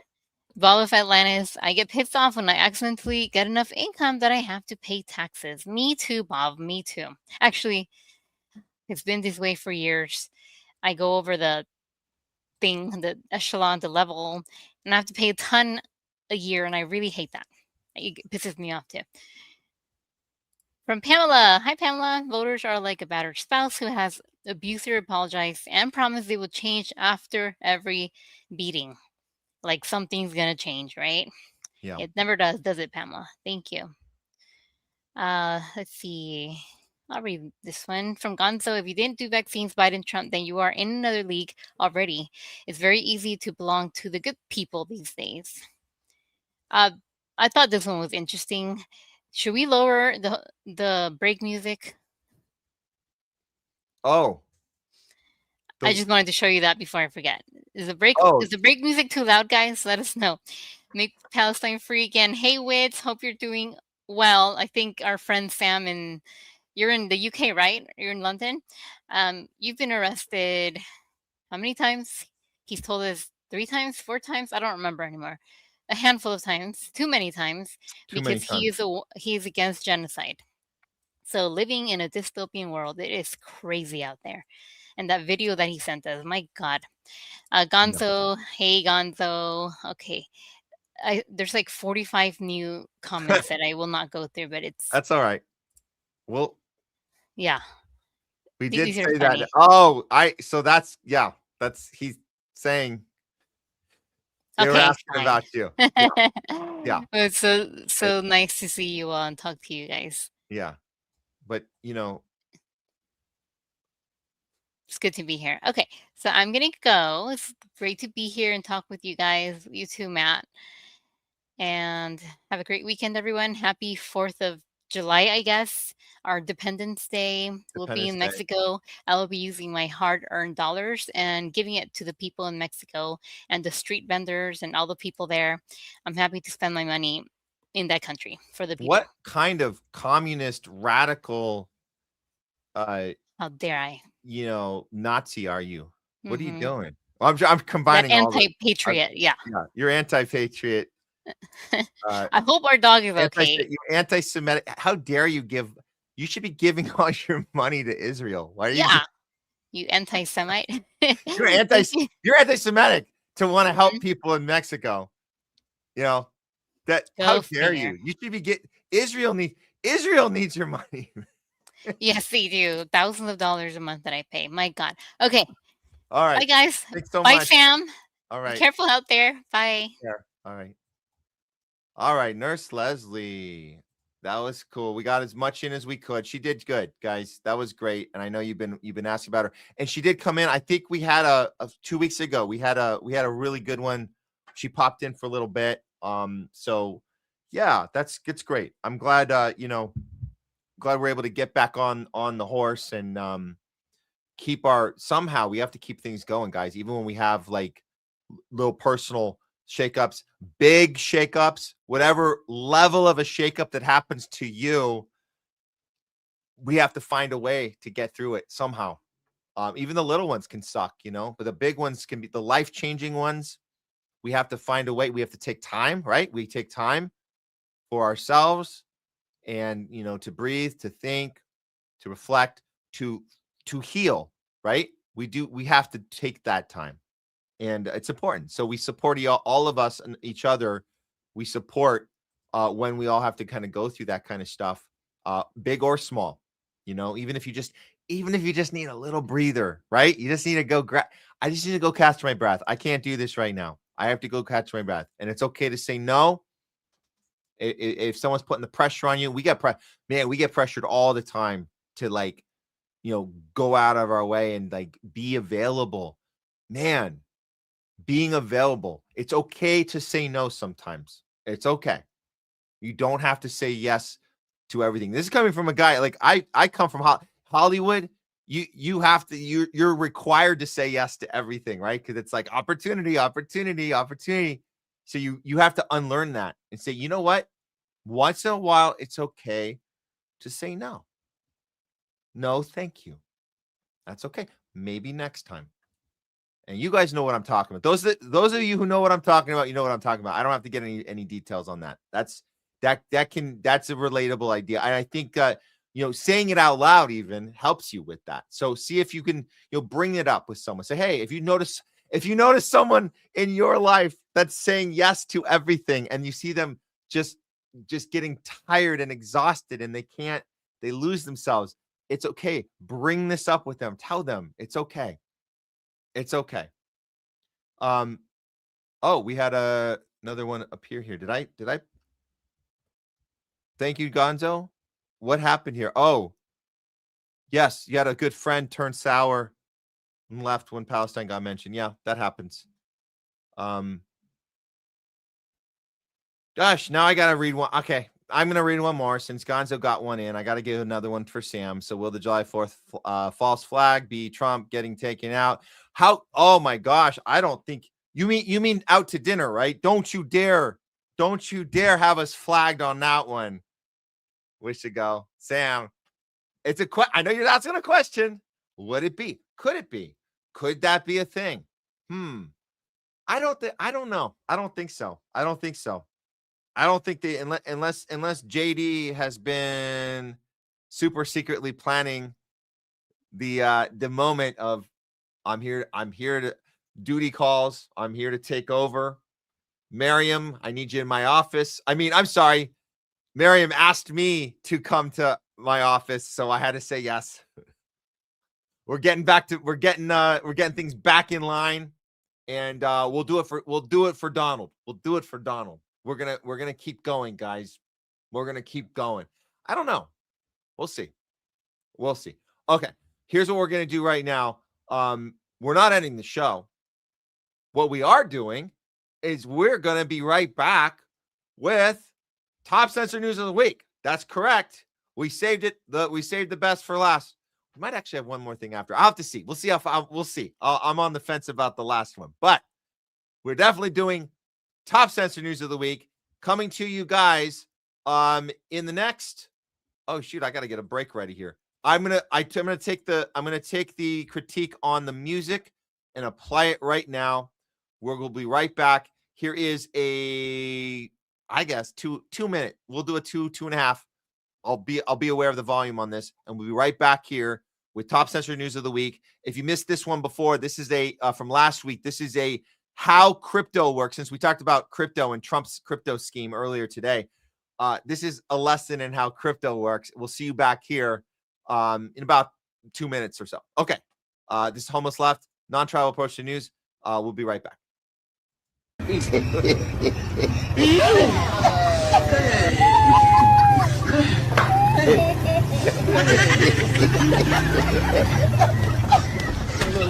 this. You look like we're a couple. You are joking. Yes, couple of friends.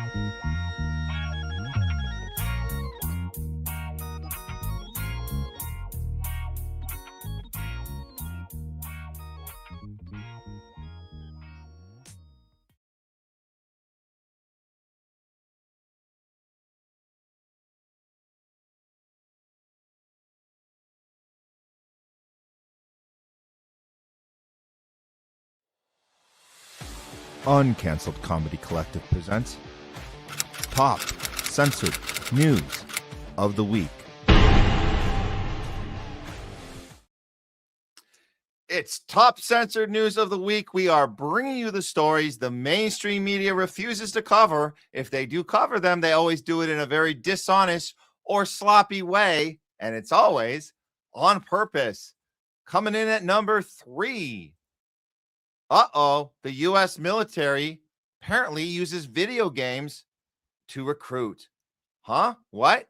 Oh, yeah. And they have to amp this up now big time because military sign up these days is very low. And by the way, guys, it's going to get even lower now that it looks like Israel and U.S. are officially, legislatively speaking, going to be merging the militaries together. So if you are a fan of the U.S. military before, not so much a fan of Israel's military, guess what? They're going to be interchangeable now. So what do they have to do to recruit? Well, let's take a look at how they do this. So this was from AJ plus Fortnite, League of Legends, Call of Duty, and the U.S. military? For years, the U.S. military has been using video games to recruit. There's a breakdown. So this guy, Yellam Jewel, is going to break this down. We're going to show you a little of this and what the strategy is, ranging from Twitch streams to export teams, and how these sometimes reach audiences questionably young. Because that's what you're going to get if you go into the video game arena. You're going to get a lot of young dudes. That's what you're going to get. Here we go. Military uses games like Call of Duty, Fortnite, and League of Legends to try to recruit soldiers. hit him with a no scope. Yeah. So this goes back to 2018 when the US Army missed its recruitment goal by a lot, for the first time in 13 years in fact. The Army needed to reach larger and younger audiences and fast, so it started its own esports team. Yes, by 2019, the US Army had a full-time gaming team that competed and traveled throughout the country, and they'd even live-streamed themselves playing games on platforms like Twitch. And that streaming component played a huge part in the recruiting process. 11 soldiers streamed daily, some from 9 a.m. to 10 p.m., playing games like Call of Duty, Fortnite, League of Legends, and more. And they talked directly with viewers in the chat about what life is like serving in the military. You guys want to know a little about me? I'm a 91 Bravo, just a wheeled vehicle mechanic. I get to go and use what I know about video games and, show people the other side of me as a soldier. Here's the thing though, a lot of those viewers were kids. Twitch allows users as young as 13 to watch content, but that age gating can be easily bypassed, meaning even younger folks can join. So what you have is enlisted US soldiers who are basically getting paid to play games and interact with really young people on a live stream with the goal of essentially getting them to join the military. Like, there's so many different jobs in the Army that people don't even know about. All this is deliberate, and by showing streaming as a job, recruiters were selling the idea of joining the military as some sort of cool lifestyle. You're in the Army and you're playing video games? I'm like, yeah, there's actually an Army esports team, and then it just kind of opens the whole floodgate of how. Here's how the Army's esports team founder put it. As soon as you find out that this is something you could do as your day job, everyone throws in their application. Although technically very few recruits would actually be gaming or streaming. But this whole streaming thing hasn't been without its issues. In 2020, young viewers on Twitch were offered a chance to win a $200 Xbox controller. But when they followed I wonder if they're gonna actually win the prize. Let's see. Spoiler alert, I don't think there's a prize. the link, it brought them to a generic US military recruitment form with no information on the giveaway. While the Army later Oh, the old bait and switch. Oh, I hate it when that happens. Oh, darn. Oh, darn. A lot of this recruitment stuff, this sounds like a pyramid scheme, right? This is like they send the recruits to the college campus. In this case, this is worse because this is on a video game platform where you don't even have to be 18 to be in the platform, where that at least if they go to college campuses, it's going to be 18. Now, look, we know that the military's been recruiting at high schools, and they're specifically target seniors, and seniors can be 17 at times, but generally, we're talking to the 18-year-olds, and generally they have, teachers watching that. So college campuses are great because for them, college campuses are great for military because they don't have any overwatch of any sort. Excuse the pun for you video game nuts, Overwatch. However, the reason this feels like it looks like a pyramid scheme is because you would send a recruit, right? You send the recruit to the campus and they're in the nice car and they pull up and they go, yeah, man, my life is pretty easy. All I got to do is just kind of drive my car around and just kind of go talk to people like you and have fun. And so this is what these guys are doing. They're like, yeah, man, I'm kind of in the military and I just kind of play games and just have fun. And I have conversations like this. Guess what? That no one else is going to do that. There's only like a couple that do that. And then they go and pretend that that's the job. And that's worse than not getting the prize. So the prize doesn't exist. That's bullshit. There's no prize. It's a bait and switch to go to a website for recruitment, right? It's so like you hear these guys in there like, yeah, man, like I just have fun. I'm just kind of a guy that sits around and plays games.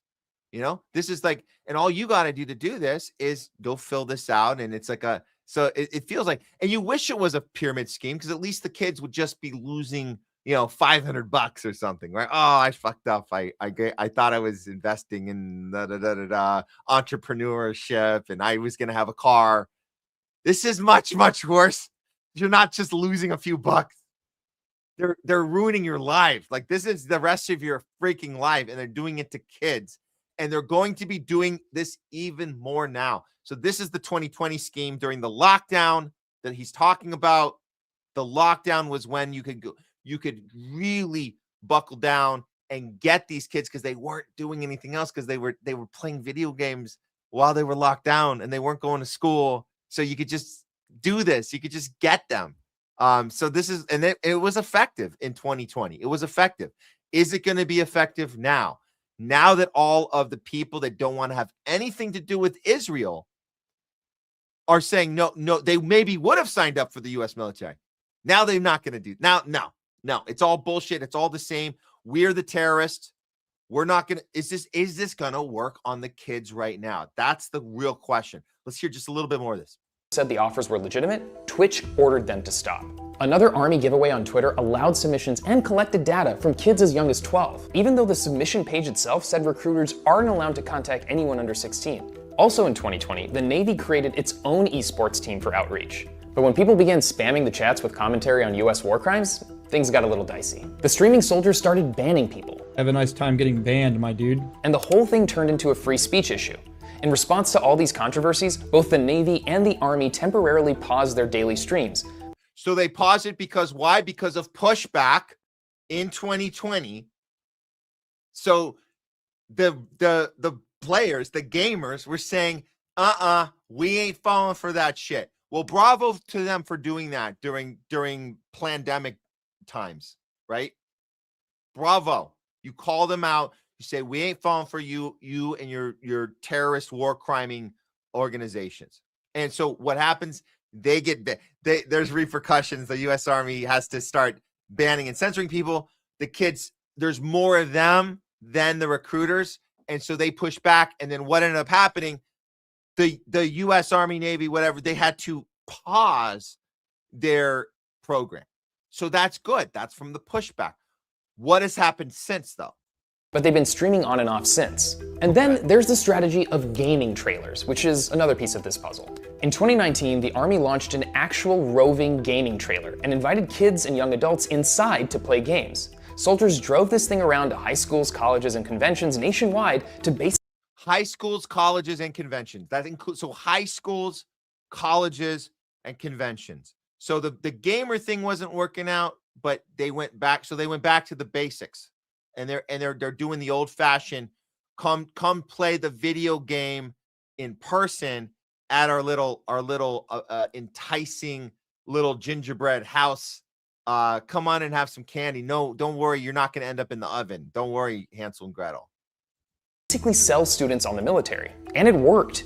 At a 2019 gaming convention, after the Army showed up with their signature gaming trailer, they brought in 4 times the amount of leads they'd get at a regular recruiting event. And that trailer continues to be a huge source of new recruits to this day. The Army and Navy have also sponsored esports competitions for high school and college players, and even run esports boot camps. What's more, their own teams travel to compete at tournaments nationwide. Esports boot camps. Esports is in on this shit, guys. Come on. If you have family members, anybody that's playing this shit, just let them know how corrupt their video game companies are, that they're allowing this shit to happen in their name. They're saying, hey, come on in, play the thing. You're gonna have a good time. And it seems like it's been effective. This technique of conventions, high schools, and college setting up the video game model, this seems like the one that's been most effective for them, because there's not a slew of other gamers that are paying attention, that are going to log in and go, what the hell are you doing? What the hell are you talking about? So that they can really isolate you in these little model demonstrations. And I think that's the kicker. They figured out you have to isolate. You can't do this in a public venue where people are going to come in and save each other, right? Say, hey, don't talk to that, right? You say plant, or you say, fed, right? We do that. We have people, they chant. They go, nope, watch out for that guy. Don't talk to him. Sometimes going up against ordinary high school and college esports teams themselves. And of course, some of those competitions have also been live streamed, and thus the cycle begins anew. So given all this, what do you guys think about the ethics of using video games to recruit soldiers? Let us know in the comments below. Oh, we know. Obviously, if anybody thinks that that's anything ethical about that, I don't know. I don't even know where to begin with you. If you think that that's something, and I would recommend go back to, you might not like the guy, but he actually he used to make some good films. I think Michael Moore demonstrates this in his film Fahrenheit 9/11, and he shows the recruitment process that they pinpoint minority impoverished areas, high schools, and that's where they get their recruitment. That's how they got the Iraq War military signups, as they went and they took advantage of those kids that were desperate, and they were being promised everything. They're being promised lifelong accommodations for them and their families. That was the other. Hey, you go do this. We're gonna take care of it. And of course, it's always a bait and switch. It's always it's never the thing. Don't fall for this. And I think that they're gonna have a hard time now with the Israel problem. You're gonna combine our militaries. Guess what? Good luck selling this to the young generation that is pretty fucking awake right now and can tell pretty easily that we are completely captured by a foreign entity right now. No way they're going to be signing up now. Let's hope. Let's hope. Okay, coming in at number 2. Fake October 7th and Bondi Beach victim. Uh-oh, remember this? Well, I'm going to show you guys this guy. This Bondi Beach victim and October 7th guy, fake dude. Now he's claiming more anti-Semitism. Aside from that, an Israeli has been convicted of making thousands of hoax threats, and he gets zero media coverage. Okay, let's put these back to back, and we're going to show you the difference in the coverage. First guy, you might remember him. This first guy was the victim. His name is victims in quotes, Arsen Ostrovsky. All right, so we're going to see what happened with this guy. Uh-oh. Here's an update. He's giving evidence before the Royal Commission into anti-Semitism and social collusion. Cohesion. So they're describing it. So this is the guy. This is the fake. He's a phony. I'm going to show you this dude. He's a complete phony. And he's going to be testifying and describing how much abuse he receives online and expressed through the language of anti-Zionism.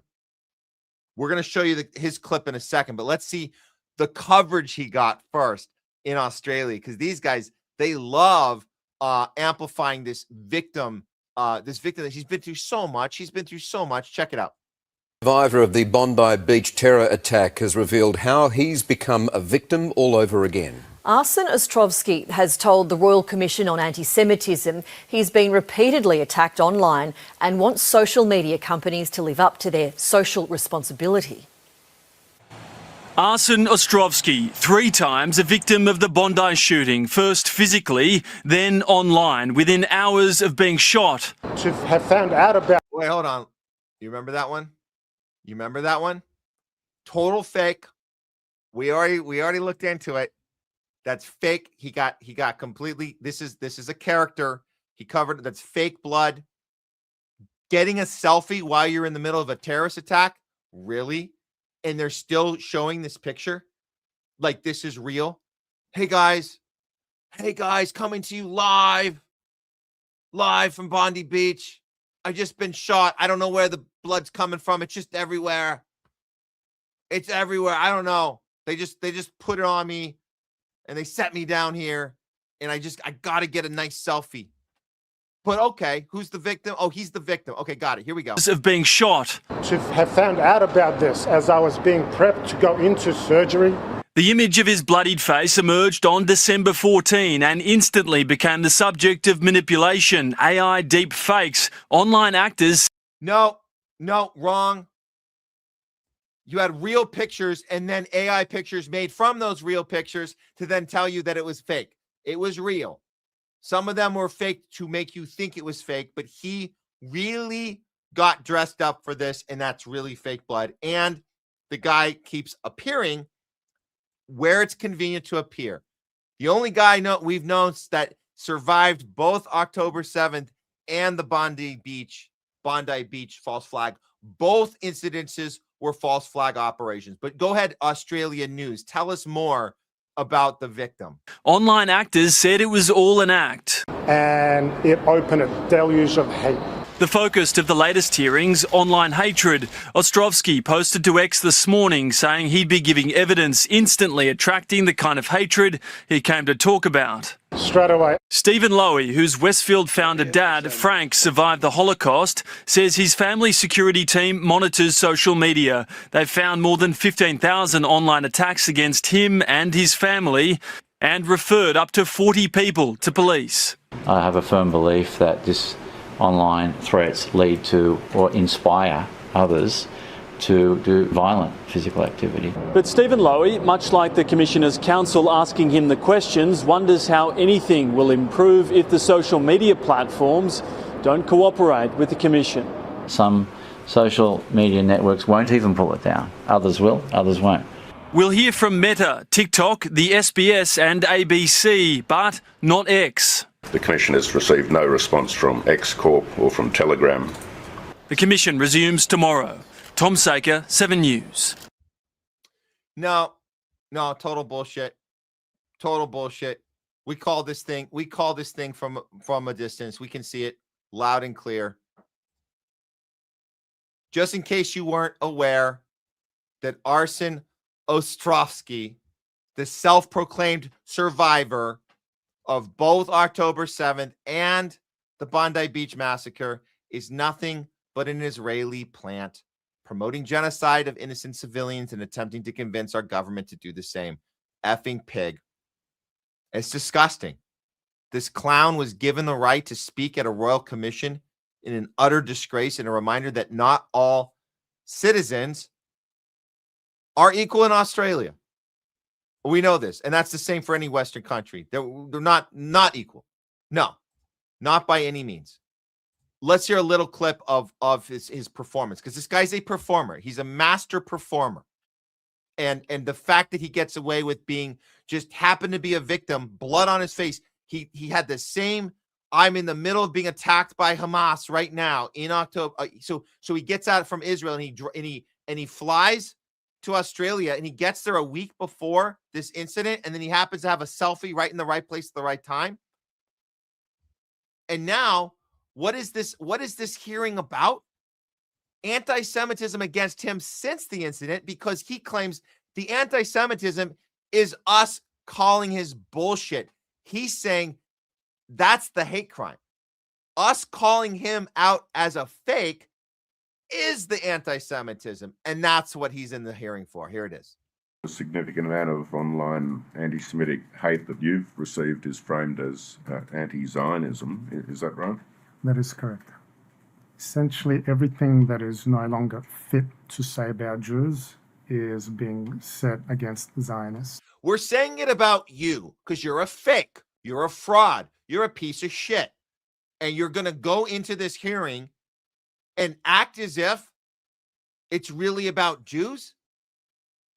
It's about Zionists. It's about psychopathic, illogical sociopaths, which you are.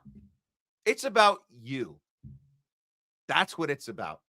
But go on with your theater of, I can't handle people realizing that I faked 2 different false flag incidences and had a camera on me both times. It is the same hatred, the same viciousness, but expressed in a more modern language with a veneer of respectability, political discourse. Oh, I'm not being respectful at all. What are you talking about? I ain't being respectful. F you, dude. F you, you piece of shit. How many people you convinced during the Bondi Beach false flag, and people got killed, and you had to pretend that you were targeted so you could push your anti-Semitism laws in Australia and say, and it made no sense. Bibi, you guys remember this one? Bibi Netanyahu getting on TV and saying, looks like we gotta make some more rules in Australia. They're upset. Why you couldn't even justify why somebody would do an anti-Semitic attack anyways. It makes no sense. You create Israel creates the false flags in order to push more legislation. That's what it is. And draw more Jewish people around the world to Israel, because it's not safe where you live now. Because look what happened to those poor people in Bondi. Either is acceptable. What I've seen is a lot of code words. For example, instead of Jew, it's Zio or Zionist, claiming that somehow because I am a Zionist that I am less deserving of the same rights and the same protections as everyone else. And no, you're deserving of the same rights and protections. What you're not deserving of is any of our freaking respect. And we're not going to believe a damn word you say. And if you commit a crime, you should go to jail. I don't know if this guy, I haven't seen him attack anyone. I don't know physically. I don't know if he's been an actual IDF soldier on the ground. If he has, he should go to jail for the rest of his freaking life, like every one of else's those motherfuckers out there murdering babies and stuff. But if he committed the crime of faking if there's an actual law he broke, which I think there is, he should serve the maximum sentence for that. And that's having the same, guess what? That's having the same accountability and laws that all the rest of us have. Because if we did that, we should be held to the same standard. It's totally equal. So stop boo-hoo-hooing, you son of a bitch. Therefore, what happens to me by virtue of being a Zionist is something that is deserved. Effectively. Well, yeah, you deserve to be called a piece of shit. Yes. What it feels like is that it puts, quite frankly, a target on my back.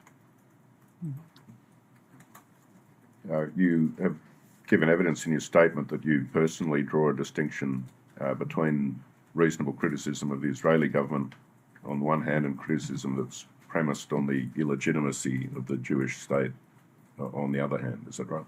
I have, yes. Yep. Is it Israel is singled out for relentless and vicious vilification, or when those who support Israel or identified as Zionists are treated as morally disqualified from public life? What follows is exclusion, harassment, and violence toward. There's no violence towards, no. There's calling your ass out for doing shit like this. This is the same guy. It's an absolute death cult in Gaza. There are no civilians, only accomplices. Oh, really? So Gaza equals Hamas and Hamas equals Gaza. The sooner Trump clears out this hellhole, the better. Promoting ethnic cleansing and genocide. Calling everybody terrorists, insinuating there's no actual human existence in Palestine, in Gaza, because they're all Hamas. Of course you deserve to be verbally attacked for that. Nobody's physically attacking you. All of the physical attack is fake. You have fake blood on your effing face. You're a fake. You're a fraud. This is not real. This is a selfie moment. F this guy. I'm done with it. I'm done with this guy. I'm absolutely done with this guy. Come on. Now I mentioned in this in the heading of this number 2 story of the week, number 2 censored news. We'll go to, the censored part obviously is that people think that really happened in Bondi. We covered it. It didn't. That's a fake false flag operation. Yes, people died. Yes. He wasn't one of them. He was a staged actor immersed into the scenery to give the narration that needed to happen. And he's doing the same thing now, playing the victim, blah, blah, blah, blah, blah. But here's one that doesn't get really any coverage at all, right? You have this one here. Let me grab it. Hold on. I got it. Here we go. This one. So this just happened, and we're not seeing much of anything on this. This is an Israeli convicted of 2,000 plus global anti-Semitic attacks who's now facing a new trial in Florida. And this has been going on for years. This guy's been doing this shit for a decade. This is what they do. They plot anti-Semitic attacks so they can blame it on others. That's the thing. And there's this guy's already been convicted previously. He served his time, and now he has new trials, new crimes. So he won't stop. He's done so much of this. Let's try and piece just a little of this together. So this is what happened. He was extradited. Suspect. He's just got arraigned in Orlando in a particular case, and this is one of many. This is just one that he did where he threatened a Jewish institution that there was going to be an attack. And this is a Zionist who fabricates these type of situations to scare the shit out of other Jews to make them think there's anti-Semitism going on when he's faking the whole thing. And so he goes to Norway after serving a sentence in Israel for related conduct. So that's another thing. So he was arraigned on Monday on federal charges tied to threats, right, against these many Jewish institutions, multiple Jewish institutions in Florida. Michael Ron David Kadar, 27, is now charged in the Middle District of Florida with hate crimes and obstruction of the free exercise of religion. Wow. They're calling it a hate crime. And who's the hate against? The hate is not actually against the hate is against the rest of us. That's the point. You're faking this so you can then create this narrative against the rest of us. So it's the hate against, I would say, Goyim. That would be what I don't think he wrote that in the thing, obviously, but that's what the hate is against, right? It's you're setting up other people. So they're saying the prosecutor said he made threats against multiple Jewish institutions throughout Florida, including schools and community centers. He made multiple calls in early 2017 with bomb threats, active shooter threats.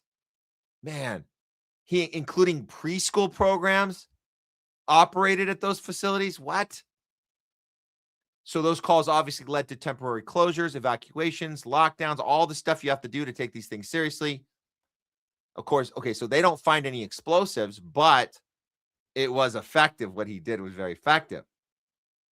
So, and then he did another one. He did a call to a Shabbat, South Orlando, saying there's a bomb in the school. It was a Jewish day school and preschool. Then minutes later, he calls another, a Jewish academy in Orlando. Wow. The complaint also references additional calls involving Roth JCC, Glenrich Middle School in Orlando, and Orlando International Airport. So he's making threats to the airport, to the international airport too. So he did it. He just do it, and he was doing this as a broader series of threats made in facilities across the United States and abroad. So this is just Florida. He's been doing this across the entire country and internationally as well. So he came back here on June 18th, being extradited from Norway, and he's been detained in the U.S. this whole time. And it's funny that there's not really any coverage. There's no coverage on this. You have to really dig to find this. Our media doesn't want you to know about this shit. So now they're saying he's also facing charges in D.C., threats against the Israeli embassy. Of course, why not if you're going to do all the schools in Florida, all the Jewish schools in Florida, you might as well make threats against the Israeli embassy in D.C. as well, right? While you're at it. Hell, why don't you do it against the ADL as well? Because then you'll have Jonathan Greenblatt. He's like, we need more money for more surveillance of these anti-Semites who keep threatening us. Our own people are threatening us, by the way, and they're getting caught and they're getting charged and they're having da. And he's got another charge in the District of Georgia. Cyber stalking and false reporting to police about a hostage situation in Athens, Georgia. He's in Georgia too. Wow. So because it's listed as a hate crime, each charge carries a maximum penalty of 20 years. So however many charges he has, that's basically the rest of his life. I wonder who's going to help get him out of this one. Bomb threats carry 10 years. Okay, so add all those up. Yeah, the interstate threat charges are 5 years. So add all the 5s and the 10s and the 20s, and you get a lot of years. So, of course, they have to tell us at the end of the article that an indictment is a formal charge, but every defendant is presumed innocent unless proven guilty in court. Except if you're anyone else except one of them. Then you're presumed guilty first. But we know how it works. We know who gets priorities. And here we go. The rising tide of anti-Semitism scam is exposed. Once again, Florida prosecutors seek a significant prison term for Israeli Michael Ron David Kadar, convicted of making thousands of hoax threats against Jewish community centers, schools, and airlines. Wow. And what do you know? We covered this last week. This is why the ADL has to put this out, because the ADL is getting the threats too. We need you guys, everyone do their part. Only you, as Smokey the Bear once said, only you can prevent anti-Semitism. So the way you do it is you combine all of the fake threats, even the one this psychopath is getting convicted for. You still got to put it on the map, because everyone counts, right? Every call, every incident, as they say, has to get reported on this heat map. Trademark. It is actually trademark. Heat map, trademark. It's trademarked by the ADL. Just so you guys know, this is real. It's called heat map. And that's where we're at. That's where we're at. There you go. Okay. Well, that was a big one. That was a big one. Are you guys ready? Are you guys ready for the top story? I think so. I think so. Okay. Here we are. All ready to go. Drum roll, please. Coming in at number 1, top censored news of the week.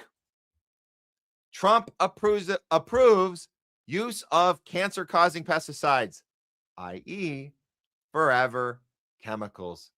And if you didn't know, now you know. Maha is a psyop. Yep. What happened? Well, the Trump administration has approved the use of cancer-linked pesticides. Both of these are PFAS. That means they're forever chemicals. Neither pesticide has ever been used in the United States before. And I am shocked, because I thought we were the master of pesticides. I thought we were the essential centerpiece, the top dog when it came to countries that use chemicals and pesticides. I thought we were not. So apparently we just outdid ourselves. We literally just outdid ourselves. Bravo, Trump. Yep. His EPA just approved a slew of pesticides, and the study suggests they may pose serious risks to human health and the environment. And you're not going to have to worry, because there's total immunity.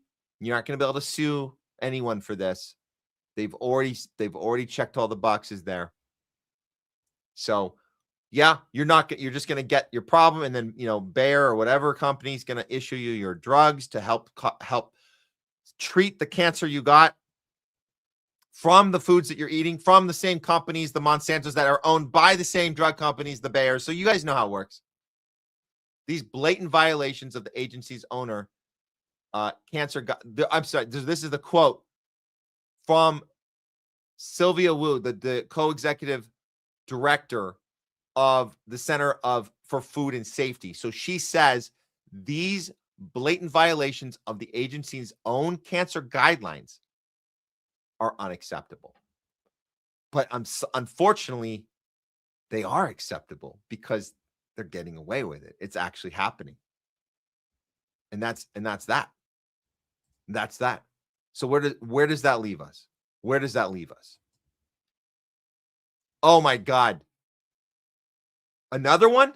So there were 2, and then there was another one. We found out the EPA approved yet another PFAS. I don't know how you pronounce. You're supposed to pronounce this as an acronym, but those are pesticides, right? Those are official. These chemicals, right? These forever chemicals, right? That makes 3 of these pesticides never before used in the United States approved in one freaking day.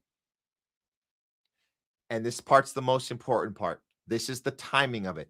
This all happened literally days after the companies themselves got immunity, and the Supreme Court granted them the immunity. This was the plan all along. And we tell you this on the show, guys. Anyone out there who thought that Maha was going to be too dangerous, too radical. You don't want to be pissing off those drug companies. Bernie and Elizabeth Warren, they told us, watch out for RFK. He's gonna just put a pin into this thing, this pharma thing that we love. We love our pharmas. We love our vaccines. We love our food pyramid. They told us that. Don't let him mess with it. We're scared to death. So many people got scared to death that Maha was going to be coming in there, going to be pulling the plug on all of this horrible, horrible stuff. Well, guess what? If you were scared that he was going to do anything, you don't actually have to worry, because he's doing the same shit that you were all about during COVID. You were all about it when it was Biden. And it's the same shit. So you're fine. You get your vaccines, you get your food poisonings, you get your sunscreen, you get your pharma commercials during the Super Bowl. You get everything. You get your red 40 dye. You get brand new vaccines coming to you, courtesy of Pfizer. You get your Operation Warp Speed. I know you didn't realize it. All you Biden voters and Kamala voters, you didn't realize it, but Trump was the original pusher of Operation Warp Speed. So you never were going to get anything different. It was never going to be different. And that's it.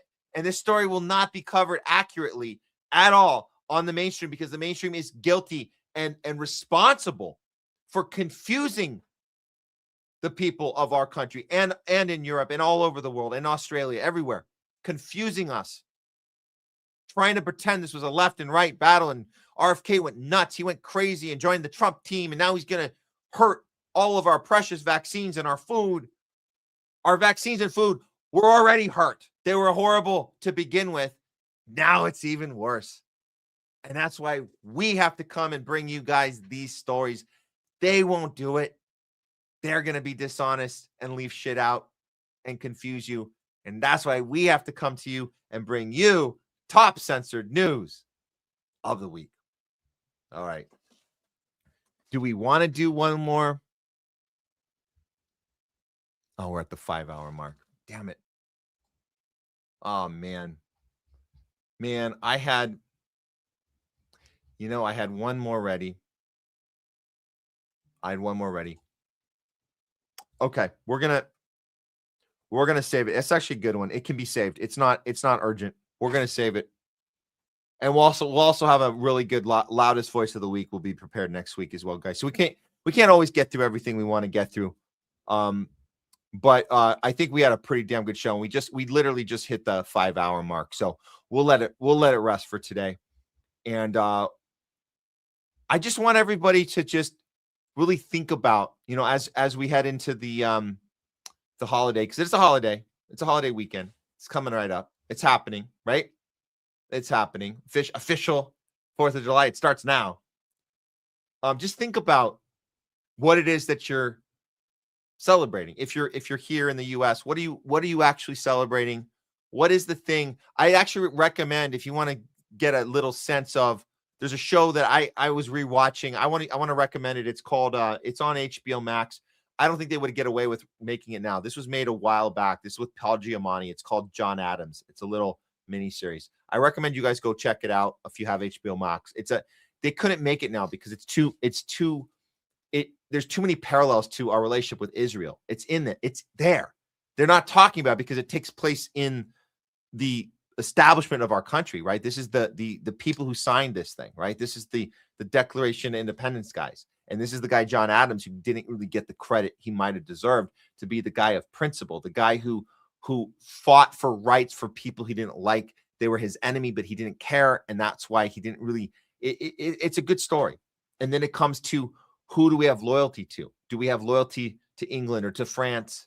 Or are we literally on our own? And I think that's a discussion. It's worth going back and watching, because it's one of those that you think about. Well, what would those people? What would our forefathers think if they watched this right now? Would they care that everything that we talk about what does being independent mean? What does that mean? Do we stop what we're doing and get the backs of somebody who we owe something to, so we're not allowed to question them? Do we start implementing censorship. All these questions, they came up. They came up in the 1700s. Do we implement censorship laws because we don't want to get the people restless, and we're trying to do something very delicate. We don't want them challenging it. It's really bizarre.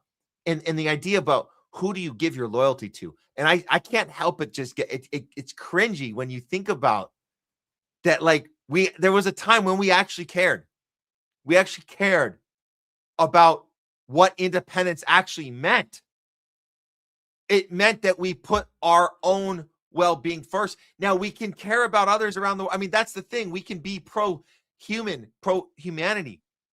But if there's a part of the world that looks like we would be interested in, we would benefit from going there and messing with shit because it helps us financially or politically or whatever, power hungry wise, right? We should not do that. Like that's the thing. That's the thing and I guess maybe it's always been a question that we have to answer. But make no mistake, we have never been in this 250 freaking years.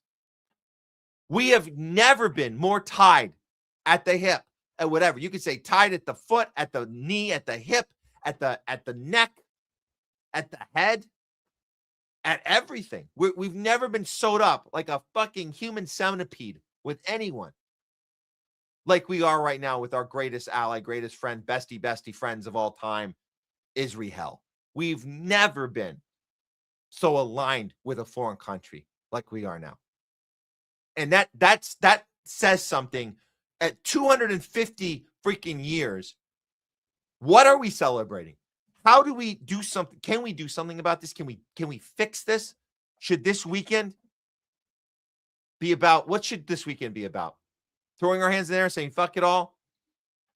Pretending that we're happy about something? Or protesting somehow? What is it that we should do? Should we have these conversations and say, no, we're not independent? There might have been a time we were independent. We are no longer dependent. Or we're no longer independent. We are 100% dependent. So we can acknowledge that. And if we want to celebrate anything, it should be, let's try and get the level of standard up again somehow to what we define as freedom and independence, and what those natural rights that we just should have. They're not given to you by a country. They're given to you by whatever you think it is, God or whatever. And by the way, those forefathers were not about in God we trust on our dollar freaking bills. Hell no. The combination of church and state. You can go eat shit with that. The right to religion is the right to practice your own religion, not for your government to implement a religion on you. That is not what we're about. So let's start with that. How are we going to fix this? We say no to that ideological bullshit. King James Bible effing bullshit. No. Reprint that shit for your own benefit? Hell no. No.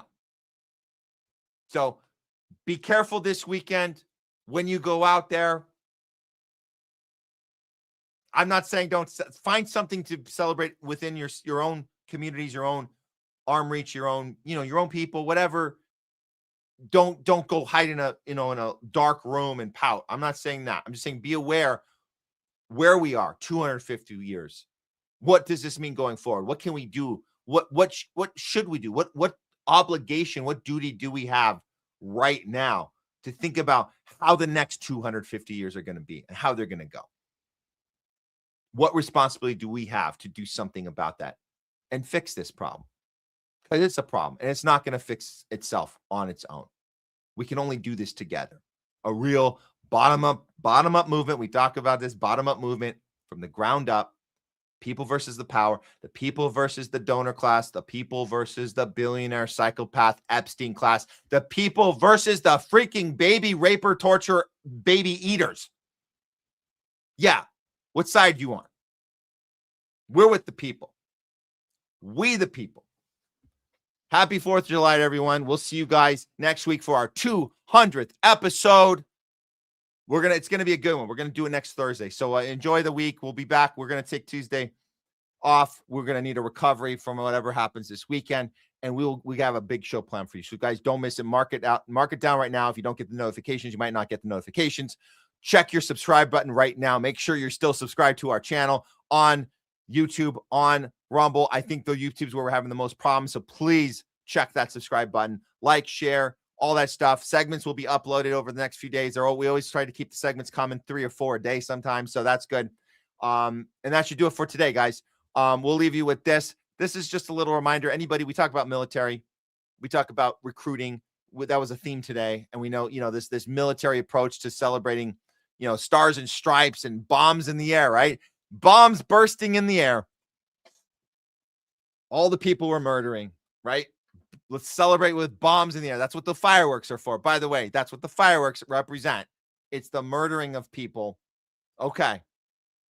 So, but we'll leave you with just a little reminder from J.D. Vance himself, Trump in training, right? The guy who will, every once in a while, he'll say the quiet part out loud. He's going to tell the military that he's asking to go to war. He's going to say the president,